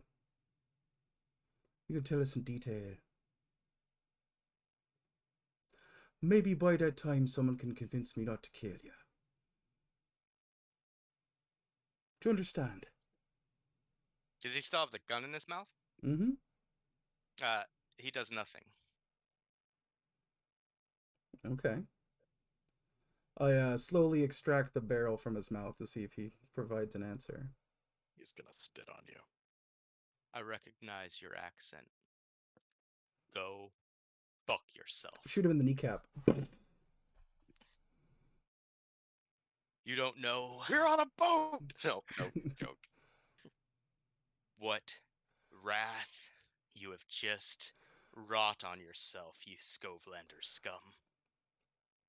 Because he put 2 and 2 together about who you might be working with, being that he was just in a fight against a group of refugees. He thinks you're a Scovelander refugee. Mm-hmm. Well, I am a Skovelander refugee. Oh, yeah. I mean, he thinks exactly what he knows. You see, I've seen the results of you and yours and what they done. I know some of your tactics. I know some of the things that you use to extract information. And he pulls from his bandolier, he pulls a syringe and fills it up full of a liquid. I think you know what I have in the syringe.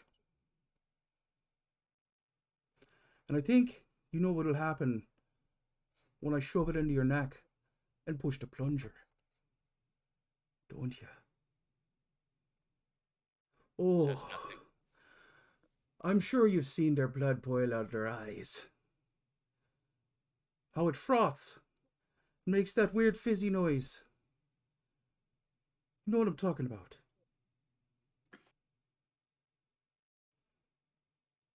Just My give me an life excuse. for the Empire. All right.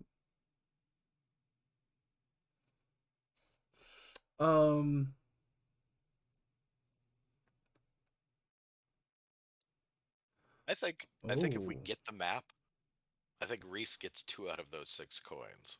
I'm gonna grab him Now, by his what- ear and force his head back. And I'm gonna look over at Emmeline. I'm gonna say, I think you can help me with this one. And he's gonna reach into his jacket and he's gonna pull out his vial of quicksilver, and he's just gonna pour a little bit into his eye. And then he's just gonna hold his head place so Emmeline can do what she needs to do. Yeah, so she knows what he Emmeline can see now. will reach out, strengthening and attuning her connection to the ghost field. And she'll kind of turn to the others. Thank God Cole isn't here. But she's like, if you have Spirit Bane charms, you might want to start clutching them now. Yeah, I'll take one. Done. Sure, I'll pull that out of my bag. And he's just gonna hold on either side of the guy's head, forcing his eyes open so he has to watch what Emmeline's gonna show him. I'm going to call this desperate. We'll get Emmeline a little bit of XP, because She Ghost deserves could a be little bit of it. effect is going to be limited. Damn it. Okay, what can we do to improve that? I have one attune, but I don't know what I could do with that. Well, if you help her, you're just saying that you're helping her. It's how. Just describe Right, but the that power. doesn't improve it from Yeah. it. That doesn't improve it from limited. Yeah, you'd have to No. set her up. This limited, I'll say, isn't the ghost. It's Can what he did be the setup? Can what Wait, Reese wait, did what- be the it's not setup? the ghost, Can I what is roll it? something to because essentially I made it so he now yeah, you sees could, Reese. ghosts. So the limited effect is based on what this guy is going to be willing to say, even with the ghost. So Oh, I yeah, see. I'll let you. It'd probably be a a Well, because command. also I've also weakened his resolve a little bit because now he's high. So because I use Quicksilver on him, so I'm hoping perhaps maybe that could do a little bit of the trick. Yeah, he's taken several avenues of harm. Great. But yeah, you could set her up with a roll. Okay. Now let's do. I'll do an attune roll because essentially I'm putting it. I know what state of mind and what how to best sort of utilize Quicksilver and how to get the most out of it. So I think an attune roll would probably fit with that. Would you agree? Or would that be more of like finesse? So I think because what you're trying to improve the position here is what this guy's willing to share. So I Yeah. think some sort of social role. So Okay. attune maybe. In my mind, like command or sway would probably work a little better, but The problem is his conditioning, right? Yeah. I have an idea if this doesn't work, but I want to see how this goes. What if I use consort and instead I'm appealing to some military background that I know about him. So I'm just trying not to get a 0 die roll is what I'm trying to do. So I don't have command or sway. So yeah. Well, we could just have someone who has command yell at him for a minute. Sure, let's do that instead. I think your thing should be like what you did should have an effect, but maybe that's what brought it from 0 to limited. The problem is the guy's conditioning. I don't know. Like it seems like once you're a physiker, you can use Tinker on flesh. Mhm. So it seems like he should be able to like hit him in a nerve cluster or something that makes it harder for him to concentrate on his training or just inject thumb something in into the him. hole you just blasted in his knee. Oh yeah. Or yeah, I guess we could do that. All right.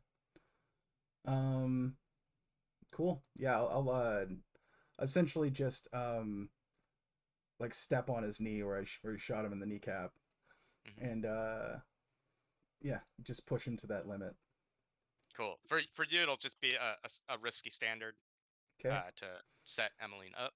All right. Let's see if I roll better than last time. Only slightly. Literally, Okay. only slightly. That's fine. We'll Oh, boost these dice. fucking A, man. Emmeline to standard effect. Fuck. You can't roll Oh, shit shit. today. Okay. There's some ghosts in this house. I think we've rolled more failures than successes today. Yeah, that Like far more sometimes failures breaks. than successes. So Emmeline attunes and a couple things happen. So and again, thank God the Cole isn't here because he would be having a nightmare. It is like a maelstrom of ghosts that start encircling the ship, and like I think those of you who have seen Emmeline work before notice the concern in her face because she is no longer in control of what she's doing, and she realizes that. And as the ghosts come and start reaching out violently, angered that they are no longer part of the living world, everyone takes level 1 harm ghost touched, including this military guy who is now deceased. Could Nebra possibly use her ghost voice to basically interact with the ghosts and tell them to calm the fuck down? I don't know. Yeah, I think using your ghost voice, you can do a resistance roll if you want. Oh, okay. But that's the only way to resist this. But that a resistance roll might get you up to 5 stress. So just be ready for that. Oh, that's right. Yeah, so like using your ghost voice, you can do this. Anyone who did have a spirit bane charm can choose to resist this. Otherwise, Oh yeah, I have a spirit bane charm. Never mind. Boop. well, it's still a Oh, possible 5 it's still stress. the level 1 harm. Okay. Or no, it's still so you can resist it, but it's still possible to gain 5 stress. So I already Okay. have level 1 harm. What happens if I have 2 level 1 harms? You just Okay, put you it still in. have 2. Oh, okay. It's once you no longer have room at that level that it bumps up to the next. Oh, okay. For example, So the what's the messenger right second? now What's the second has harm called? What I take? What was it Ghost called? Touch. Oh, ghost touch. Okay. Well, We're setting off a bell, aren't we now? What a shit yeah. show this mission is. Wasn't us necessarily, but All right. Well, if he's dead, I I'm had- tossing I him had- overboard. because there's Yeah. probably no. several. We can still interrogate his ghost. Keep the body. 3 days from now, we can interrogate his ghost. Yeah, if he's willing to talk. And well, he's not gonna be, but he'll be a ghost. All right. So he can be compelled then in different Yep. ways. And we don't need the map before the other job. Like we can keep that ghost around in a bottle until it gives up, and then we can sell the map. True. Boy, this was a rough mission. Yeah. That's a very Arkesh mission, really. Damn Arkesh. Yeah, this is all our cash's problem. Yeah.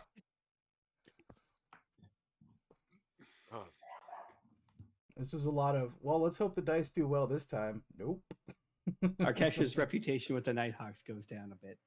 And yeah, so after doing this, Emmeline, like realizing it's no longer in her control, does try to shut it down.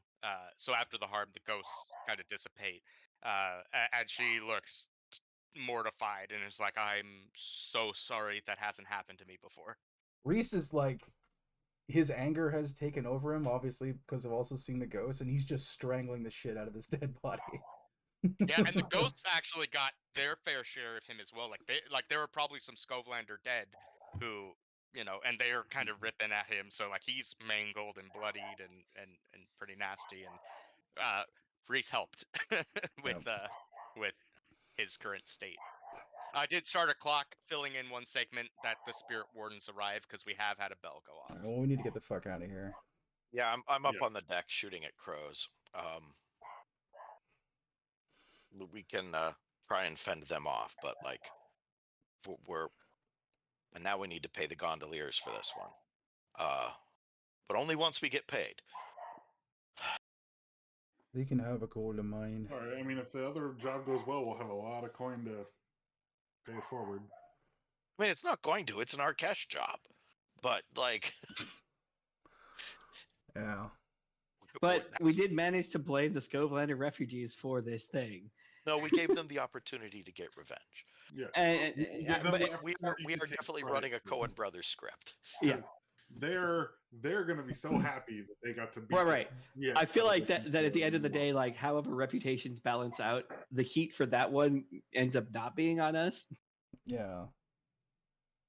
And they're likely so happy that they just got to They beat up Essentially special for free. forces. Yeah, beat the shit out of some. that was just Imperial pure Navy. revenge for them. Yeah. You do And, have so- and even for them, that they probably didn't even notice that there were. Some of them might, but didn't necessarily know that they were special forces. Just that it's some navy that they get to beat the shit out of. Nebra Yeah. does have 3 finesse though, right? And finesse is what guides the boat. Oh, is there no one that's driving the boat for us? Yeah. Not Well, me, man. we Don't might make me want a roll. really good I- person on okay. the boat, right? I I Get guess- can drive the finesse boat. out I of got here. 2 I wasn't finesse. sure. I wasn't sure if there were any Scovelander refugees that were there to help, but if Or- that's not the case, I can roll to drive the boat. That's fine. We have a regular rover crew as well. It's just you're better than them. And I can help for free. Yeah. Well, and I think because I like the idea of the messenger shooting at crows, I think that could be a good setup to escape. Okay. Okay. I'll make a setup roll for that. So I am. Well, what is the escape roll going to be?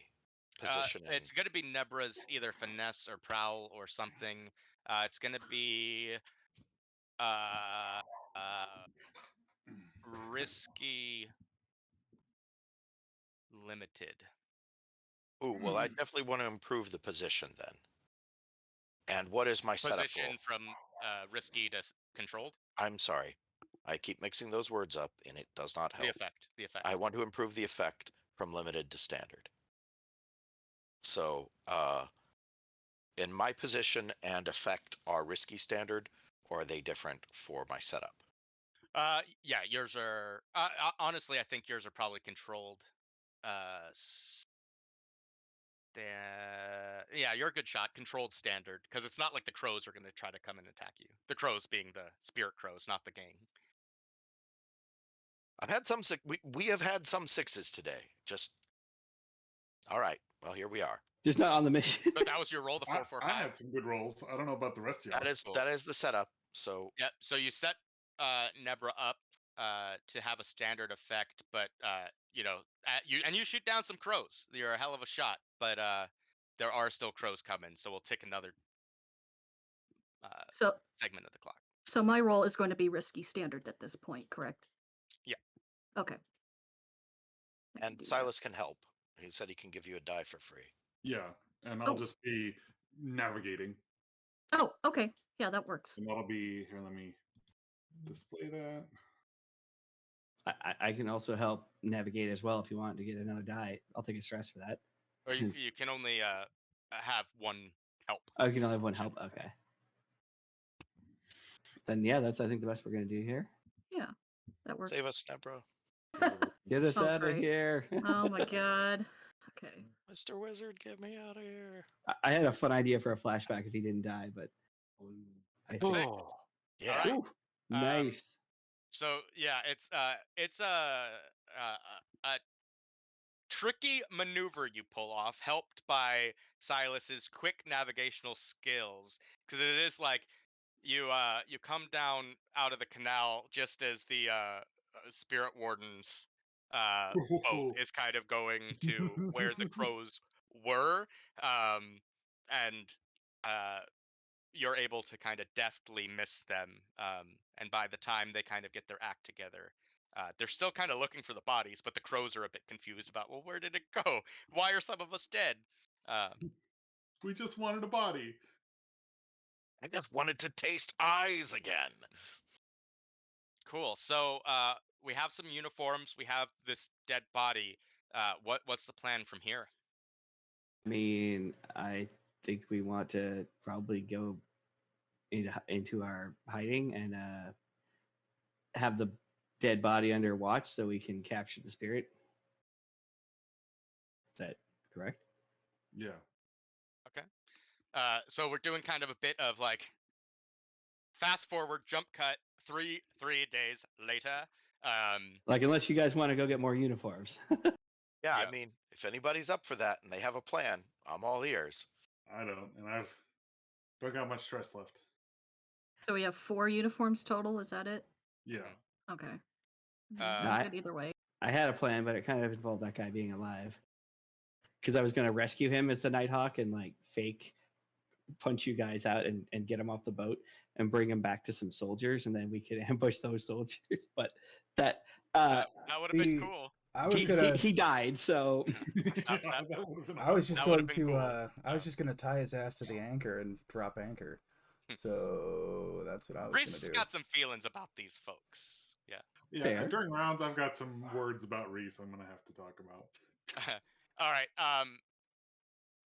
So Emmeline is going to mark one of her kit, one of her 3 light load, to produce 2 spirit bottles with which to catch the spirit. We'll do an attune roll real quick from a controlled position. Standard effect. Can't see how she did. A 5. We'll take the 5. Fuck's sake, man! Can we roll more ones, please? A success with a complication. I think the complication here is Emmeline is currently really second guessing her abilities as a whisperer and her ability to control a situation, and trying to catch this guy's ghost in our lair where things could go very bad is extremely stressful for her.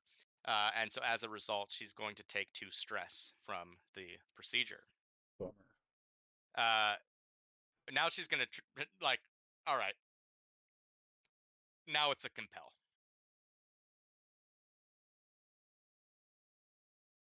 This is risky. Standard effect, because there is some supernatural coercion going on. Can we set you up with a ritual, get you in the right mindset? Create a More controlled environment, maybe, or well, better success chances. fuck it. I just want to help. Yeah, I would like Yeah. that for bonus die. Yeah. All right. Marking a stress to help. Cool. Just And, gonna and help with how the tuning. how do you think that looks in your mind? I'm gonna help out with the attuning. Like, I'm not a whisper, but I'm Taikarosi. Things are different for us, and I'm directing energy into her. I am attuning myself to the methods that she is using and enhancing the system with what I have to offer. All right, 1 bonus die. Cool. Can't get a flat 6. Yeah, a success with a complication. Um, cool. The complication. So like, she catches him in the spirit bottle, opens him up, and compels him to obey her commands. And she's like, uh,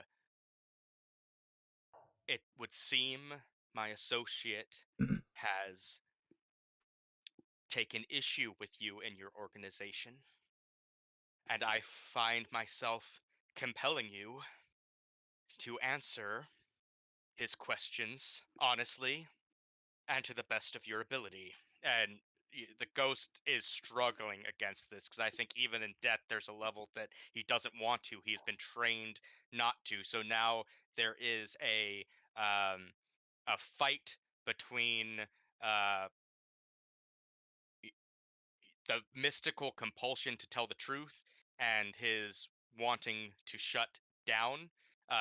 So Reese, you have a number of questions that remains unknown before the compulsion is overrun by his conditioning. Okay. Well, I mean, we got to get the layout of the ship, right? So I guess start with the main deck. Tell us about the layout of that ship. What was it called? The Paragon. Tell us about the Paragon.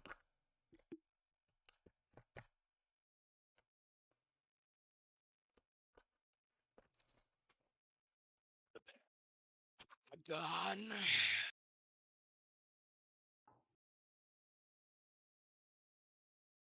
The main deck is 190 feet in length. No, you fool. 350-ton displacement. Top speed of 27 knots. Maximum range of 1,370 nautical miles. No! No! This is powered by 3 cylinder triple expansion steers. Stop, you fool!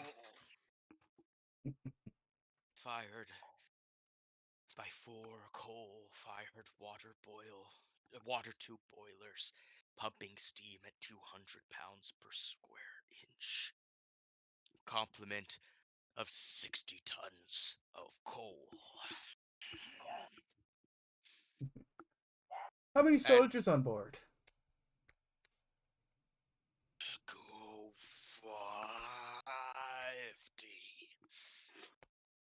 50. 50. All right. I feel like you might want to ask about either armaments or easy or weaknesses. Well, we were asked for. Well, they might pay for other information, but like, how are we going to get a map out of this guy? Yeah, like that's the part where like, can we write Could this I down? offer a flashback? Let's say the Paragon is a well-known ship. It's not new. It's been around for a while. And let's say part of the curriculum for Nebra studies in economics at the academy is to learn more about how the economics of like the military, how everything is set up, how they can handle, you know, how they move groups of people from location to 25% of location. space on ships is allocated to crew decking. Right. This Yeah, much to exactly, engines. exactly. So let's say the Paragon has gone through a few renovations throughout its lifetime, and so while there's a map of the ship in one of the textbooks, it's very old and outdated. So maybe Nebra could copy that layout, and then based on what information you can get from the Imperial Military guy, she can fill in the details. I love Yeah, the have- flashbacks like 5 years ago in college or I have an something. aesthetic for how to get that from him. You start with your map, and you're just like, okay, what changed? But Right. when he's going to direct it, it's going to be a shavings of charcoal that we flick onto the map, and then the ghostly power arranges the Oh, grains yeah. so that Very to spirit show writing. that could work. Yeah, yeah, spirit writing, definitely. yes, to show the Yeah, difference. I'm good with that. Yeah, so here's the thing. This is probably some information that'll be of use to you. Um, the Paragon is not old. It is actually like a newer ship. But I think I like your flashback. You're going to be taking 2 stress for this, by the way. Sure. No, Um, totally understand. but I think like because it was so hyped up that these are new, there are some blueprints of ships of its class, but not specifically of that ship. So Okay, like gotcha. you have a good thing of like I know where things generally are, but I don't know the layout of this specific ship. You know, like any captain might move their chart room, move their grain stores. Some of the things you do find out, if the Paragon is like these other constructions, which you've seen it. It's out in the lagoon, so it, you're pretty sure these are correct. Are its armaments, which I mean, you saw them, but you don't have that military knowledge to be like, oh, that's that type of gun. But with your studies, if this is the same type of ship, it has a 76 millimeter 12-pounder gun on a platform off its forecastle and uh, conning tower. It has 4 57 millimeter 6-pounder guns on its afterdeck, and according to your readings, has 2 450 millimeter torpedo tubes in the bow. Its forecastle is a newer design that's they're calling turtleback, as it sits. It's like it's multi-level, but it sits very close to the hull of the ship. Like it's very squat and it's very heavily armored. Um, and the Akarosi are incredibly pleased with this design, and like it still operates on Steam, but it like they think like this is the next level of, like, they're very confident in its use as a military weapon. Um, and you want to ask him to fill in the gaps. What's different from this ship than your ship? So that's going to need to be Oh, that's gonna be a roll, I think. right. You want some help? I think would finesse be good for her to sketch out, like, here's what we think it looks like based on information as a sketch, level, and Yeah. then demand of the Yeah, because this role isn't happening in the flashback. This is happening right now, and I could see like you don't have your books and stuff with you, so you might have to draw out a hastily. Here's what Yeah. I know. Please fill in. Okay. Yeah. So it'll be a finesse roll then, it sounds like. Sure. Okay. What's the position and effect at this point? Position would normally be controlled. I am going to call it risky because we do know there's a fight between the compulsion and the conditioning. The effect will be standard still at this point. Can I help with the positioning instead of risky, make it more controlled by using by trying to calm the ghost, sway the ghost to be more. Yeah, do a setup roll. Yeah, it sounds Yeah. like you probably want to attune as well, kind of help Emmeline maintain control. Sure. I was hoping to use a sway, but I could use a Rook's Gambit on that one, where I'm Good, helping yeah. attune, but I'm rolling sway. I'll take the 2 stress because Yeah, that sounds awesome, man. Yeah, I have Nice. just that much left before getting a trauma, so Yeah. might as sure. And then I will roll that it's okay. You will be free soon. There isn't much left to do. None of this matters anymore, right? Like it's okay.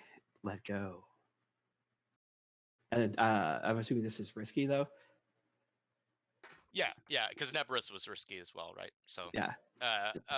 and I think this is a standard effect. Okay.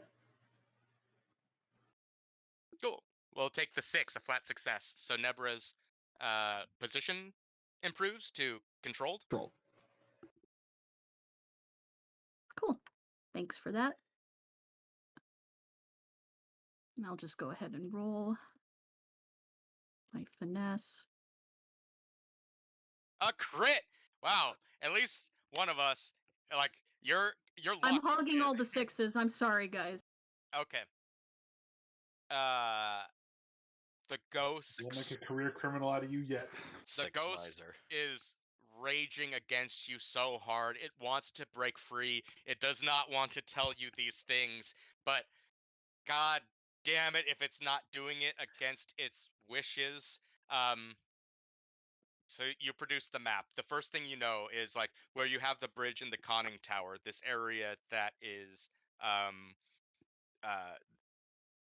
this new found design that Akaros is so found about.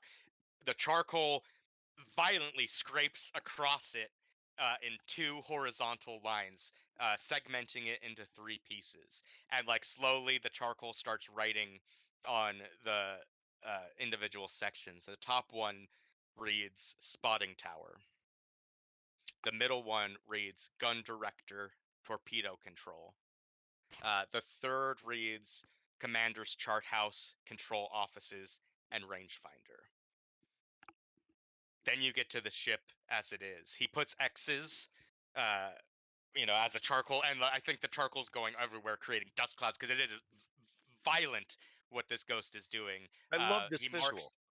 He marks out the gun emplacements to show you right where the threats are, and then he divides in vertical charcoal marks the main deck into 5, and then horizontally into 4, and he begins labeling them. In the middle, row 3, decks 1 through 4, going all the way down, is just boiler, boiler room, smoke tower. Then on the top deck, you see him write commander's day cabin, dining cabin, pantry, secretary scores, and it's getting more violent and more quick as he's struggling against this next section: instrument storage, steward's cabin, main mess, boiler room, next cabin, communications offices, station, plotting tables, lamp room, next cabin, secretary, clerk and writing offices, printing office, switchboard room, next level, crew berths and cabins, next row, engineers berths and cabins, boiler room, next row, armory, clothing, issue store, next row, carpenter's workstation, boatswain stores, next level, magazine, next row, engine room, boiler room, next row, petty officer's pantry, ice making compartment, meat room, biscuit flour storage, fresh water tanks, next row, canvas and corded storage, rooms, paints and stores, next level, magazine, next row, engine room, boiler room, next row, sick bay, dispensary, brig, next row, torpedo room, torpedo head magazine, and then the ghost just screams. Because it's done, or did it quit early?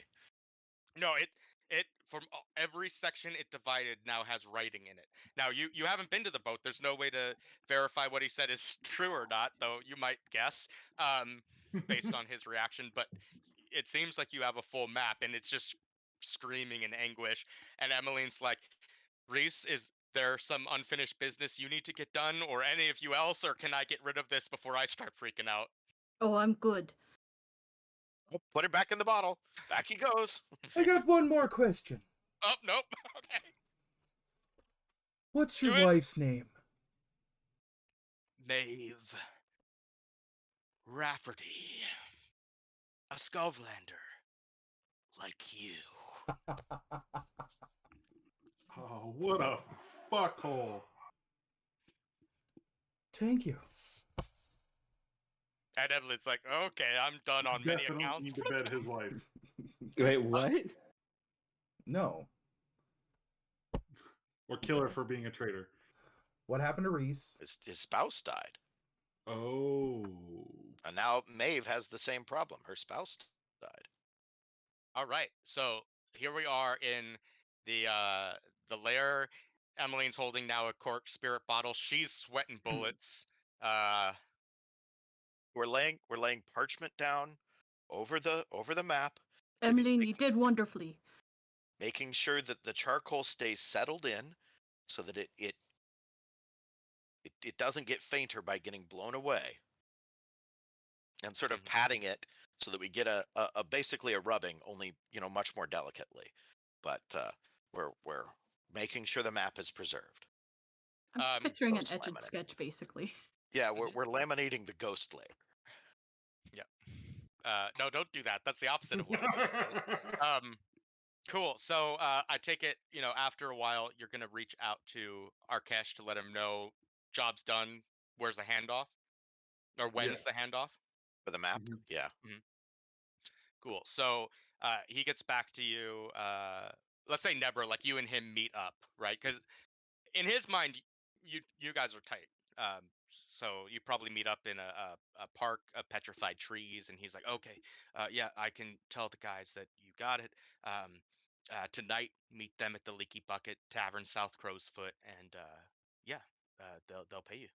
Okay, sounds good. Thanks, Arkesh. Cool. Look So at you guys want to my- travel there? Yeah. The whole crew? Yeah. We should go the whole crew. I just Yeah, want 'cause it's just want to make sure. I didn't want to go Arkesh alone. show. We're getting 6 coin for it, but it's precious cargo. Yeah. That's So fair. you guys arrive in the Rag and Bone neighborhood of Crow's Foot. Along Old Silk Alley, there is a building that actually straddles the Devilfish Canal that has been elevated by the foundation of an old causeway bridge. And it is here that you'll find the Leaky Bucket. The Leaky Bucket is fairly well known in Crow's Foot, as it is the kind of the retirement investment of a man named Martin Gull, who is the retired leader of the Crows, who headed the gang many years before Rorik and Lissa. He has earned a fearful reputation for his time among the criminal underworld of Duskfall, and he and his establishment are both well respected by both the citizens of Crowsfoot and the criminals who dwell there alike.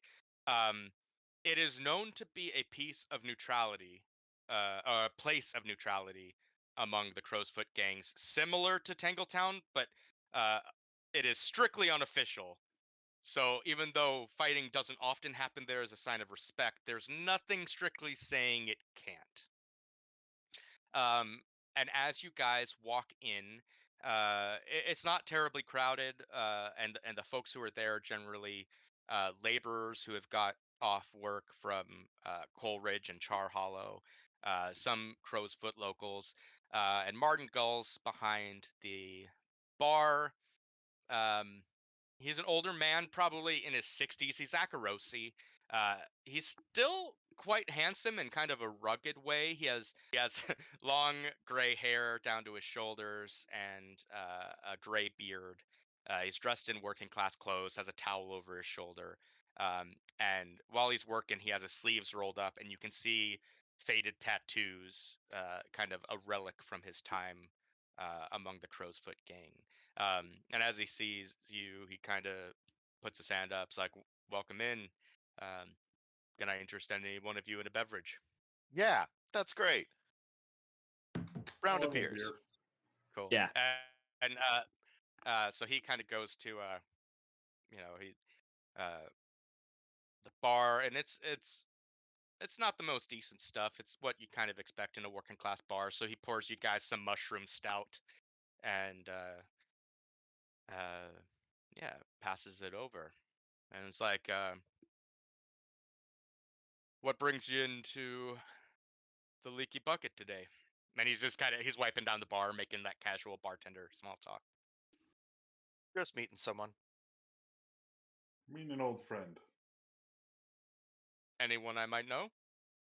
Who were Never. we actually told we were meeting here? Did he give us any way of recognizing them or anything? He just Mhm. said, "Go to the leaky bucket." We didn't get a name. Fucking Arkesh. I mean, I guess Nebra will ask if someone has shown up already that's waiting for someone, waiting to meet someone that you're aware of. Yeah, there's a couple guys in the private room around back who said they were waiting for someone, but they didn't give me a description. I thought it was just one person, but you're welcome to go back and see him.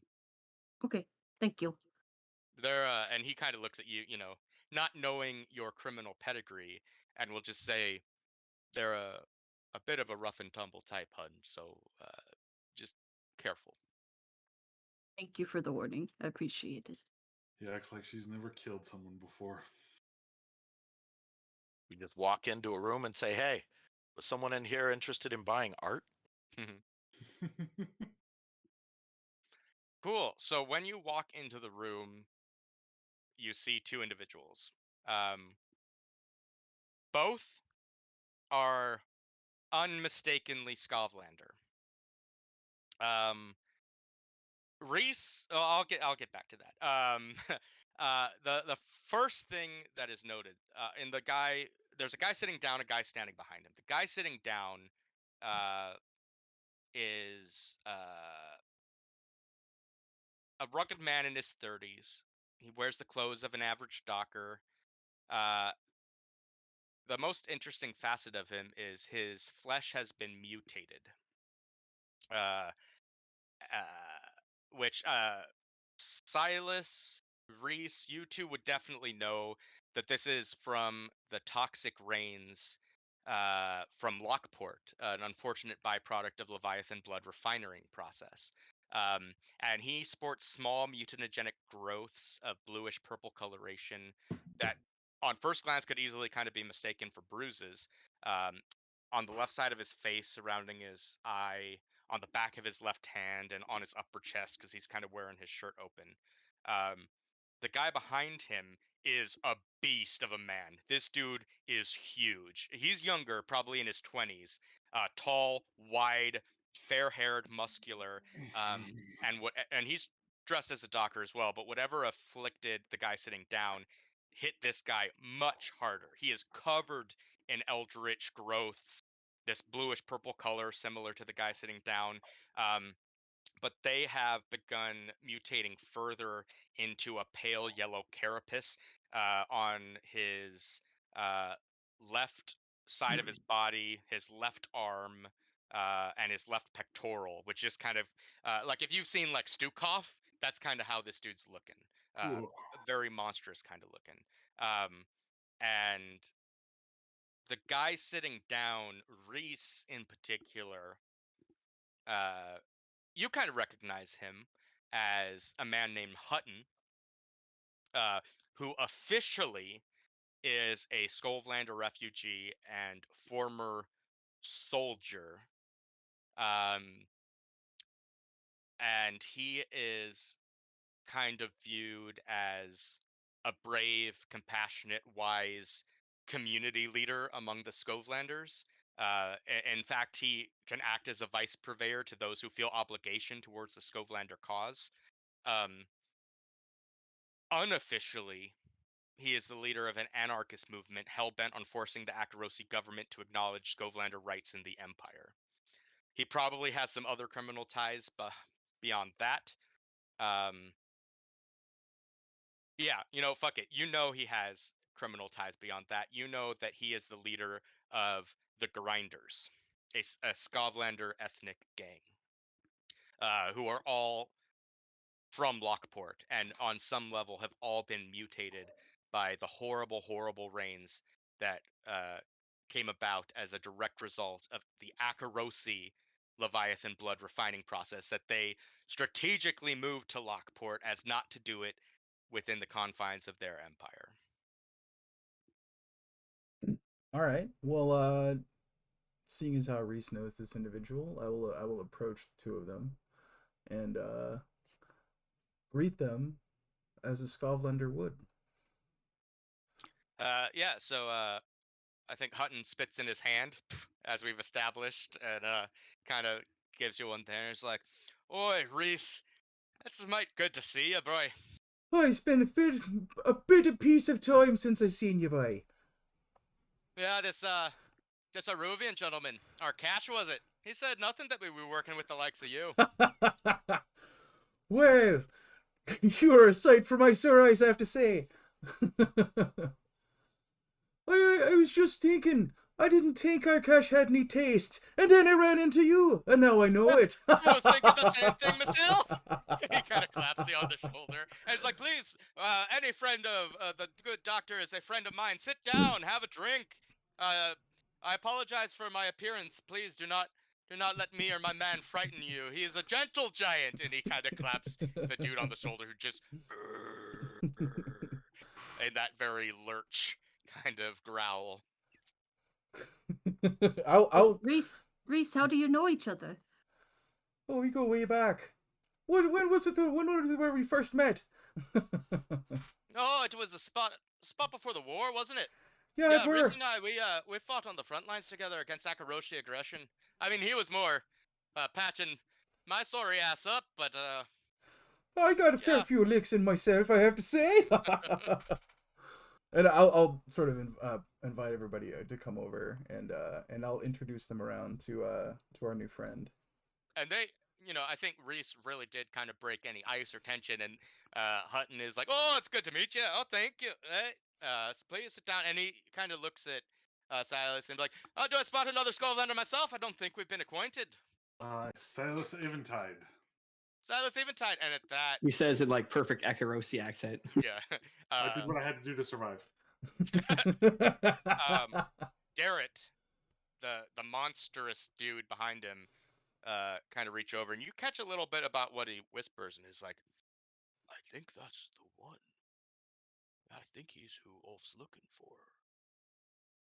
You said your name was Eventide? Yes. Not, you've never gone by anything else? Not a Lord Netherton?" And at that, Hutton's like, "Hey, boyo, we have guests. Inquisitate him on your own time. My God, I'm sorry for his manners. Some of these kids these days, you gotta raise them right." Do I recognize the name? Lord Netherton? Yeah. Well, I'll let Nate be the sole judge of this, but you might have heard his reputation. And you know what? Even I'll have Derek explain a little bit, and he'll be like, "Lord Netherton was a right son of a bitch. He took many of us who were seeking refuge here. He and his whole goddamn family offered us passage, offered us a new life, new jobs, but it was all a scam. Some of us didn't make it. Some of us happened to be married to old Ironborn, and he has a spot of bother about what happened to his dear wife." Reese will kind of just turn and stare at Silas. I'm sorry to hear that about your people. It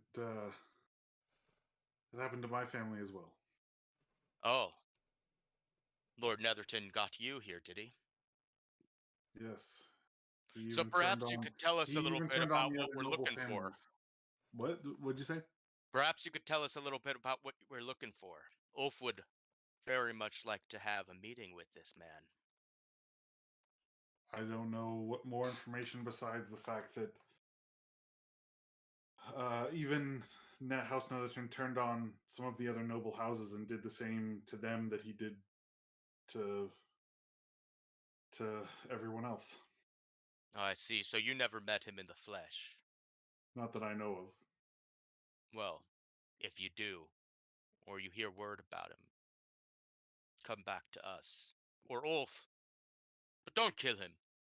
Ulf has something especially special for him. An old Skovlander tradition, one from way before the war. And again, Hutton's like, not now, boyo. We're in the middle of business. Keep this to your own goddamn time. You gonna tie me to My a rock, lord, are I'm you? sorry. This gentle giant is just chomping at the bit to tell you how about a blood eagle. And his boss is like, dude, will you calm down? Why do you always have to start in with the blood eagle? These are nice people we've just met, and you've got to tell them about the blood eagle. Oh, I was thinking more of you take hot iron and you wrap it around somebody and tie him to a rock, and then you set him down on the beach and wait for tide to come in. No? Whatever the case, it's probably not going to be a good day for Silas. No. Whoever that guy is. This is why he keeps the Nighthawk around. Sure. Misdirection? Or his bodyguard. Absolutely. Oh yeah, the one with no dots in skirmish. That's his bodyguard. Love Yeah. it. Oh, I got So, a dot now. I got a dot now. Our cast led us to believe that you might have something for us, yeah? That we do. And I have to Yeah, say, Nebra- you like how we got it. Oh, indeed, Nebra- I'd love to hear the story. Maybe not in such a public place, but I'd be happy to take you on a drink and let you know what happened at some point. Oh, yeah, you know Kellens. Yeah, Yeah, I spend a lot of time there. Do a lot of work at the sheets. I'd love to meet up with you sometime, yeah? let's go for a bit of a carouse like we used to when we were lads. Oh, yeah. Catch up a little bit. I'll call some of the boys. There's some who fought with us. Oh, hell In yeah. my outfit. Yeah. Let's do it. Nebra, you had some? I was just going to say, like, I guess in the middle of your guys' conversation, Nebra will actually pull out the map and maybe hand it over to Reese so that he can present it. I will actually I will let you hand it over. Oh, okay. I mean, I think you did the vast majority of the work to get it, so I think at the end there, I think you should hand it over. Okay. So I guess Nebra will put it down. It'll just be all rolled up. But I'll put it down in front of I've already forgot his name. Hutton. Is it Hutton? Hutton, yeah. Don't unfurl this where anyone can see it. Yeah. I believe this is what you're looking for. But just scroll through it a bit so you know what you've got. But like, mind the windows. Yeah, I think he does it, because I think... There's this little voice coming from someone whose head and shoulders barely clears the table. 100%, because I think you do see him. He's unrolling it, because he's excited about this, and you're like, and he follows your direction and looks at, and he's like, oh, my God, boy, oh. Is this really it? Have you really done it? You could thank Reese for that. He helped out immensely. Well, I think it was a group effort. Oh, know we are all quite indebted to what you have done here today. Well, you should take comfort also in knowing that an Imperial officer suffered immensely to provide us with this information. No, I'm not one to like to hear of suffering, but if it's on the willing and the worthy, I can't harm you for that. This one was most worthy. I find that most in the military are. Well, they're military at any rate. You're not wrong there. Fleet of bastards they were. Yeah, we Skovlanders, we're not quick to forget. No, we remember. And we will have our due. You trust me. Yeah. Every inch of it. And he kind of rolls it up, and he's like, oh, well, this seems to be great work, and I believe there was a price agreed upon. And so he kind of opens a bag and kind of fans out 6 coin on the table. And he's like, Sorry it couldn't be more. I would love to pay you an extra for what you have provided, but times being as they are, this is quite a lot that the Skovelander can rally up these days. I would never ask more of a fellow Skovelander. Shut the Um, fuck up, you duplicitous son of a bitch. No, just Reese will push one of the coins back across the table, and he said, "Donate my share to a good cause." Oh, what I tell you, Derek, this is one of the good ones. Me too. Did you He really? doesn't- appreciate it. But he doesn't pick up your coin. He just leaves it on the table. Well, we're probably paying out some of this to the hive and the. I say we 6 coin do isn't payouts much. once we get the other job. Yeah, so we Done. can talk about this in payoff and downtime. I think both the Hive and Gondoliers would be fine accepting payment when there's a big payoff, Yeah. They'll tax Mhm. that rather than the small potatoes. But they will consider this, should you tell them, as part Mhm. of the overall Right. Okay. price. Cool. Legit. Um, Sorry. Back to the scene. cool. Yeah. And so yeah, he takes the coin and he'll be like, you trust me, boyo. It will go to a good cause. We won't keep it. It'll go to those workers in the sheets. It'll go to the women who are keeping our boys alive, who are passing along the messages, who are keeping the fight alive. It'll go to our freedom. And that I can promise you, boy. That's why I gave it to you. I knew all that. And he holds out his hand one more time. Yeah, he shakes it. To doing further business. To Scoveland of freedom.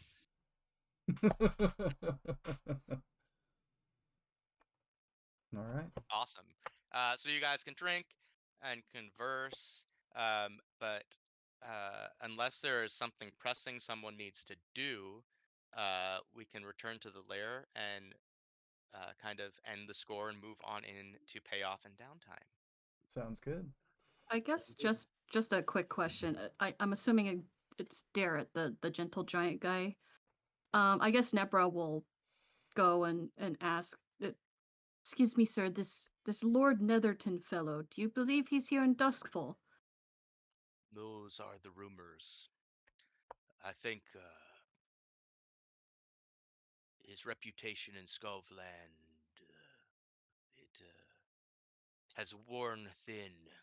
Many Skovlanders back home know exactly what his traitor house did, and if they could get their hands on him, there would be no Netherton name to spit at. So yeah, we think he's here licking the boots of the Akarosi he sold us out to. Well, as soon as I hear of That's anything, bold of you'll him. be the first to know. I appreciate that. I know that there are cultural differences between your people and my people, but at the heart of the matter, we are not so different, I Oh, I agree with that. I definitely agree with that. I mean, you all look the same to me. think. Why is the table talking again? Awesome. All right, so on our crew sheet, first thing first, we're a tier 1 gang going up against a tier 6 faction that garners us 7 rep. Wow. Really? So if my calculations are correct, we're 1 away from being able to tier up. Yup. So we should be spending rep for additional downtime actions this time Yep. because it What just rep goes away go after on? it hits the top. And then it sounds like we got 5 coin. So it sounds like everyone's gonna get 1 minus Reese. Yep. Mhm. And for those keeping track, we did lose 2 coin this score from our crew stash for prostitution expenses. Yep. Okay. Well, let's calculate heat real quick. First, 2 heat taken down, Because of cover operation, right? right? Which allows us to cover up, allows us to obfuscate the amount of money we get. So was the Was it high profile or well connected target? It was the military, so you're getting a heat for this, for sure. Did the situation happen on hostile turf? You didn't go to the ship. This was just the docks, which isn't outwardly hostile. You don't have any negative factions with dock crews as of yet, so I think you escape heat on this one. Are you at war with another faction? You were not, so I think you're good there. Was killing involved? Unfortunately, we did have that bell ring, so that is 2. So we are 1 away at this juncture from being wanted, but who knows what the entanglements will bring. Cool. Next, real quick, before we do the entanglement, I'd like us to go over, and I will take us over to our reputation page. All right, so we're jumping Cool. over to reps. Okay. Yeah. So first and foremost, we're getting a +1 rep with the reconciled. Thank you, Reconciled. Reese. Where's that at? Is that under citizenry? They In would the be under fringe? fringe. Fringe. Okay. How do we get one from the reconciled? Oh, you've been intimately acquainted with one of their member. Oh, great. This was so the reconciled are a group of ghosts. Oh, very cool. Then, true to Arkash's word, he is smoothing things over with the Red Sashes. So we'll take a +1 status with them, which will bring us back to neutral. Nice. Then I think it comes as no surprise that we are going to take a +1 with the Grinders. Hell yeah. Wait, why? Oh, that's who we sold the thing to. Hell yeah, man. Totally don't think I'm suspicious. Which creates a bit of a World War I situation where we take another +1 with Ulf Ironborn. Ah. Oh, God. Oh man, I can't wait to hand him your corpse, Silas. And the Skovlander refugees, which puts us into another alliance. Scovelander refugees Of are course it does. under Fringe. They're also under the fringe. Okay. Yeah.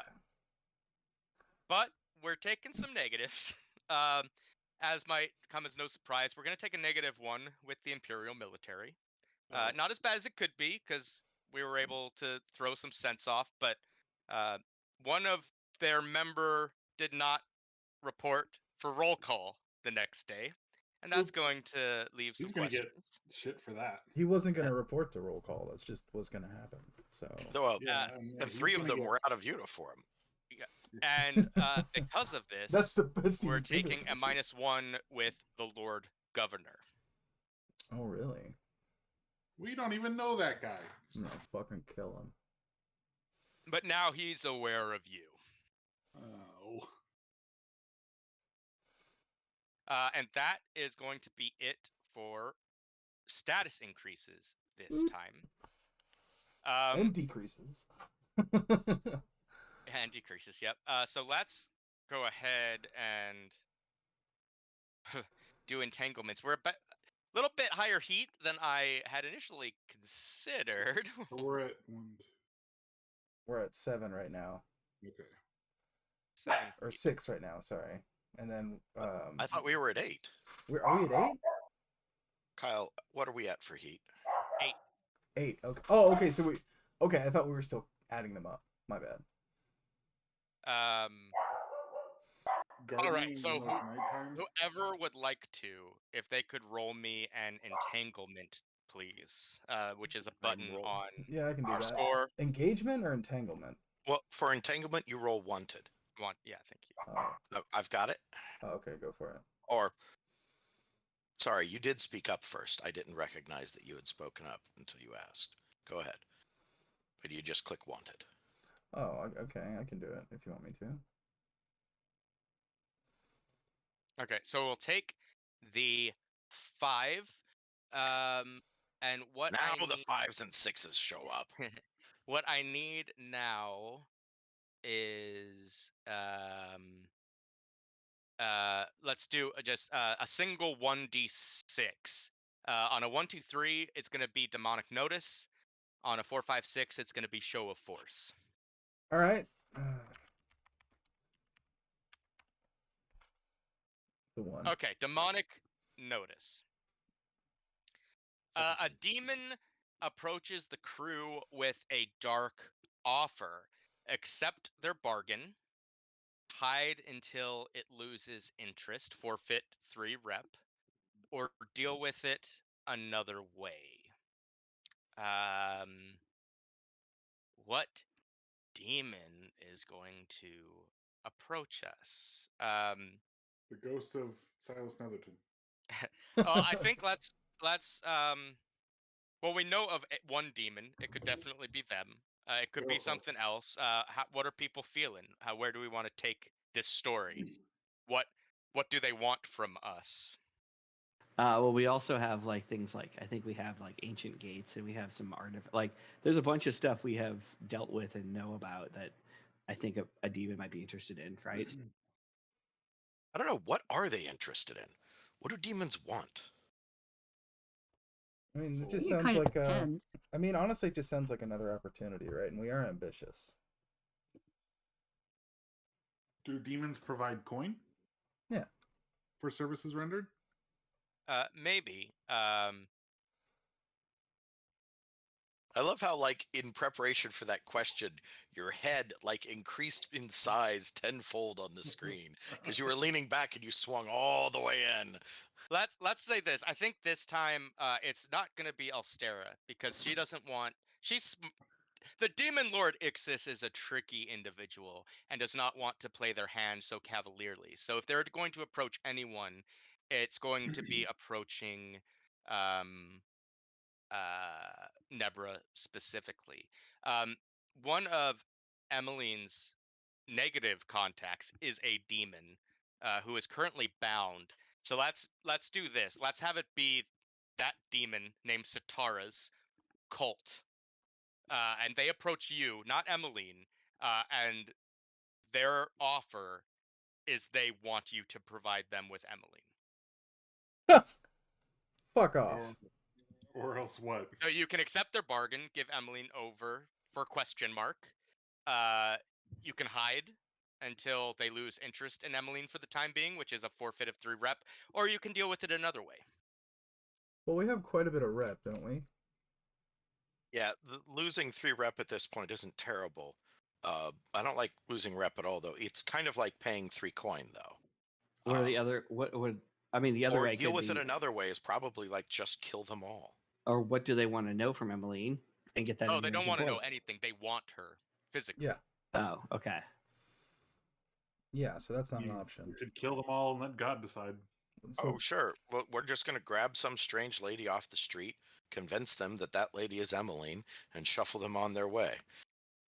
Well, given that, like, let's give them the dude's wife. I think here's the issue. I don't think they'd fall for that. Like, No, I don't think they would. I was making a joke. Yes. Yeah. I mean, we could use this as a way to take them down, fake give them Emmeline, and then use that track Emmeline down and get her back. I don't think handing Emmeline over to them in any way is a good idea. no. And I'll say, and they seem to know a lot about Emmeline. Like, they know what she looks like. They know what she does. She know that she's a part of your crew. They know where she often hangs out. And it's probably one like, we'll get her eventually. You're raising up in the criminal world. We know that you deal with weird things. This is a courtesy. You can hand her over to us now, and this could be the beginning of a great relationship. But eventually, we're going to kill your friend. Or they might not go to that length to say exactly what's going to happen. But I say we give them to the Dimmer sisters. Can we sick the Dimmer sisters on these people? Do we know any other whispers that can take Emily? How many of them came to us to wow, say Nebra, that? I thought we were tight. Well, she Funny. said like she doesn't want to give you away. She wants to give someone Yeah. else. Again, Oh, But I another thought you was- meant in the crew. Like, yeah, we don't just get another whisper. He's taking you Yeah, to that's- such nice places. See, I think I Taught you how know. to eat Well, oysters. because they are for this demon, they'll not fall for the doppelganger thing. Like I think that's not going to be something they're going to fall for. No. It's just an insult. It's absolutely a middle finger at them. Yeah. Do we want this problem to go away, or I mean, if they Yeah. want the demon, we could just give them the demon, maybe. no? They already No, these have are the demon. cultists They of are the demon. representatives of the demon. Yeah. But the demon's trapped, didn't you say? Yeah, Mhm. by them. No. Well, Yeah. no. Oh, I'm not sure how much Emmeline would have gone into detail about this, but she may have let something slip. The demon is trapped by her mentor, Lord Scorlock. That is where he is drawing some of his sorcerer power from. And Emmeline, while being mentored by Lord Scorlock, like much like she was like, "Oh, I think there might be a demon here." The demon was like, "I think someone just witnessed me," and for whatever reason wants Emmeline out of the picture. And so this cult probably hasn't seen the demon because she's bound in Scorlock's sanctum somewhere, but they still worship this being Setara, uh, the Song of the Sea. I mean, like we could give them information about who really has the demon. No, only Emmeline has that information. I mean, I'm but- up to like I'm down for one sorry, of I two was just solutions. running away. Either that was our guess. So I'm down with like one of two options. Like either we hide and just spend three rep to do that because we just got 6, or seven, yeah, or we just sick the Dimmer sisters on them, and in that way, I don't think there's much else we can do, right? Kill them all. Emmeline's not there, but she thinks it hard. I mean, I'm totally down to just kill all these people. Yeah, but won't we get a bunch more heat for that?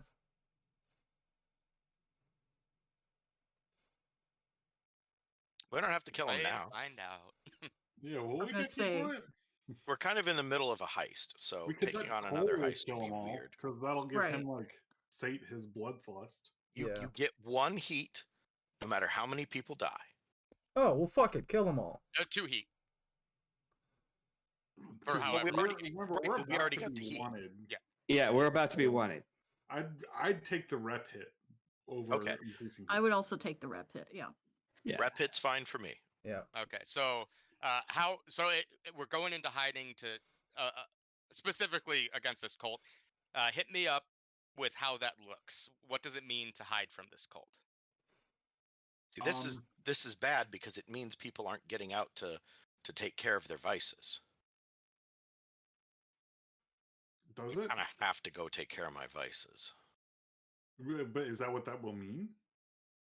How are we hiding if we're not? If But is we're that, I mean, if you're going to the Centralia Club, are you actually hiding? sure. I mean, I think one way we could hide is that Emmeline is now protected by the Dimmer sisters instead of us. She's not a member of our gang. We pretend like she's not among us, right? Even though she still is. And that way the heat's off of us, right? Hmm. That's fine. So you could be like, "Hey, Emmeline, you might want to hang low. What is it? Hang low for a while, or Yeah. Yeah. Lay low. And Lay low, like thank you." it's like, sorry, she's with the Dimmer sisters now. Got new address, wrong, or new number. Well, Who that's a this? good idea. The Demmer sisters might sell her to a demon because that's interesting. If only you had crit while you're in that arcane repository, the things you could have learned about the Dimmer sisters. Ah, Don't talk about the Um, dice rolls. But yeah. Too soon. So I'm fine with that. The way that'll look would be this. So we forfeit the 3 rep. You guys can go about downtime activities and stuff like that because it's more Emmeline who's taking the fall. What'll end up happening though is at least for the next score, and perhaps more beyond that, but for the next part of this heist, Emmeline will be absent. That'll get us another coin, but we'll be down a whisper. do we like that, or does anyone have another idea? Yeah, the other idea was violence.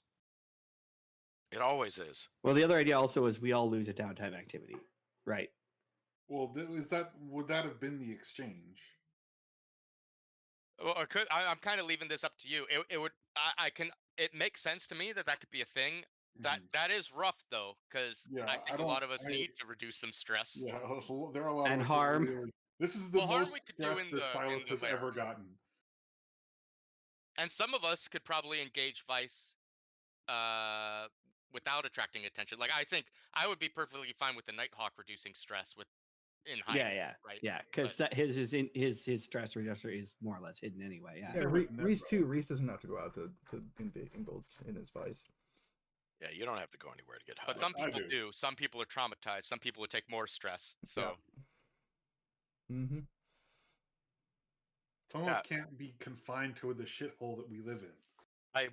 I don't like the being out Emmeline, but this is what entanglements are about. It's about taking a success and making it a bit sour. So okay, so we'll lose 3 rep and Emmeline for the next score. Is that what we think is good? I think that's the best option. Okay. All right. Cool. So that was entanglement. I think let's go ahead and do crew and personal improve. Do you want to do that before downtime activities, just in case there's Yeah. level ups and stuff? Yeah. Cool.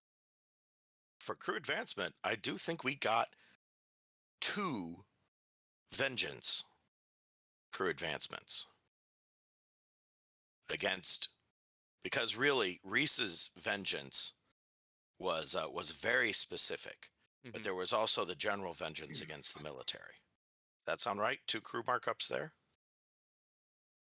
Yeah, I think so. Yeah, I could see that. And vengeance is 1. If you do it multiple times, you get up to 2.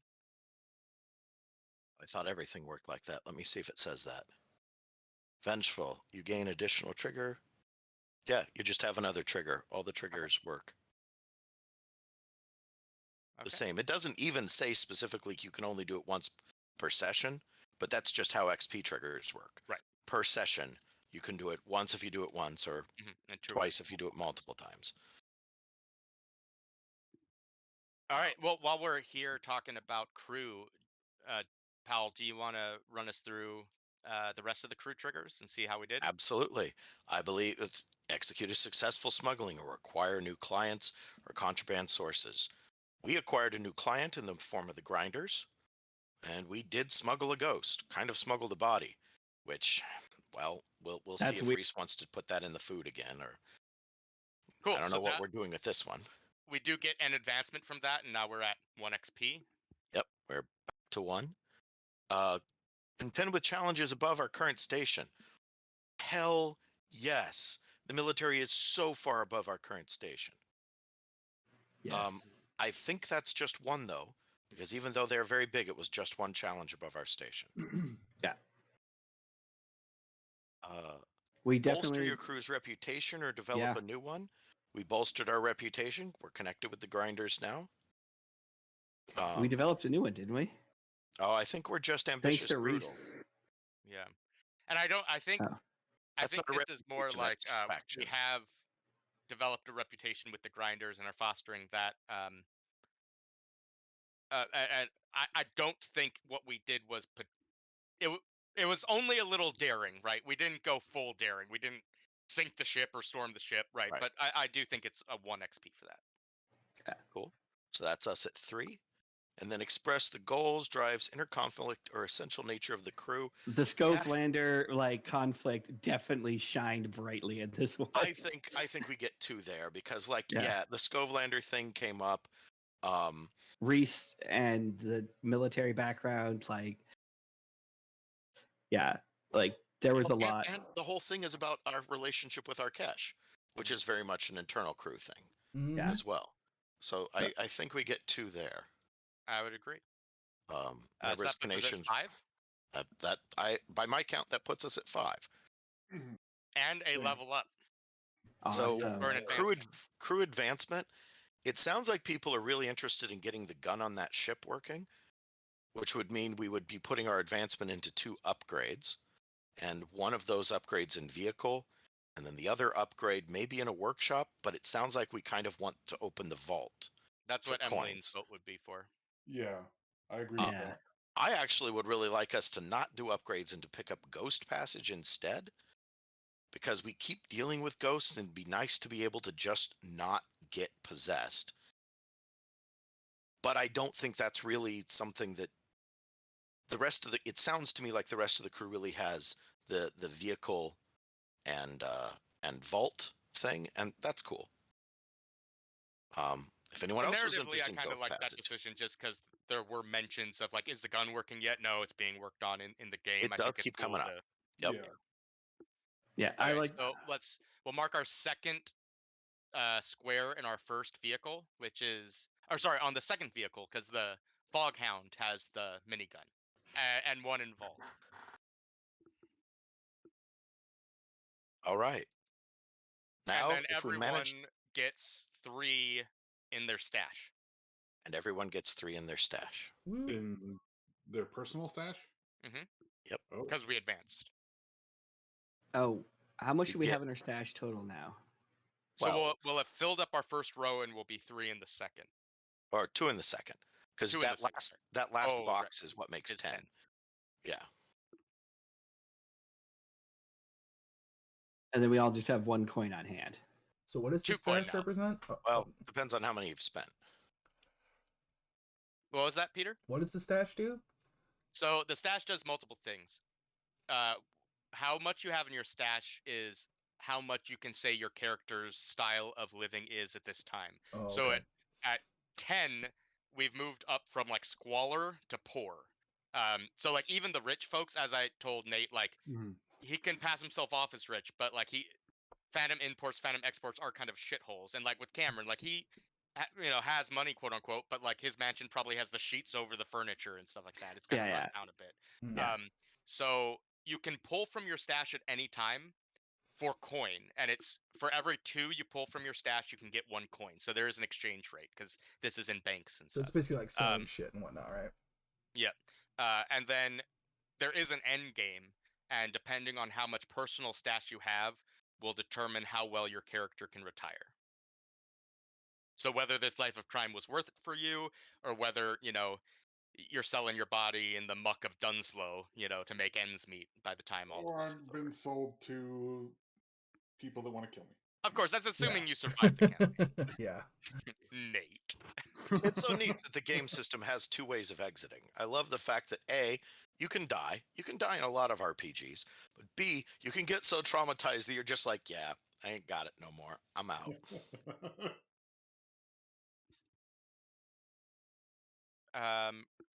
Cool. So, I'll while I'm on my character sheet, I can go ahead and do Emmeline's real quick. She did 1 desperate attune roll and marked experience in resolve for that. Um, you addressed a challenge with knowledge or arcane power. I think that happened twice at least, with summoning the ghost storm. I mean, unfortunately, it ended poorly, and then getting the ghost to Yeah. The ghost in a bottle. compelled. Yeah. So that's 2.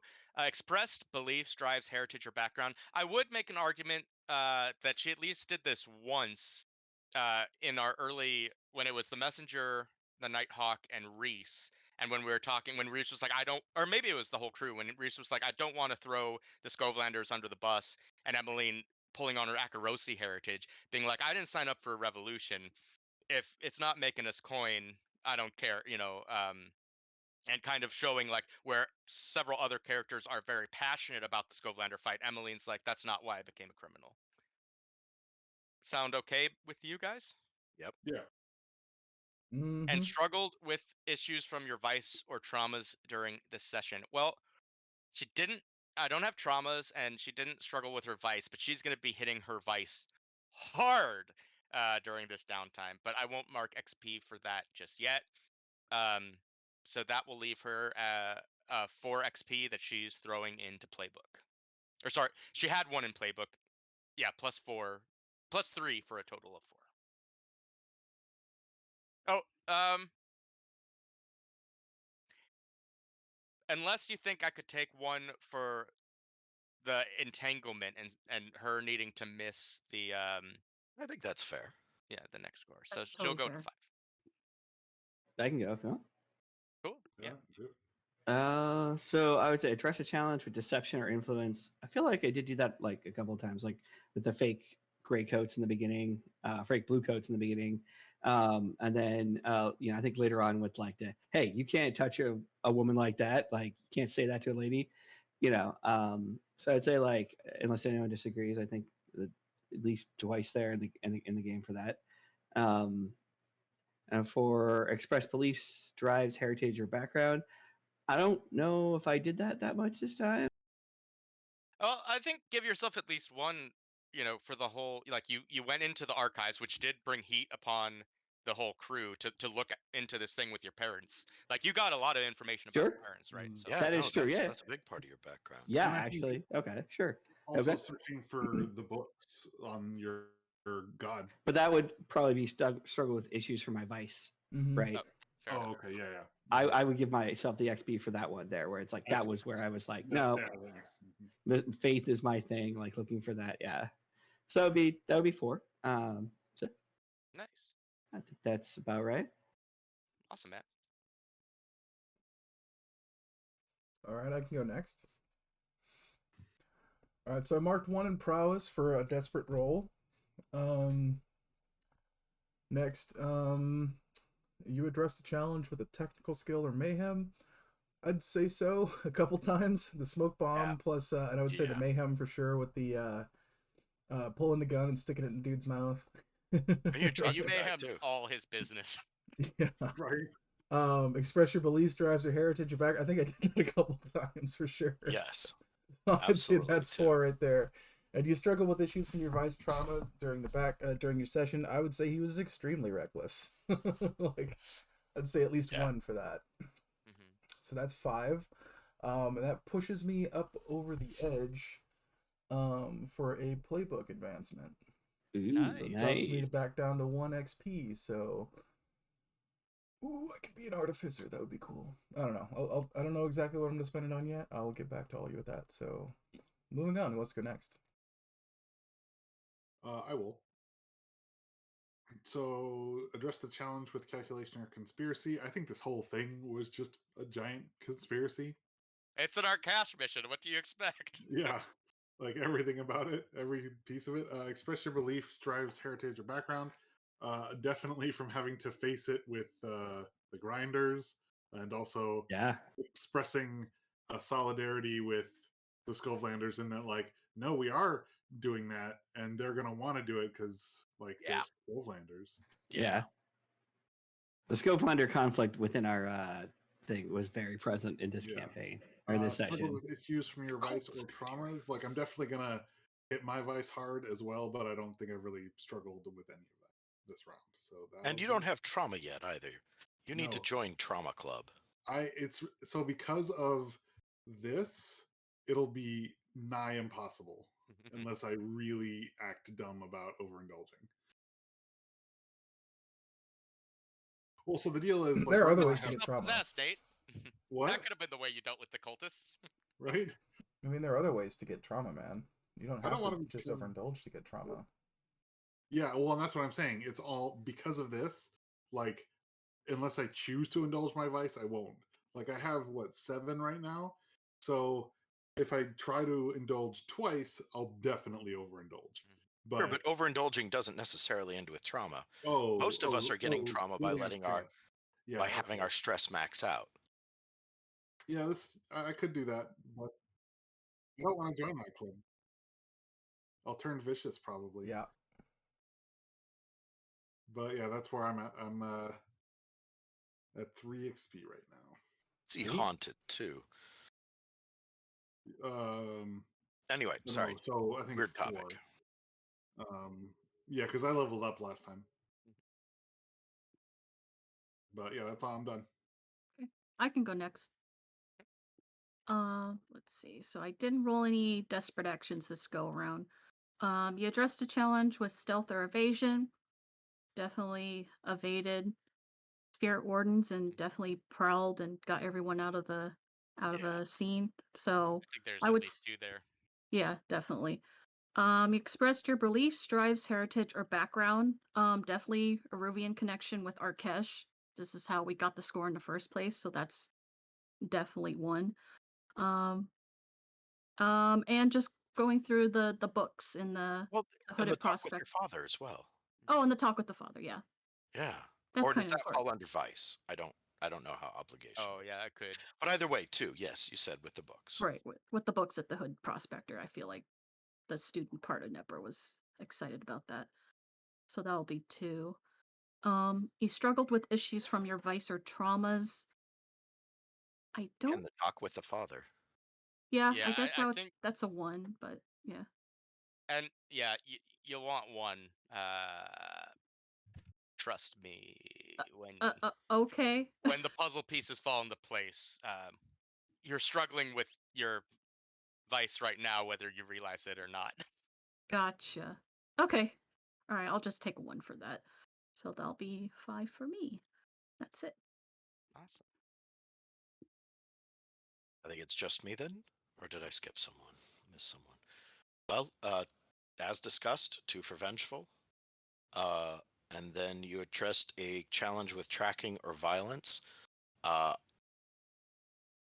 Did I do a second tracking or violence? Certainly, ambushing the guy was 1. And I don't know if I set up another. Oh, the crows. Yep. Okay, that's violence. So that's 2 tracking or violence. Expressed your belief, drives, heritage, or background. There is definitely some Tycherosi chatter in there. I'm not sure it really came up. We didn't quite talk about government or the new guy. I need to talk with the other Tycherosi. So I'm not sure. I mean, that you might, if you want, I could see going 1, because you were kind of similar to Emmeline in her and in the views of how much we should be involved with the Skovlander independence movement. Uh, Yeah, it's not our problem. But like, you want to set a revolution off? Cool. Do it in a way that gets you paid, because that's actually what matters. Okay, cool. And then struggled with your vice or traumas during the session. Yeah, secrets at the bar. Because like did not have someone guiding, protecting me while I'm diving into secrets. It's just like, yeah, no, there's stuff here I want to know. And the uh, general paranoia about our cash. Like, poor guy, we just trying to definitely make it in this world. we definitely had to talk about how the messenger felt about that at length. Boy, y'all want to take vengeful sometime? It's pretty nice. That was 7, which brought me up from nothing to 1 away. But I'm gonna dump 5 of them into prowess, fill it out, and put a dot in skirmish. Yeah, that's what I did last time. I just fill out my because I was really close to 2 of them. I got 2 dots. Awesome. Actually, dump another one into insight and get another dot in study. I think I'll do that too. Awesome. Nice work, everybody. So let's go ahead and move in to downtime. So I know, Nebra, you reached out to me privately that you might have a downtime activity you want to do privately in another channel. Is that still something you want to do? We can drop down real quick. Yeah, sure, if that's all Okay. right. All right. So what did you have in mind for activity number 1? So the whole thing with Arkesh basically trying to screw over Mylera, who just gave him a job, Hmm. like a promotion. It doesn't sit well with Nebra even now. So what I was thinking was having Nebra tip Mylera off, maybe send a note saying that Arkesh is trying to steal from her. Um, and yes, our relationship right now is not that great, but just from one Aruvian to another, just Hmm. trying to look out for your best interests. Um, but yeah, that's pretty much what I want to do. Awesome. I don't think we'll need a roll for this, as this is taking up a downtime activity. So this is, we'll say, taking place over a few days between the time that we just had and the time that we're going to hit the Red Sash drug den. Mm-hmm. And so in that time, Nebra, you get a response from my Lyric Clev delivered by a cipher. Interesting to you, it is on stationery that you recognize as from the Aruvian consulate. And it Oh, is a very curt letter that says, "Do everything he says. Tell no one that I know." got it. Okay, cool. Sweet. So unless your other downtime activity is secret, we can jump back into the main channel to do your second one. Yeah, no, that was it. Okay, sweet. So yeah, I mean, long story short, uh, uh, the reason why Arkesh might seem shady, like one of you guys called it out in the planning, right? Like he is being manipulated, and Mm-hmm. Clev knows exactly what's happening and wants it to happen, and it seems like she's tied with the consulate in some way, shape, or form. So that Got might it. be something to look into as well. Okay, sounds good. Awesome. Thanks, Kyle. Thank you. So Nebra is unfortunately no longer with us. Now I'm playing now. I'm just kidding. Everything's I was like, since when? What? Same joke, but it works both times. You're biting Peter's rhymes. Like,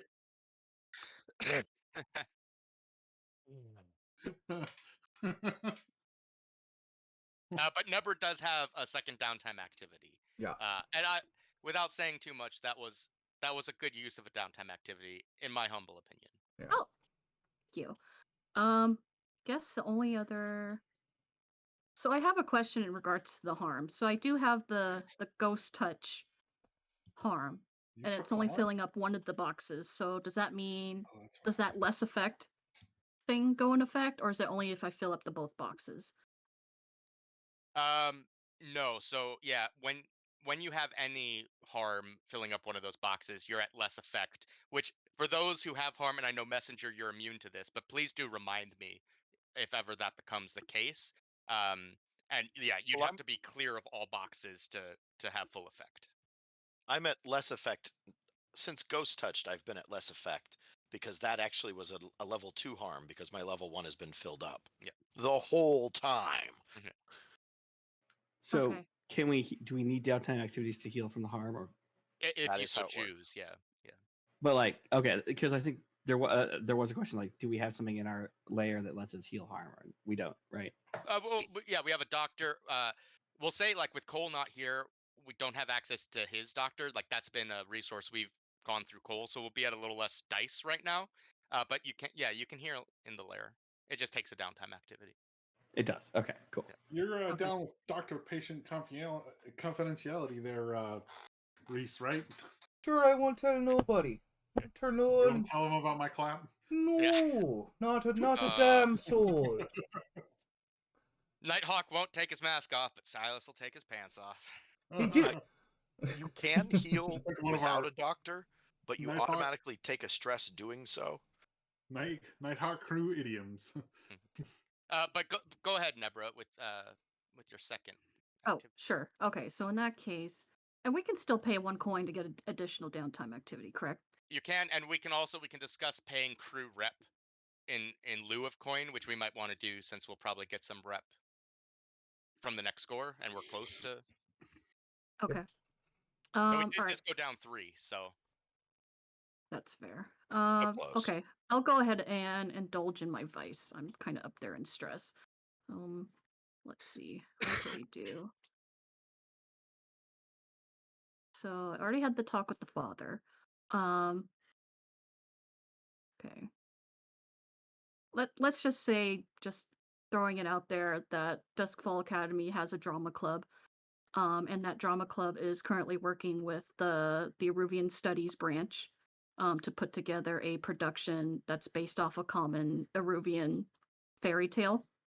And let's say that Nebra catches wind of it and invites her mom to come along with her to watch the production of that. cool. So you'll it's you roll your stress. There Do is you- an indulge vice button, so Oh yeah, that's the one. okay. There's no bonus die, so yes. Nice. So Finally. it was a really great performance. It was very true to the source material. The parts that were performed in Aruvian were fluent and like Mhm. flawless, no accent. Your mother, like there's tears in your mother's eyes as you know, because your father kind of touched on it. There is a level that you guys are missing home, and she's like, she seems very pleased to have been able to spend this time with her daughter, to remember their homeland, to get in tune with their culture, and yeah, it's just a great experience all around. And you feel like all the stress of the evening, minus that maybe one lingering doubt in the back of your mind, has been washed away. Yeah, that's perfect. All that Mhm. murder. All of that murder just gone. Actually, I would like to spend a coin to do another downtime activity, and that's just going to be me trying to heal this ghost touchiness. Very prickly. Well, might I suggest, if we so choose, you could use the rep for the other downtime activity, and maybe use the coin if you need to bump up the success to fully heal. Oh, If the crew's okay with that. Mm-hmm. I'm okay. advocating we all do that if Yeah. necessary. Okay, so how much rep do I take So we away as a take result? one. Okay. We lose a rep to get you another activity. Okay. Thanks for that. And so long as you're getting Reese's help, you can roll 2 dice to heal. Yeah, you get plus 1d. Okay. Reese, do you know how to shake off this ghost feeling? It's very uncomfortable. Oh, sure, just take 6 drops of this and drop it down on your eye. You'll feel great when you're done. It's not the Quicksilver, is it? No, I'm sure I gave you the right vial. They might look exactly the same, but I'm pretty sure I gave you the right one. They're not even labeled. No. He No, I know what they remembers look where the like. labors formerly was. All right. See, the label on this one is slightly askew. Let's me Quicksilver vial. Where it used to stick on there. So All you right, can- so you heal 3 of your 4-segment healing clock. Now with a coin, you can bump that to 5, which would heal you completely of that level 1 harm. All right, I'll go ahead and do that. Hey. No longer ghost prickle. Mm-hmm. All right, that'll be it for me. I can go. Go ahead. All right. And real quick, I'm Uh, just going to move yep. us all over to the downtime section. Sure. Cool. All right. I would like to obviously de-stress. I'm going to indulge my vice because I am at a lot. I am at like a lot of stress. I'm one away from trauma, so indulging my vice would be a good idea. good luck. Hopefully. Come on, roll high. Gonna go. Recenter myself and pray to the forgotten god. Woo! Whoa, nicely done. Oof. Yeah. That's solid. That reduces me down to. There's no crit in this, right? No, No, it just removes You how don't much want you there do. to be a crit. Yeah. But So yeah, from 8 to 2, not a bad stress relief. So Nope. I think Yeah. as I said kind of last game, the forgotten gods aren't ones that generally manifest or uh like say things to you, right? But I think as you're, because I'm taking this for granted that you're down in your kind of sanctum room underneath the barrows in your manor land, and I think like that blood is still kind of dripping, and like as you're communing, like the drip continues and continues, and then it just starts like gushing down, and like it kind of goes the table, and it's like it there's no risk of flooding the room, but it does kind of pool and stuff like that, and like there is this level of like someone somewhere beyond the doors of time is pleased with what is happening. Yes, vengeance for the Skovlanders. Pour their blood, and like again, none of this is said. But it's an intense feeling, and it's almost as if it could have been said right in your ear. Yeah. And yeah, you are invigorated. Awesome. Ah. All right. Yeah, that's pretty good. I, I don't think I want to indulge again because at 2 I would definitely risk overindulging. So I think I would like to heal this level 1 harm and ghost affected. All right, so roll healing and add 1 die. All right. So what is healing? Click It's on the on healing button. button. It's healing. Oh, here Yeah. I see it. Roll healing and add 1. Okay. Yep. Okay. Woo. A 5. So that'll fill up 3 segments. Like I told Nebra, you could spend a coin, and you could bump that up to 6, heal the harm directly. I'll do that. Yeah. Cool.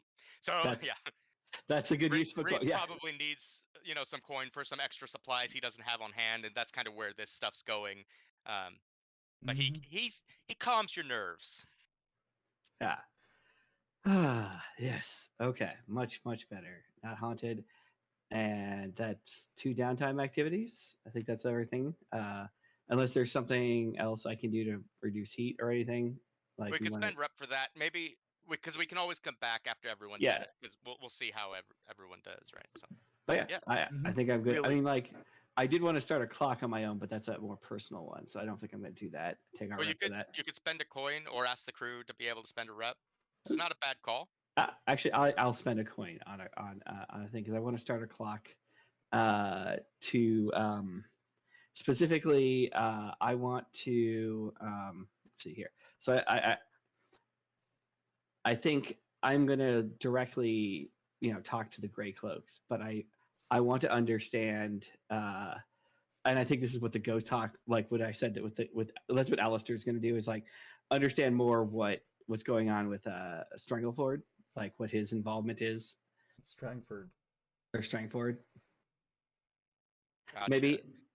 Yeah. What was? Cool. At some point, Cameron, I need a picture of the Nighthawk. Oh yeah. I tried to make one with AIR. I showed you that one. It was. Little wonky. Cool. So let me ask you this, and it's going to be the same question I asked Nebra. Do you want a clue about Strangford, or do you want to get to the bottom of Strangford's involvement and what happened? I mean, I would like to get to the bottom of Strangford's involvement, but I might learn some of that through the Grey Cloaks as well. Like, so I'm looking for information, I guess, that I wouldn't learn by talking to the head of the Grey Cloaks. Yeah. So mechanically, I guess what I'm speaking, and this was the same Oh, option. I actually, gave no, Nebra. even better. Actually, how about this? Can I do this? The warden, not the warden, the head of the precinct. That's what I wanted to investigate. Now I remember. Now, sorry.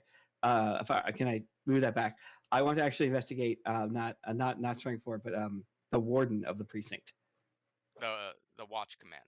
The watch commander. That's the one I want to investigate. And that's the one that, like, I think I said Alistair to do, but we can do that with a clock on this case. Yeah, sorry, that was way early in the game. I just remembered that. Yeah, no worries. All right, so I'm starting this clock. Investigate the 6 Towers Precinct Watch Commander. Yes. All right, this is going to be a 6-segment clock. Okay. I'll spend my coin and then I roll. What do I roll? This could be however you think you're going about getting that information. This is a long-term project, so. All right. I think I'm going to roll schmoozing. This is going to be trying to, talk to people, convince people, bribe people, maybe like, Going to like cop bars type deal? Yeah. Get that information. Obviously there's a cover, but there are people who know have heard things, maybe even have a guilty conscience over it, right? After a few beers, they're like, well, I heard this, or talk to this guy, or this, etc. So yeah, all right. So roll that, and the position doesn't matter, effect doesn't matter. So Okay, so we'll take the 5. That's going to be 2 segments filled up. great, cool, and that's all I got. Sounds good. And that does now put you a flat 0 coin left personally, Yep. right? Yep. But you do have stash should you need coin.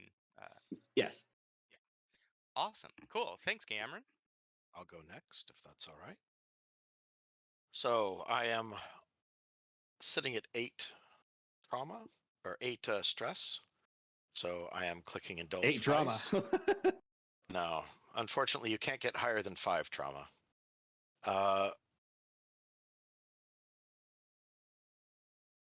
3 lowers me down to 5. Risk it. Risk it. I'm almost would rather just eat another trauma next session because I definitely need to heal.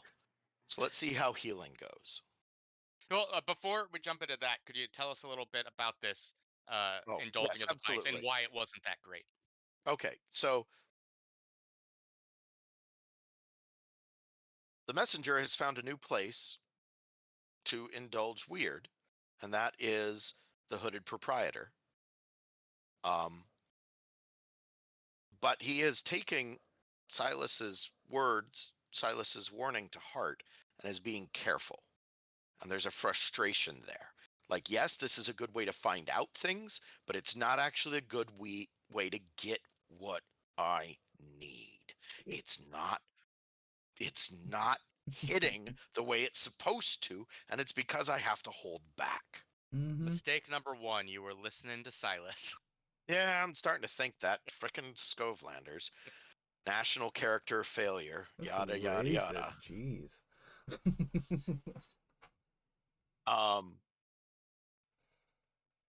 So yeah, that's why that's not really working out. I do think I want to try recovery. Peter, can the messenger count on Reese for assistance? Absolutely. I love the visual of this. If there's just like people walking into your like makeshift doctor's office in the lair, like one after the other. We do need to get you a workshop. All One right, day. so it's not a bonus dice thing, but a total number of dice, which is I Yeah. think what tripped up Cameron. But that 5 is all right. Let's see what I get with 2 dice. Ooh! A crit. You heal up. That is 5 segments. So you've healed 1 harm, and you have 1 in a clock to heal another harm. Sure, and we'll just let that one sit. So spooked and eye strain / migraine. I've had spooked since we got Emmeline back from the Demmer sisters, by the way, because the messenger having tough as nails just ignores things on the less effect level 1s, treats levels 2s as levels 1s, and treats levels 3s as level 2s. But we've brought Ghost Dutch down to level 1. We've wiped out what's in level 1. We have 1 tick. I need to lower heat. I added a lot of that heat. I would rather eat another trauma than get the crew a wanted level. We can still use our take some rep to. I would like to heat. spend a rep to lower heat. Sounds good to me. So take off another left from our crew. We're currently at 5. 5. After we remove that 1. Yep. Because I thought we were at as 8. well. No, because remember we lost 3 because of hiding Emmeline. Yep. And the Oh, I'm entanglement. sorry. I was looking at the heat. You're talking about rep. Yeah, Rep is at 5. I did, in fact, right. Okay, we're good. Cool. Lowering heat, which is a roll. So what is the messenger doing to lower heat? It's gonna be hunting somebody. Who am I making trouble for? And I feel like I'd be hunting the Imperial Military, but that's not good. Still, there were a lot of that was actually in the Fathoms, which is on the docks.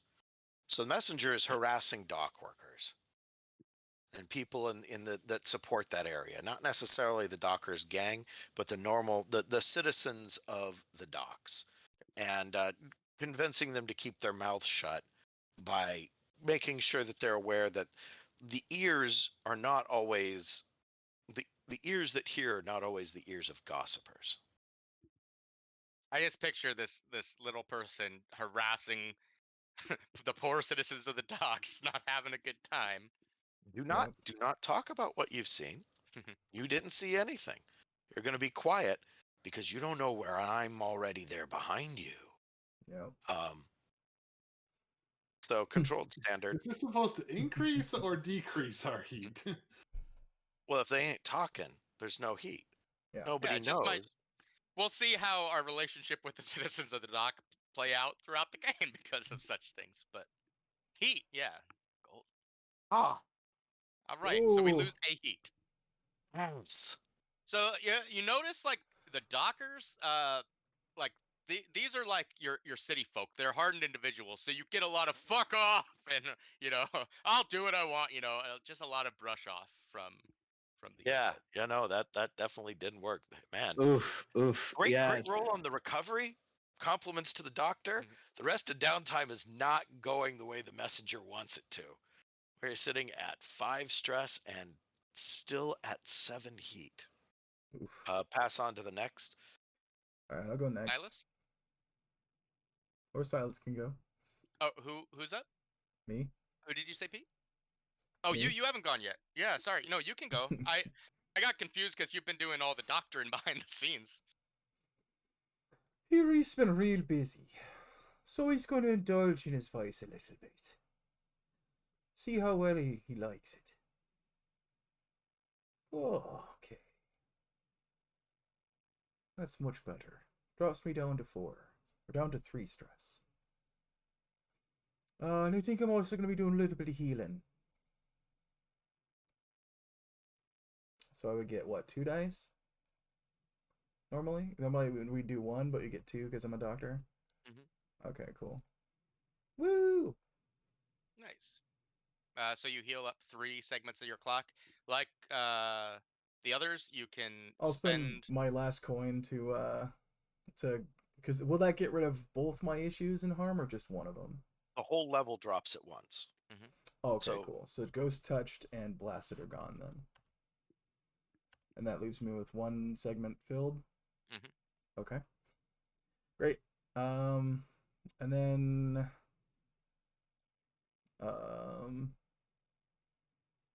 I can try to I don't know how I would lower heat. We'd have to spend another rep to do that. Well, you're a Scovelander. You can go circulate amongst the Scovelanders and spread a good story. Yeah, I could do that. I don't know We're if I losing have another rep for this.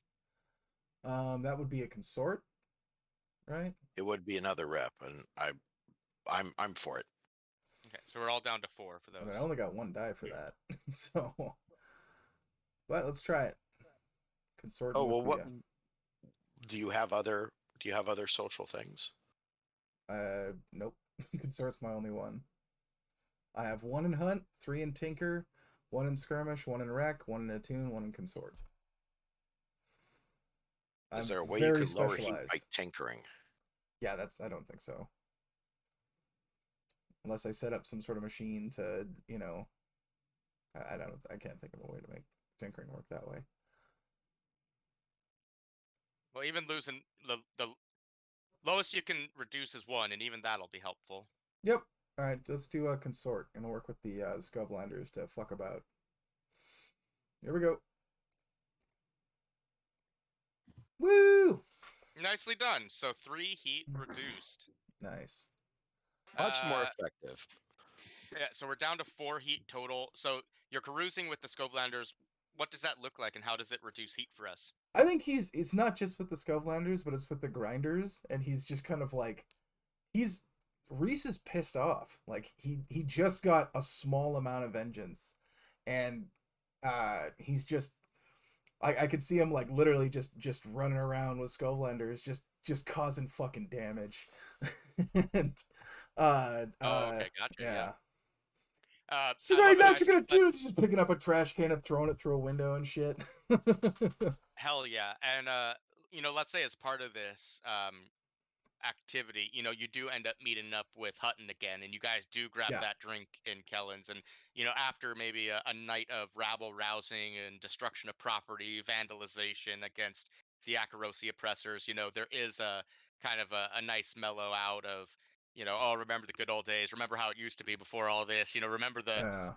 Oh, Yeah. I definitely tell him the story about how we killed that guy too. Mhm. So it's not something he's going to talk about out openly in public, but when he's in like you know, you can share that story with that guy, because we've already like let the goose out of the bag on that one. He knows that we killed somebody, so gotta tell him how it happened. We killed him with ghosts. With his eyes wide open as the ghost devoured his face. And I gave him a couple wallops right before he died. Just for good measure. I love to hear it, boyo. All right, that's it for me. Is it just me left? You and Emmeline, yeah. Okay, so first I'm going to indulge my vice. This was going back to Jewel Shinebird. No, I'll be going to the Centernalia. This was Silas's single most stressful game. I'm pretty sure. So we're just gonna he's gonna be by himself. He's not gonna be around anyone. He's just gonna drink his drink, you know, have whatever nice deal, but it'll be by himself. He's not even really gonna like. He might give a nod to like one of the proprietors, but like he's really focused on de-stressing.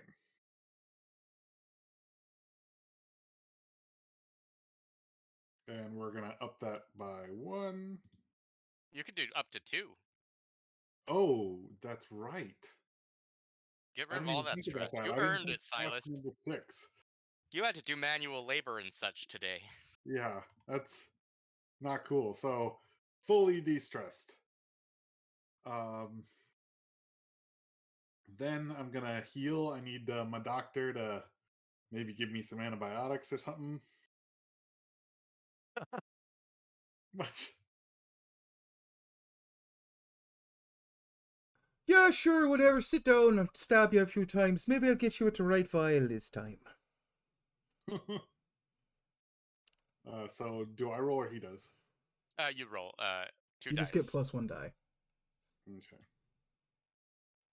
Oh. Sorry. No, I didn't roll correctly. Yeah. So if I may. Throw another die. Yeah. Roll 2 ones. Ah. All right, so we'll take the 4. So you heal up 2 of a 4-segment clock. Now, unfortunately, paying a coin will only get you to 3. Yeah, I'm not gonna worry about it. But you could use your calculating to heal again, should you want to. Yeah, I don't know that I'm gonna use it to heal again. We're down to 4 heat. It's not a terrible place to be. Yeah. Reese really came through on that. Yeah, I was actually It was thinking probably a lot of fun as well. Yeah, I think I'm gonna go for something more personal. Yeah, I think it probably did more to de-stress him than the indulgence did. You know, I think Reese has a bit of a new vice in hand. Just mayhem. So Silas is going to continue his investigation of Ulf Ironborn with Skovlander Refugees Assistance. Mm-hmm. Yeah. And so you would. That will be, and I'm just rolling myself. Mm-hmm. Okay, I'll make that a command roll. Ugh. Garbo. Yeah, so here's the deal. You fill up a segment of this clock. And maybe it's because you command them and you didn't consort with them, you didn't sway them.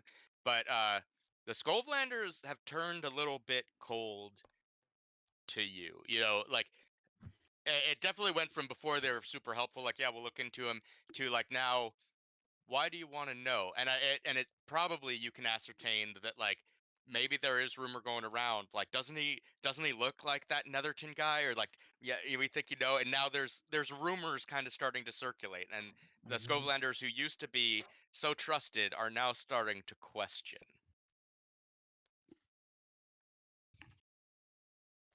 We're gonna end up putting your head on a pike by. Or we could put Wolf's on a head on a pike. No.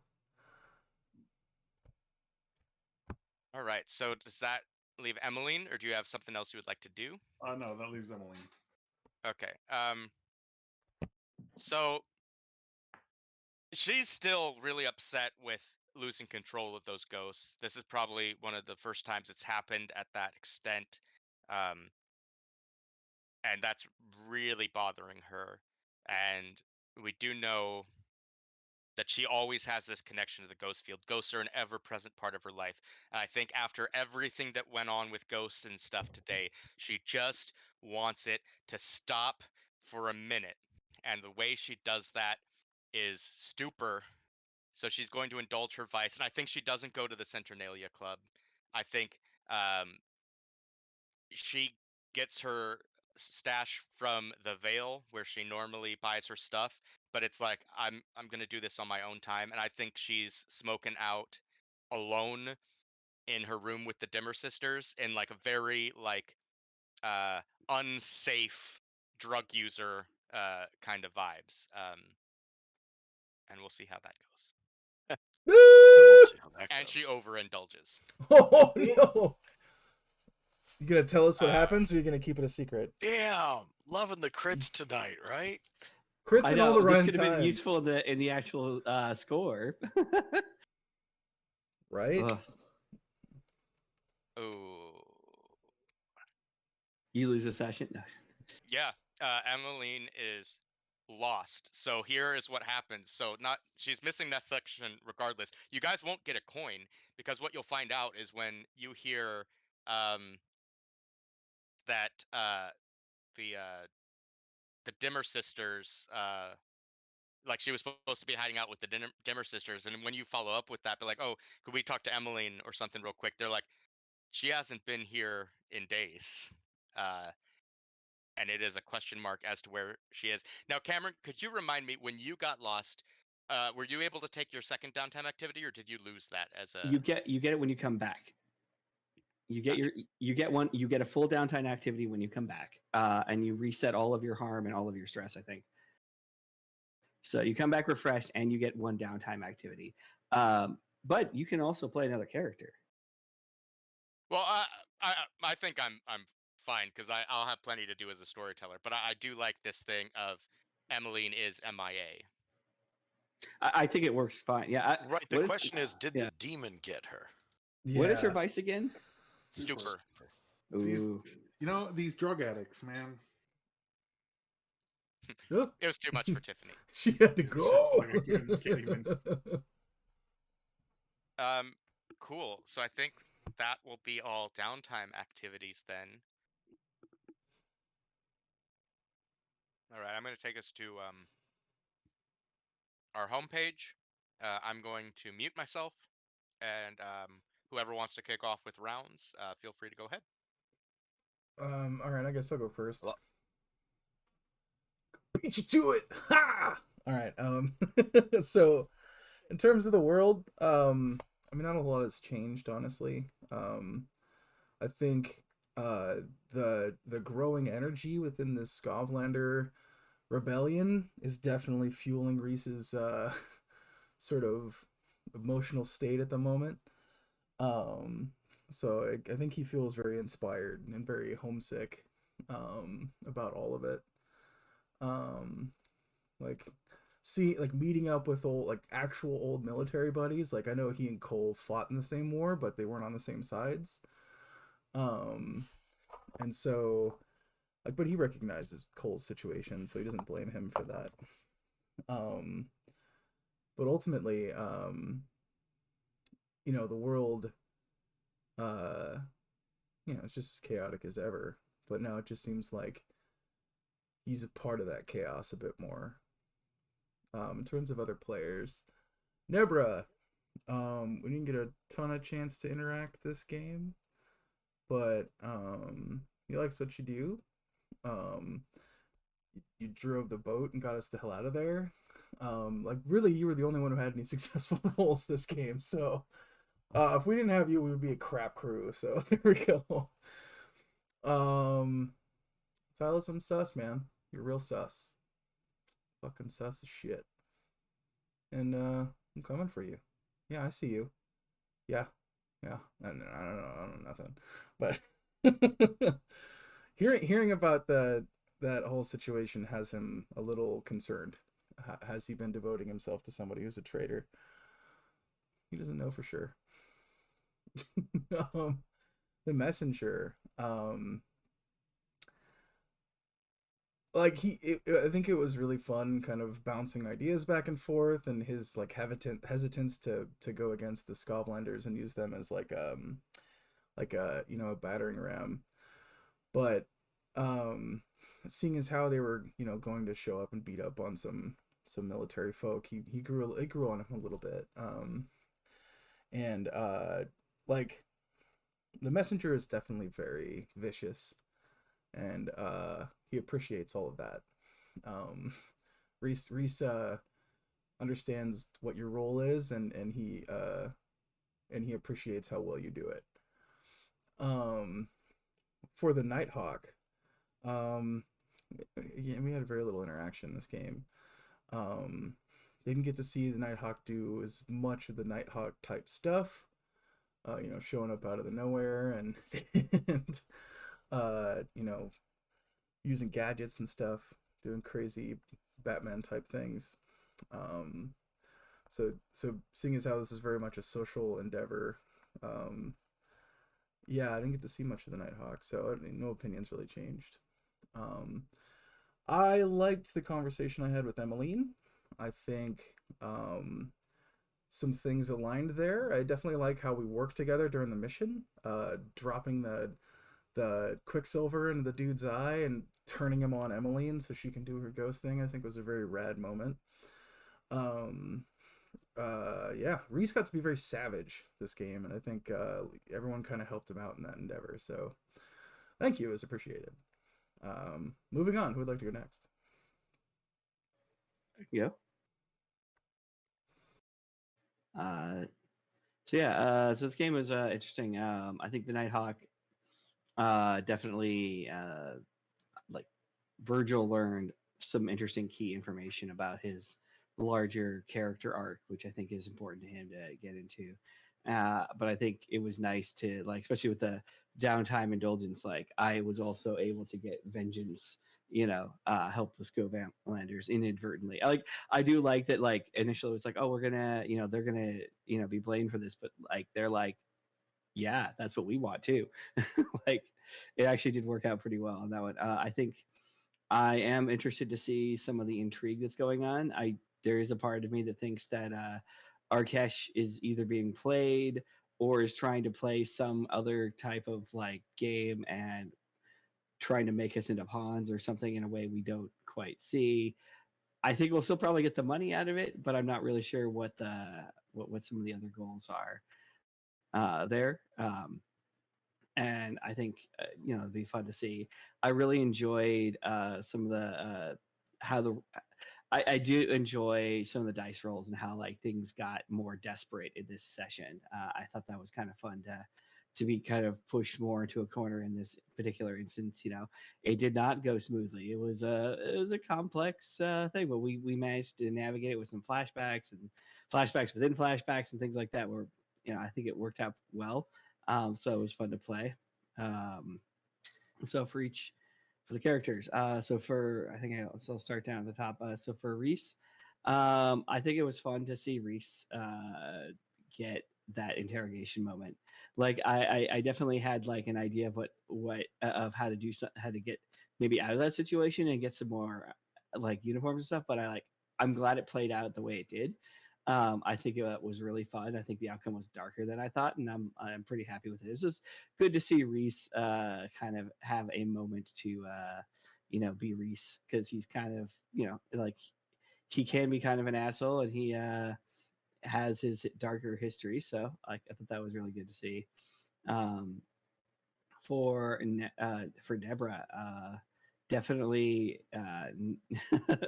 Nebra wasn't responsible for the death this time. For the first time in a few games, I think you have the highest body count so far. So it was good to see. But like also, I think you were definitely a very valuable part of the overall mission, like with navigating us away from the like at the very critical moment of getting away with the body. Definitely needed that. So that was like incredibly good to see and helpful. As for let's see here, Emmeline. So Emmeline yeah, she has some interesting moments. I feel like her struggle maybe might have been is interesting to see because she's done quite well, but maybe that's also part of why she's lost right now. Like, you know, it was a tough couple thing. It was a struggle for her this time for the first time in maybe a while or ever, and maybe that contributed to her overindulging a bit and getting lost. Trying to find her way, find herself, get her footing again.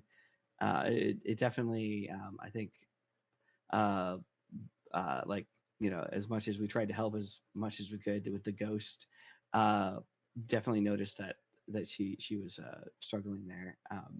I think, yeah, but looking forward to see what happens next with her character development, because I think we got some good, like with the devil and the demon coming for her. I think there's some interesting character arc, like things happening with her too. Let's see, for oh man, I know you're. I'm trying to remember Nathan's character's name. I know it's um, Silas. That's it. I know Silas. Yes, Silas. I think Silas. Yeah, you're Silas at everything. The guy comes up to us with a proposition. Arkesh is like, "Yeah, I got this crazy gig for you," and you ignore all of that. You're like, "How much again?" "Oh yeah, that's enough money." uh, so that was awesome. It's like, what does Silas care about? Luxury and more money, right? Uh, um, but yeah, I think that's very on point with how Silas has been. Uh, it is interesting to see some of. I don't know if that's like your backstory or part of your background, or if that is something that someone's trying to slander your good name or whatever with. But I think Keep thinking the latter. okay. Uh-huh. But yeah, like whatever's going on there, I feel like there's like a reason you keep these people around, like, because if someday they come for you, you've got some bodyguards. In fact, I even looked at the playbook. There is a bodyguard trait you can take as another playbook. I was considering that one for the Nighthawk, because like you hire him as a bodyguard, right? So he still has that trait there. But yeah, no, it'll be interesting to see how that kind of continues. How you deal with that, or try to mitigate it. And for the messenger, well, I mean, you got to beat people up, kill some people, kill some crows. Actually, you didn't get to kill a person this time. That was not on you. Also, but definitely, like, I'm glad you went in heavy. I think we definitely needed somebody with some heavy weapons experience, and as we've discussed, the Nighthawk plays off that, but he's actually not physical as much. He's actually a slide, right? So yeah, I think that worked out just great. Yeah, so definitely, it was a really fun game, and I'm looking forward to part 2 of this heist. Yep, let's go next. I'll go next if nobody else would like to. So the messenger, learning about the world. We found another place for secrets. Some of them are supposed to be dangerous. Don't like that. Not really sure what exactly that danger is, but it got in our way, and we're not happy about that.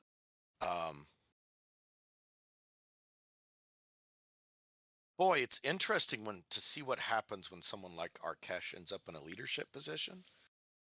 The messenger kind of assumed that they would be filtered before they got the opportunity to do what they're doing. Really unsure about how that's going to work out. Definitely worried about getting played. Like, is The this for messenger real? conspiracy is conspiracy theory. Yeah. Is he really like this? We'll see. Silas, Lord Silas Netherton? What? Aren't nobility supposed to be different? What does nobility mean? He doesn't really seem like Lord, like the way Lord Strangford seems like a Lord. Then again, they all kind of look the same. Or maybe that's not Silas. Not really the messenger's concern. He works with this guy. The name the guy goes by, not that big of a deal to him. Although, I don't know.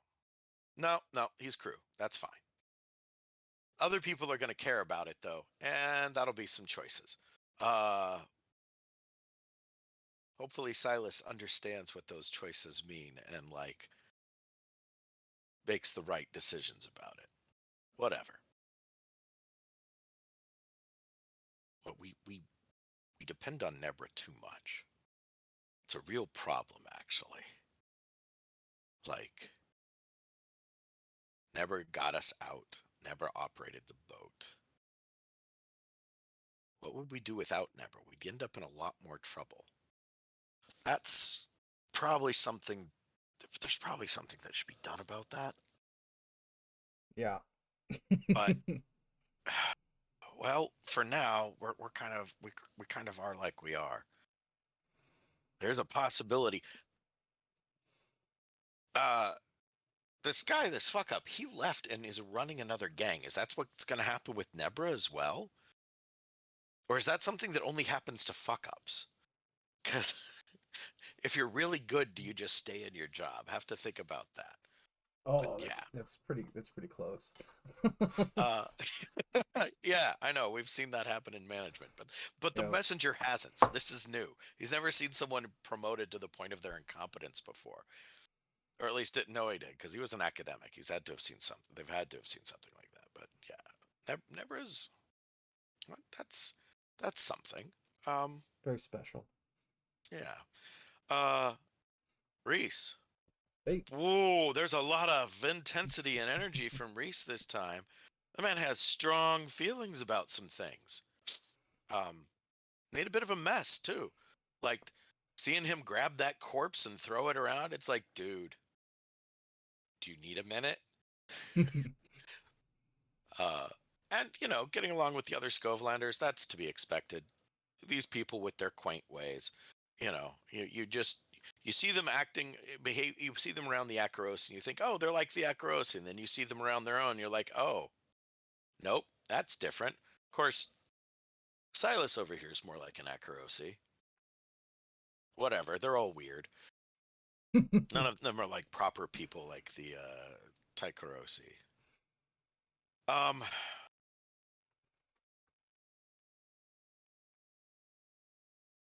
The Nighthawk. Nighthawk didn't really get an opportunity to shine this time, did he? That's unfortunate. We need to have more Nighthawk-shaped problems that we can put a Nighthawk in. The guy died. I mean, we'll have to see how that goes. But yeah, he's dependable when he is, and he's there, and we're getting things taken care of. Emily needed a break. That's, I guess, as far as the messenger knows, so far she's getting a break. But like, it's going to turn out that's not exactly what's happening, which that's probably a problem. There's a demon after her. Hey, demons are kin, but like, also don't always trust your family. Family can be dangerous. Why is a demon after Emmeline? And how many other demons have cults in town that are going to be asking after people? Gonna have to. I have a cult?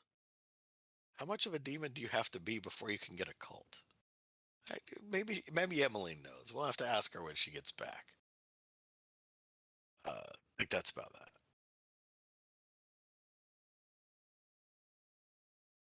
that. I guess I'll go next if that's all right. So Nebra. Nebra's been thinking about a lot of things. She's kind of preoccupied with everything that her father's going through and what he's doing, what potentially Elstera / Lord Ixis is doing.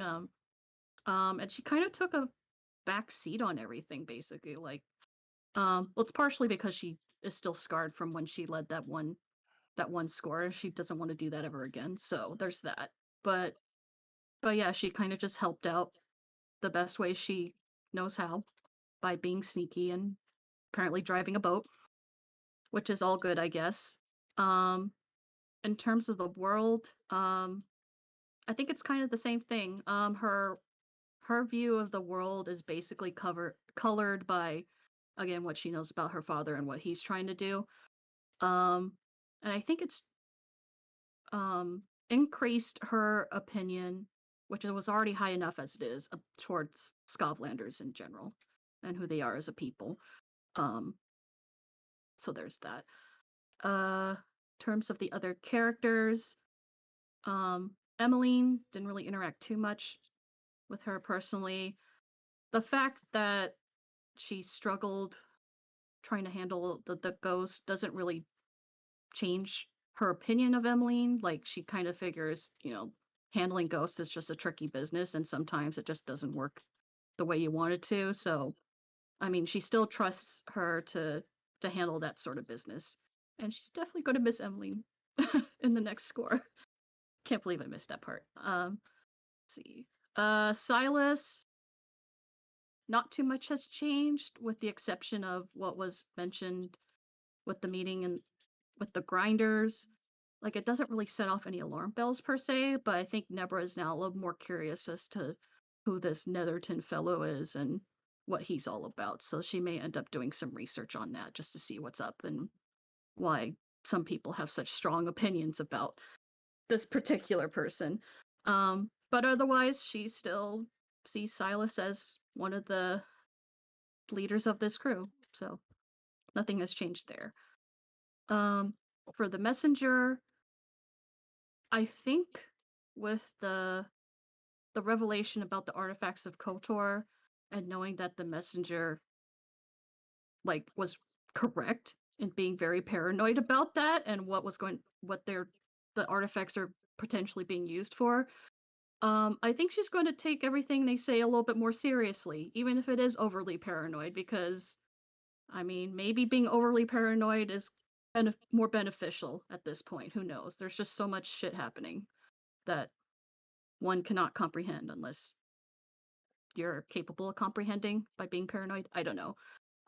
Also, being able to look into some strange books was very exciting. So the fellow academics probably had a lot of fun with that.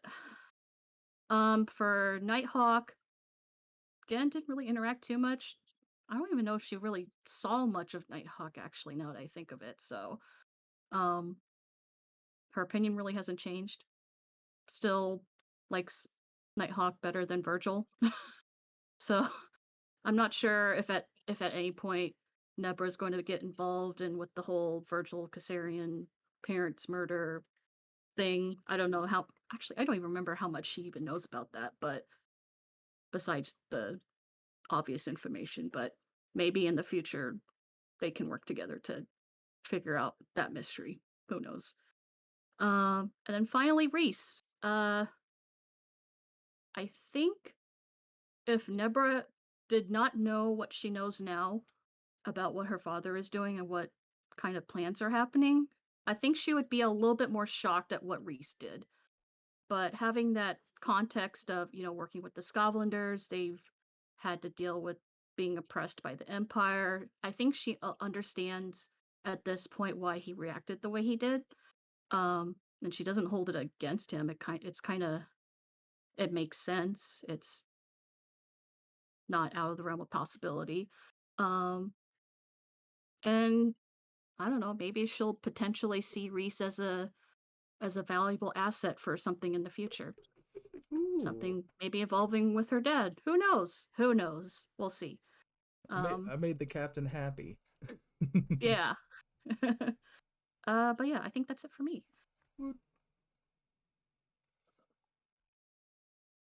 All right, I guess I'm up.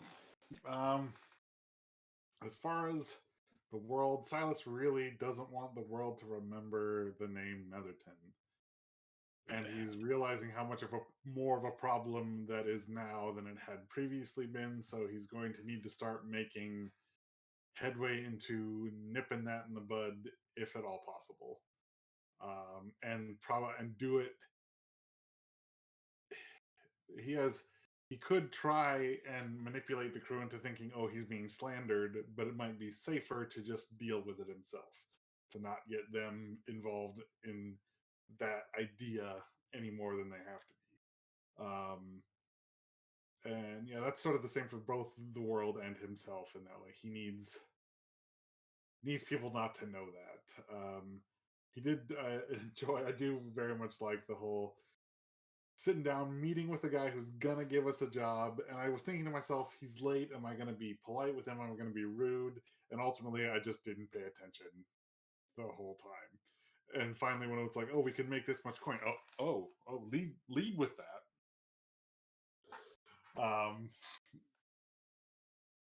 But yeah, he had a very stressful game in the shop there, trying to make sure his colleagues didn't go crazy on books. I don't think he in particular was looking for anything there wise. He was just trying to prevent them from looking at something that ought not be looked at by mortals. As far as the rest of the crew, also he's not normally into the whole paid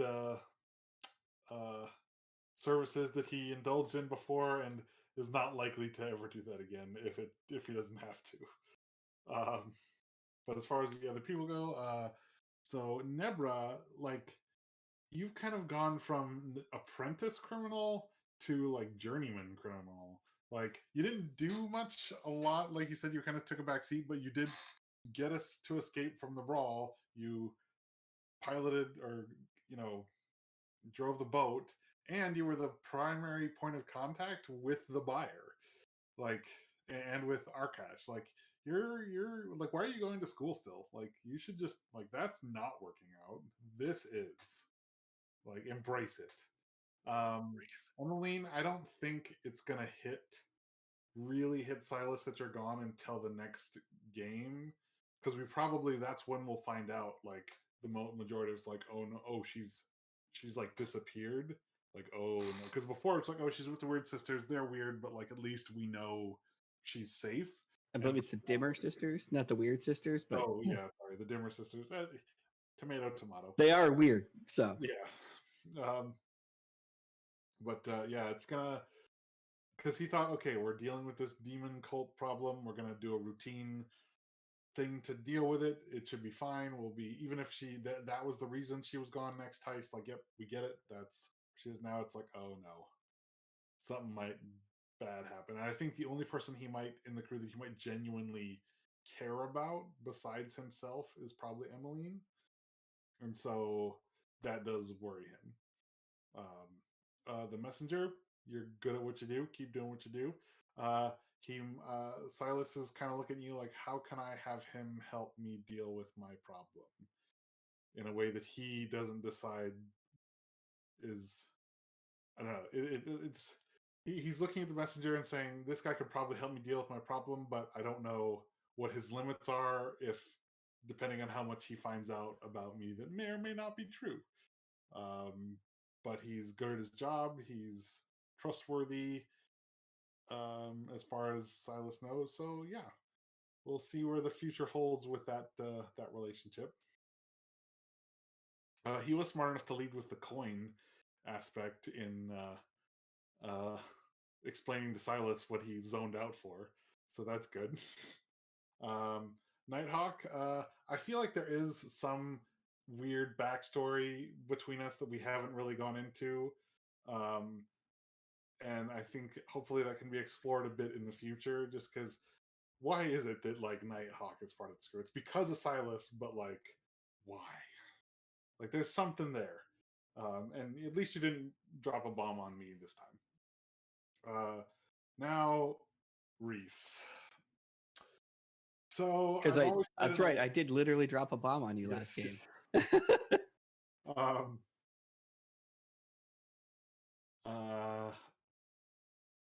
As I've said in previous games about Cole, that Cole's the one, aside from Emmeline, that he trusts the most, because he knows that if Cole finds out about him and what he's about, Cole will just kill him. Like, there won't be hesitation, there won't be a discussion, there won't be anything. He'll just pull the trigger and it'll be done. where now he sees what will happen to him if Reese truly finds out. Like watching him like in that guy's face, gun in mouth, summoning spirits, like this is the thing where he'll kill me, make sure I become a ghost so that I can be tortured for as long as he wants me to be tortured, kind of thing, is what's going through Silas's head. So Silas really needs to make sure Reese has no reason to think he did anything horrible. So yeah, that's all I wrote. Wow. Why are our characters always at odds, Nate? I don't know. It always happens. I feel like Is it because you're like my nemesis in real life, or no? I don't know. I don't know. Like I feel like it's like somehow or another it always works out that way. Even if we like, I think no, we had two that weren't. Garson and Hank weren't rivals. They were buddies. True. They were pals. They were pals. Still are besties. Yes. So real quick for Emmeline's view on the situation in regards to the world, well, Bluecoats have expanded their capabilities. Is that because of us? Because of something else? Regardless, that's probably not great for anyone. And they don't like us. So let's be cautious with the law, maybe. Are we starting a revolution? You know, with Cole's backing, when he's here, I often think we are. And I'm not sure that's what I signed up for. I'm not sure that's a profitable environment to be working in. And what's concerning me now is that Cole wasn't here, and we're still starting the bloody revolution. And I think, like, on some level, Emmeline is like sorry that Cole wasn't here, because I think Cole would have been super in his element. Sorry to Charles, because I think Charles would have been super in his element. But that's kind of the breaks. Uh, but yeah, we and I think in Emmeline's mind, she's uncertain. Is like, is the unrest? Is this budding revolution like a current of a river that we are traveling in, or are we the current in the river pushing the revolution? And I'm not sure which one is great, or which one we are. I don't think either is great. I'll be really interested to see what comes of all that. Our cash, Emmeline didn't have much interaction with him, so she's kind of taking Nebra's word, vouching for the guy, but I think has kind of a similar uh interpretation of him as the messenger of like, didn't we beat this guy for incompetence? How is he leading a gang? And now, I mean, the one thing I'll say, like, he's now robbing from himself to try to make good with us, and screwing over the crows. Like, if this is legit and he can pull it off, maybe I was wrong about our cash, and maybe he's actually a genius, because this is pretty amazing. Um, but like the messenger, I'm like, when's the other shoe gonna fall and we see the true Arcash fuck up? Yeah, anything else about the world? Oh, I guess I will say, so like, and this kind of goes into Silas and her opinion of him a little bit. Like, yeah, that sucks what happened with you. I'm not sure. I don't think Emily knows who you are. She also doesn't care. Uh, but it's like, yeah, it sucks that, we all have our past and it all catches up to you. It sucks, Silas, but, you know, at least it's you and not me. And then knock, knock, knock. Hi, we're a demon cult. Is your whisper here? It's like, oh, son of a bitch. So her past is kind of catching up with her too. We'll see how that plays out. And then, finally, like, Emmeline's view on ghosts has always been relatively positive. So, like, in her backstory, with her sisters kind of being like the Cinderella evil stepsisters towards her growing up. Like, she lived in Six Towers. She turned to the ghosts because she could see them and interact with them, and like she always kind of considered them as friends. And to a certain extent, she still has throughout these previous uh, scores. But like, we're starting to see like she was dealing with an angry spirit and one who did not like her, and that took a level of control she wasn't expecting. And like, normally the spirits are willing to work with her, and this one was actively working against her, and this was something new, and this was not what she liked. This was a new level of ghost. She does not like this negativity, um and yet it's like she's doing some soul searching internally about, what is it that I do, and how is it affecting these people, and like, should I have sympathy for the dead, like, because she always has, or like, is the church right? Are they all assholes? Because I've never lost control and have a bunch of ghosts attack people who I consider friends. And like, again, because she can't stop seeing them, like tonight it was just like too much. And like, I think if anyone was in her room when she was smoking the dream smoke to stop her, to like dull her connection to the ghost field, it would have been scary, like Requiem for a Dream, Train Spotting level scary of what was happening behind closed doors, and with her mind. Um, as far as the other characters, I'll start with Silas.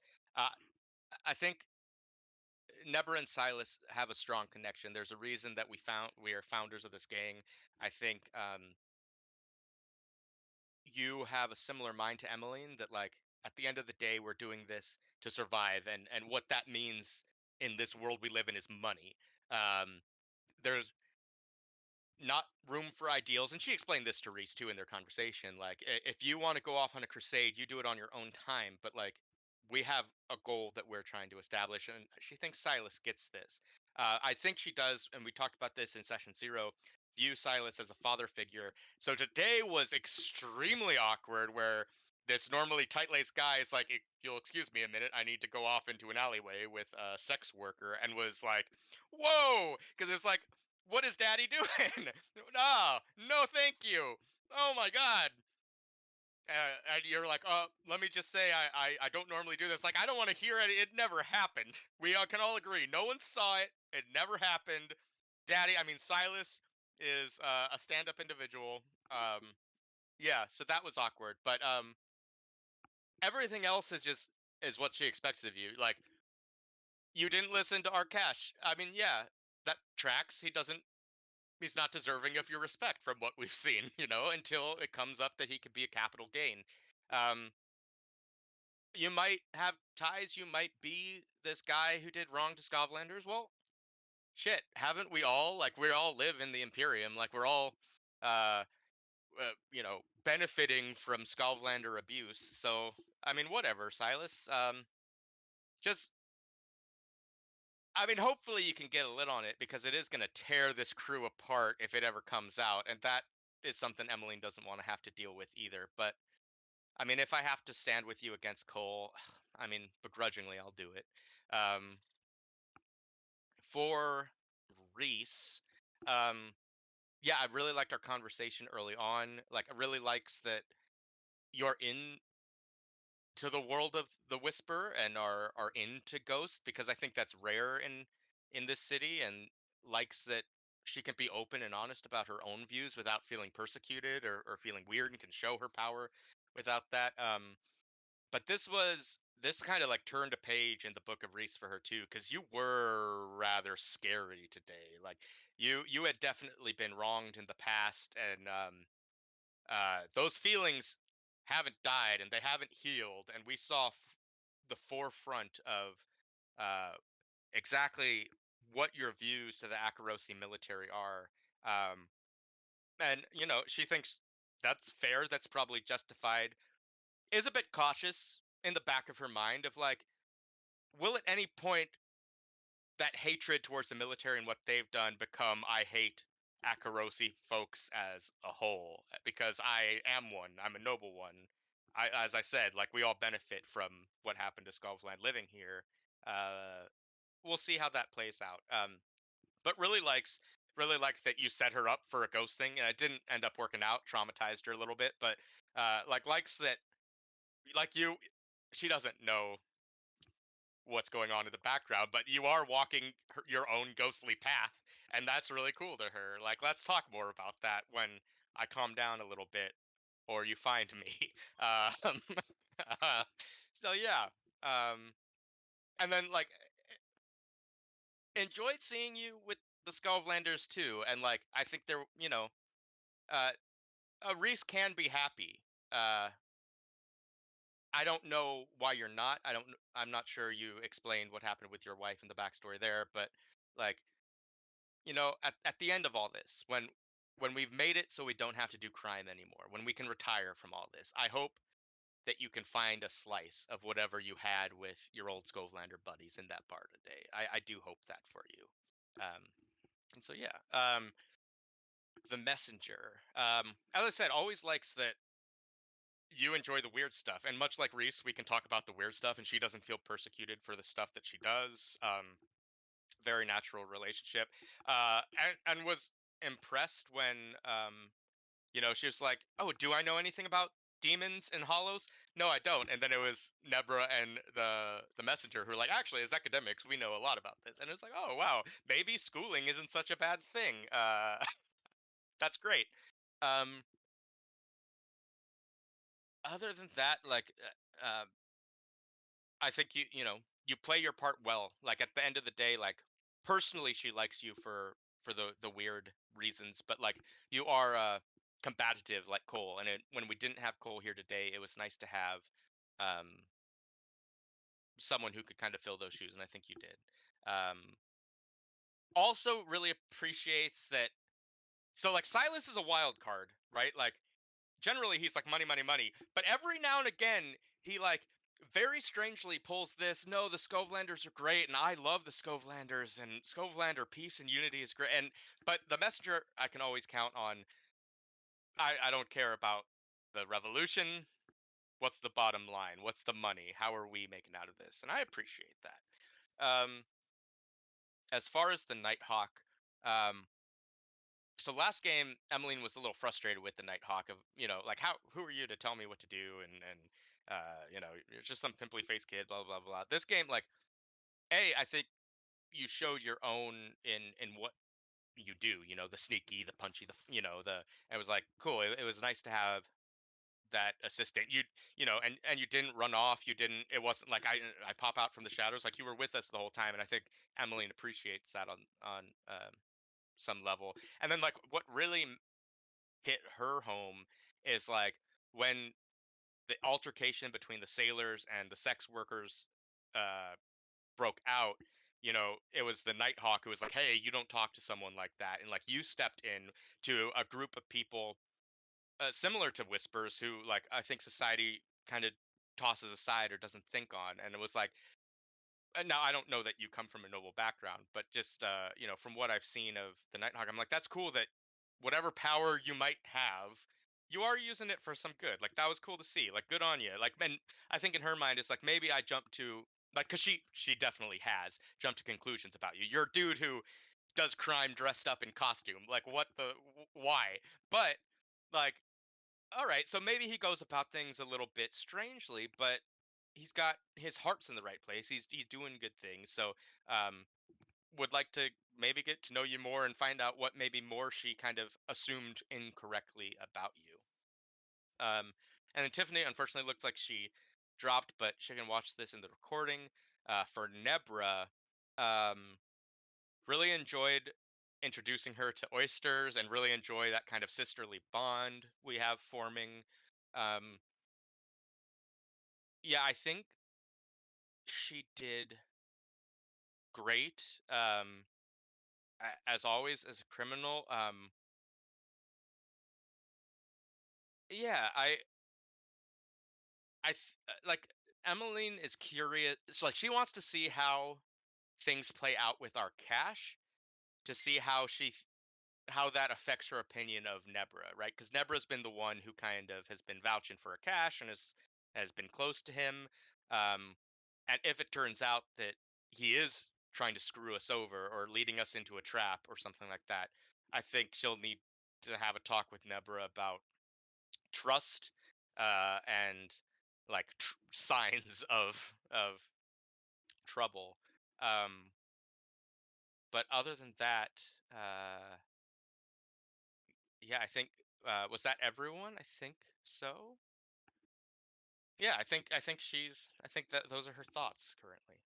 Um, But other than that, thank you guys for playing. I had a good time today. I hope you guys did too. Learned some stuff about some of the characters, pulled a score, and yeah, it was just great seeing all y'all. So thanks Yeah. for It's a good thanks for time. coming. Yeah, absolutely. Good Thanks time. for running the game. It was great. I had a blast. Looking forward to next game.